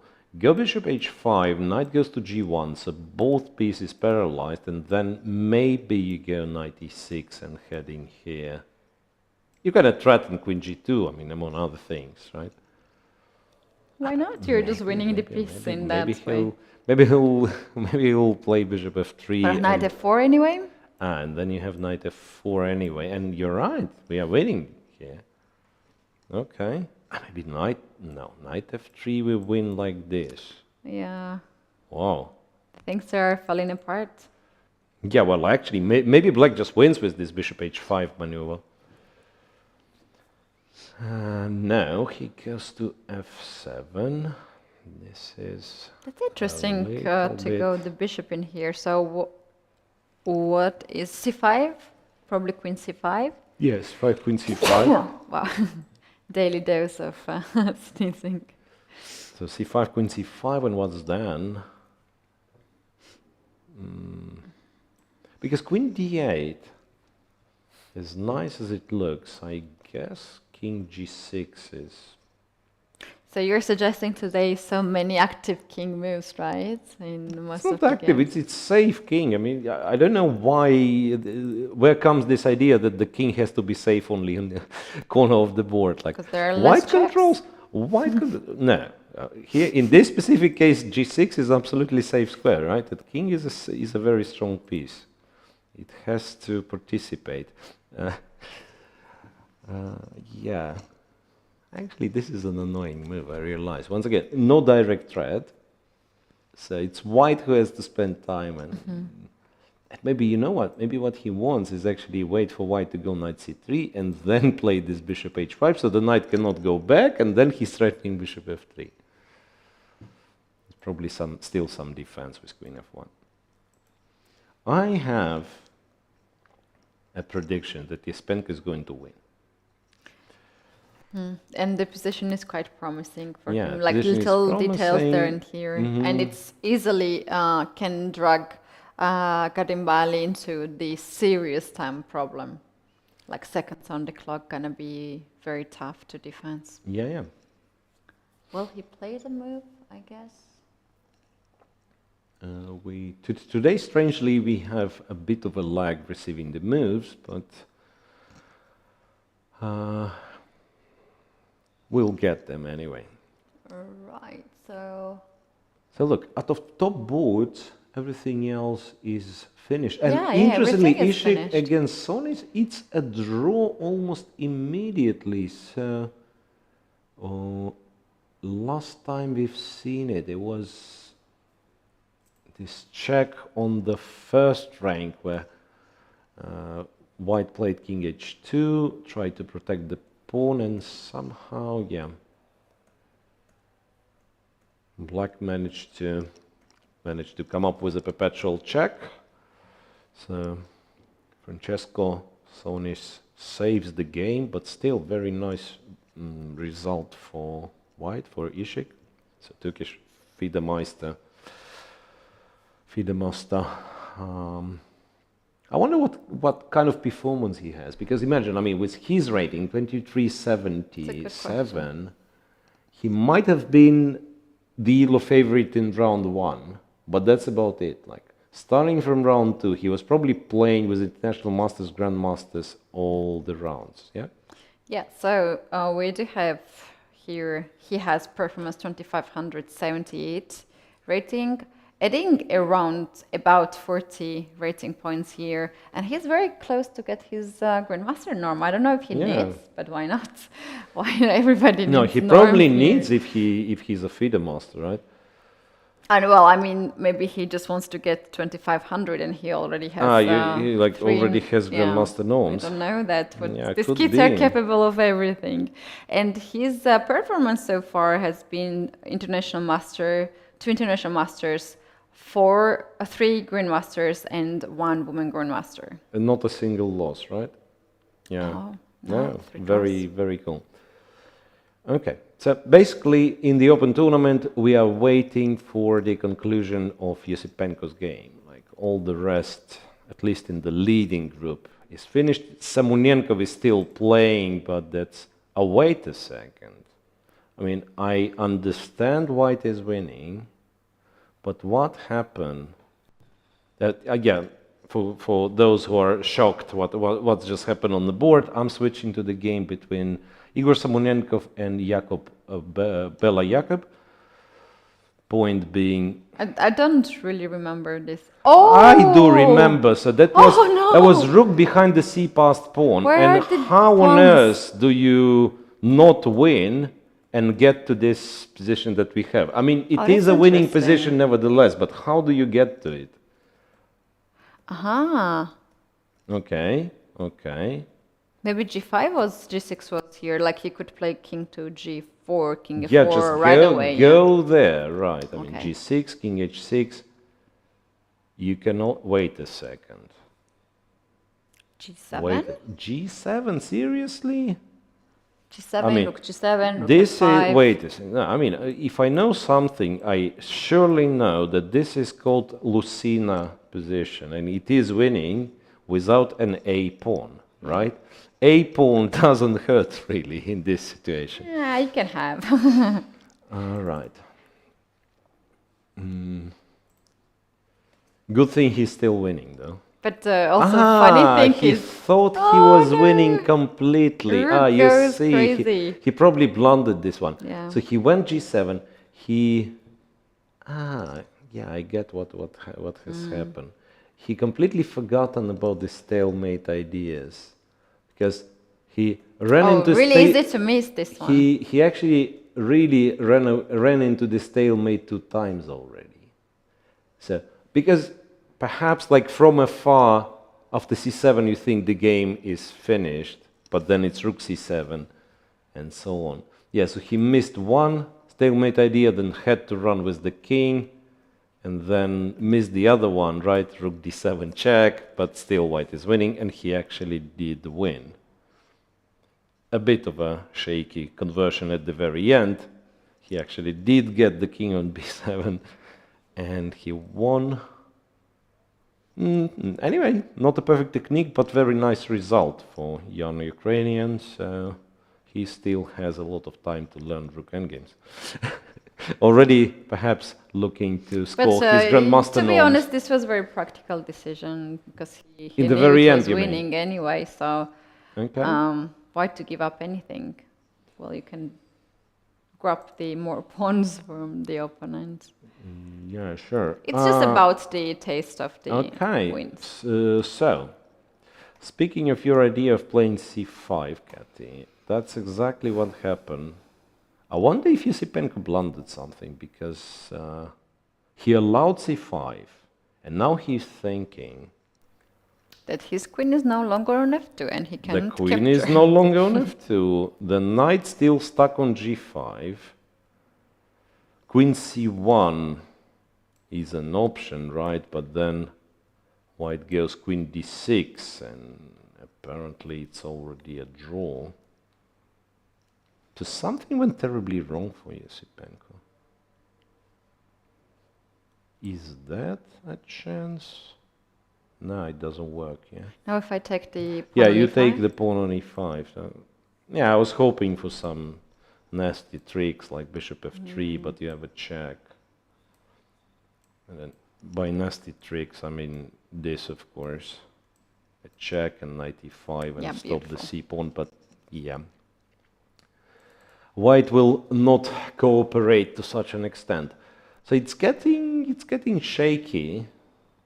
Looked winning, but I think one more time Yosipenko is letting it go. Wow, how about bishop g6 here? Bishop g6, come back. Ah, yeah, come back and attack this guy. But also the thing is that why you really needed these moves. So the c-pawn perhaps is running, and then Knight takes e4. knight takes e4, right? So now knight f2 is a threat. Knight f2 is a threat, but maybe... Oh, there's yeah. such a beautiful checkmate. If king goes on h2, you You give a still check. go queen g3. It takes now, and knight Yeah, f2. that's a nice one. That's a nice one. So king h2 is not an option, but somehow here, as we can see from the evaluation board, There is a magic. there is a move. But what move is that? I don't see. What's your threat? Knight f2 and takes, right? I mean, if I go c8, at the very least you win my queen, I promote, that means I've lost the The pawn. pawn, yeah. And I also lost one on e4, so c7 is certainly not the solution. Maybe I just moved the queen somewhere and I'm not afraid of your checks. But again, how to guess where this queen's going? It's actually very tense, and once again, we are advised by the engine that, okay, there is a win and so on, or in this case, it's a draw. But during the game, you don't really know, right? As being, let's say, being Yosipenko, you don't really know. You think, maybe I just win the c4 pawn and that's it. That's game over. But the funny thing is that white's pawn was on c4, was not a problem at all, and now in these lines, this pawn gets on the 6th rank, just 2 moves away from queen, and then when you need really a good calculation. So c5, indeed, he goes bishop g6. So that was the original plan, to win the e4 pawn. Black might be going, white might be going c6, right? I probably will go c6. I'm just wondering if any move like queen c1 makes any difference. Not really. White can even protect the pawn with queen d5 and like everything will be guarded. So you absolutely have to take. And bishop e4, knight e4. Does it lose for black? No, after a7. Oh, Because the one knight has ended the knight is pinned. Huh? in the girls section, and Second board in was the it? girls section. Let's see. Second board here, and black did win. bishop Black e5. did win. It's such a massive pawn chain. Look, so bishop e2. White decided for whatever reason that that's the moment to move the bishop. Rook b1. g4, h4. Oh, I thought that she was going to sacrifice the bishop for the pawn. Bishop g4. Yeah, that would explain at least, I mean, why bishop e2, right? So rook h8, queen h2. Yeah, if you promote, then black perhaps checkmates you in a few moves after rook h4, rook h2. Yeah, just to be sure. Queen h3, bishop d4. Okay. So just to show that there is a checkmate always. Anyway, final position, we can see that it's a massive, massive pawn mass, and the bishop and the queen, and the rook on h8 also attacks the king. So you can go b8, and for the moment you have 2 queens versus 1, but if not anything better, black has rook takes b8, and he will be a queen up. Yeah, that's right. And now I'm looking at the situation in girls section.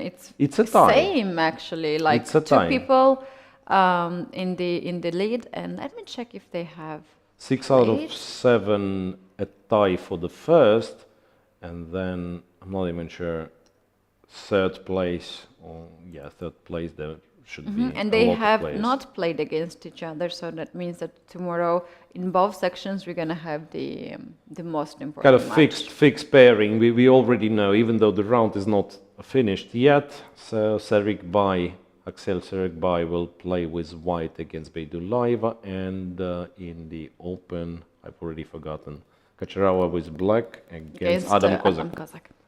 See. Yeah. Okie dokie. And with both three,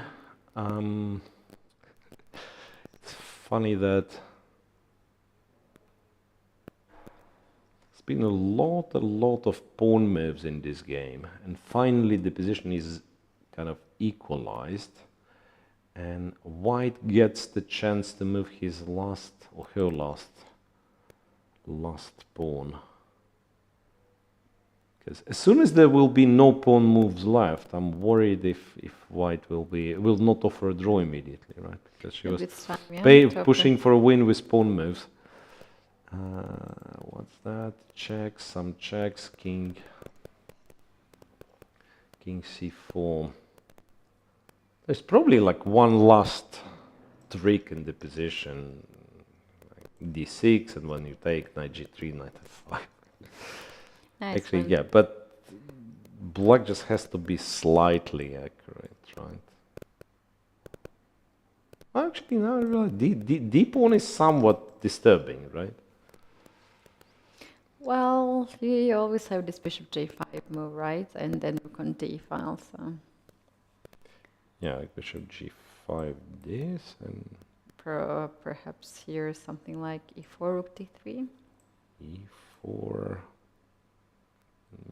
yes, d7, rook d3, or let's say knight d5. There's knight f4 it's already actually. winning. There's No, but knight f4 you yeah. win an exchange, but not the game, right? Bishop f4. Knight d4 is probably strong. Or rook takes g5 and knight d4. Kind of make sure that the queen promotes. But yeah, I can imagine on seconds it actually gets very, very annoying for black. Black just played bishop f8. Probably that was the strongest move in the position, which we both missed. Yes, stop the pawn while it's still on d5. Stop the pawn while it's still on d5. That's very clever. That's actually a very good And move. it also cuts the rook from all the actions. White's rook, having the bishop on f8, you can't really help you mean the pawn. can go there? Yeah. Yeah, king cannot get in. No, bishop f8 is a very good move. All right, let's go back to the game of Kadimbali and Yesipenko. Yesipenko. Yeah. This is Sure. very intense situation. Seconds on the clock. So bishop g. Some changes, but the position, according to the engine at least, position is completely equal. Now c6 was played. Knight takes e4 indeed. Queen c4 played by Kadimbali. Queen e3, but black doesn't. No, he was threatening something. Queen f4, I guess. Because queen e3, like if you don't know what. Knight f2, queen g3, sorry. He was threatening mate in 2. So that's why, yeah. Knight f3, a check. And bishop e4. So white gets a chance to play c7. Check here, king g1, knight takes h3. Oof. So he's creating some sort of a study, or what? Nice. Knight So if you h3. take with the bishop, then queen f3, is that the move he's planning? Or queen I g3? don't know. No, I mean, Queen g3, h3 pro. Oh, then bishop hangs. bishop hangs with a check. Oh. Yeah, I mean, that's the I'm problem. getting to be very That's the problem. I mean, scared. I was hoping this is going to work, but then at the very least, white takes, right? And he will never ever lose this position, despite it's like 3 pawns against, but yeah. With black, you probably go for an immediate perpetual check, You because have to, yeah. pawns are kind of not moving, bishop f5 is a threat. Yeah, so I think Yesipenko let it go. But after bishop h3, queen g3, Back to g2, Bishop right? g2, And bishop this guy is f3. hanging bishop f3. Ah, well, queen d3 and e4. Have to confess that I was counting on this, but there is also queen c2, protecting this guy and promoting into queen. So once again, That's another crazy line. Yeah, so once again, Oh, they have finished their calculation. once again, it's a draw. moves. I think they've, let me see, knight h3. They've agreed a draw, I'm guessing, right after this knight h3. He probably Draw played offer knight has been h3 and played. offered a draw specifically because of this line that we've discussed, right? And hang on, and king f1 just in case. If king f1 happens. Bishop d3. Bishop Oh, no, d3, no, queen queen takes d3 d3 check. check. No, wait a second. Wait a second. That's a good timing to offer a draw. No, I don't believe he was lost, but after king f1, what do you do? You have 55 seconds to figure it out what to do here. Well, actually, it's tricky because Queen e3 here. queen e4. That's exactly the dive. The dive blundered as well. It's a funny line. Queen e4, knight g5. You take on g5, and everything comes with a check, and white promotes. It's crazy. So what happens after king f1? What happens after king f1? The engine still says it's a draw, right? Oof. Knight g5. Knight g5 could be like C8. say knight g5, c8, queen, and we say we don't know. We are lost. We are lost again, Keti. I don't know why, but we are lost again here. Because queen g8 is a check. I thought. Okay, yeah. I thought probably we both thought that knight f3 and it should end in some sort of perpetual. So we don't know. We don't know after king f1 just yet. Okay, let's try to be a little bit more serious because but I told you it's a good timing to offer a draw here. yeah, knight f3. He knows where to perhaps. offer the draw. But hang on a second, like check, it's counter check, right? Queen e3, it's queen e4, and computer still says it's equal. I mean, I'm having difficulties believing this one. I think you know computer is what? cheating You on know us. what? Bishop f5 is the move, I guess. And if queen? Yeah, and if queen, you take it. It's a little bit boring, I know, but you just take it and I don't know, go some knight g5 and you trade and you make a draw like this. So none of this exciting stuff, but rather trivial. So yeah.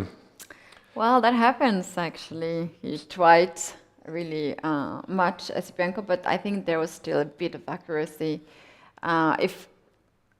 If a bit of more accuracy, he could win because it was very hard for White to hold this position with so low time on the clock. I believe at some point he was kind of mathematically winning, but anyway, it's gone. All the players in the leading group have finished, so we can quickly try to understand what the top of the cross table looks like in the open section. So we have Kacharava and Kozak leading. Then we do have Ivic who won the game. So Ivic is half a point behind, and he's clear third, right? That's right. Yes, he's clear third because all the rest, like in this points group, finished in a draw. It was Yesipenko with Gadin Bailey. It was Ishik and Sonis. I think they're in the same points group, and Nesterov perhaps already has less, right? He made a draw, so So he made a draw as well. And for the girls, do we still have something going on the top boards? Yes, of course. we have this Board game. 3 is still going. For the girls, we do know leaders are Bedulayeva and Serikbay. They're playing each other, right? They're playing each other tomorrow. For the third place, They're playing there must great be a now. tie, no? Yeah, For the they're third playing pla- great now for the third place. So Salimova is already there, or she has less? Salimova has half a 5.5. point behind. Yes, half a point behind. If one of these players on this board wins, joins Salimova, or also Jana Schneider can join if she wins. yeah, right. There is also board 4 going on. Let me see. Jana Schneider is unlikely to win. In fact, Hrebenshikova, on contrary, wins with white. At least according to the machine. We've seen examples where, you know, machine was somewhat misleading. Actually, that's a little bit annoying for white, because you gotta want to exchange, but at the same time you would prefer to keep the rooks. Anyway, this is going, both players on 1 minute. Let's concentrate on board 3. This is a draw. Come on, this must be a draw. But it is. It's still white who's Yeah, it is who's still pushing. not so clear, because seconds on the clock you can do magic. Yeah, and white, Good and bad way. you know, white does it in a very clever way, because obviously black by that point understands that the d pawn will cost you the bishop, right? So d6, if white would ever play d6, like, I actually don't like bishop b8. It's too passive, but it keeps the eye on e5 pawn. Yeah, but what was wrong with keeping it on the other diagonal, like on f8? I mean, the pawn on e5.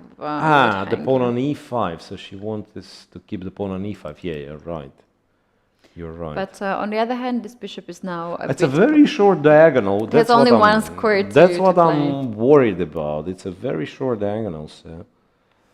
And in some cases, I have to say that even like knight f5, After yeah. knight f5 is a threat rook g7, rook b7 to trade the knight for the bishop and then try to might push be. with d Might pawn. be. No, seriously, I'm so afraid about black's position. Yeah, you probably go e4, right?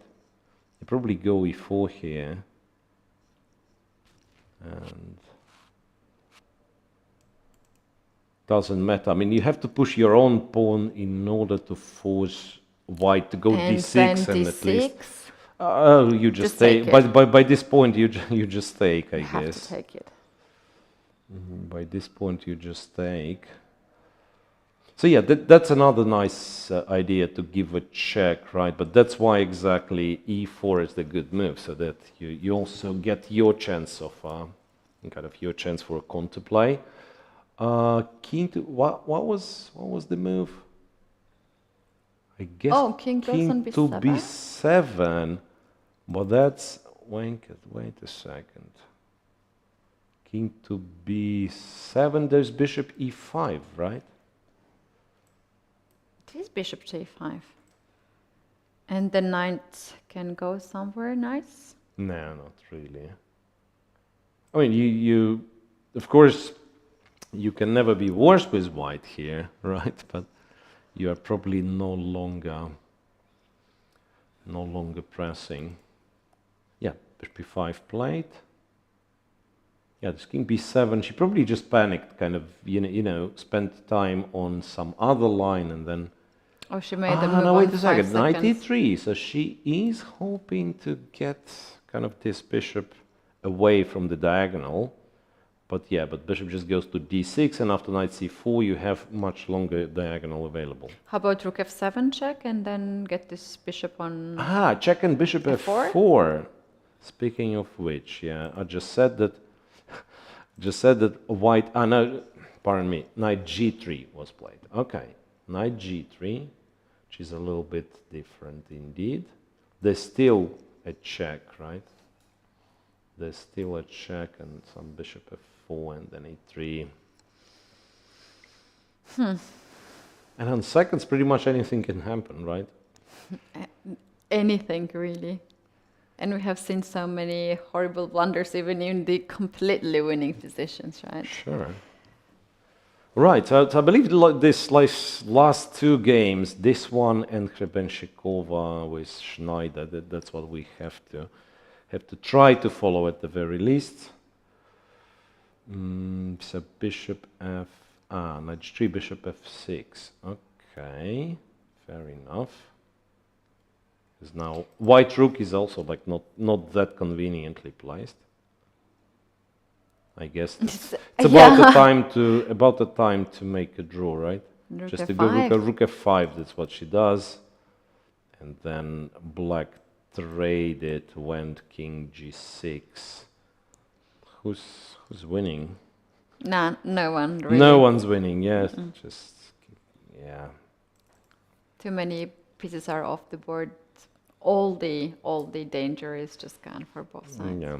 You go to g3 probably just to control the light square in front of the pawn, and then you push the d pawn to all the way to d7, win the bishop, lose the knight for opponent's pawn, and agree a draw with back kings on the board. Right.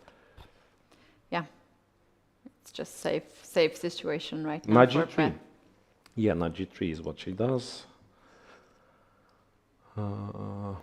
Not much to talk about, to be honest. I mean, it was dramatic. It was like white was winning starting from move 20, or maybe even earlier than that, but eventually Zala manages to escape. Yeah, I don't see any magic in here. Because there isn't any.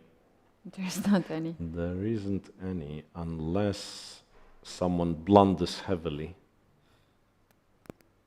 Like black blunders the bishop and white blunders the knight. Yeah.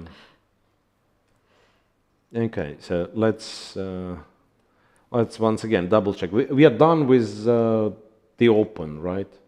In the open tournament, We have everything done in the open. Everything on the top boards. On the top boards has finished. On board 4.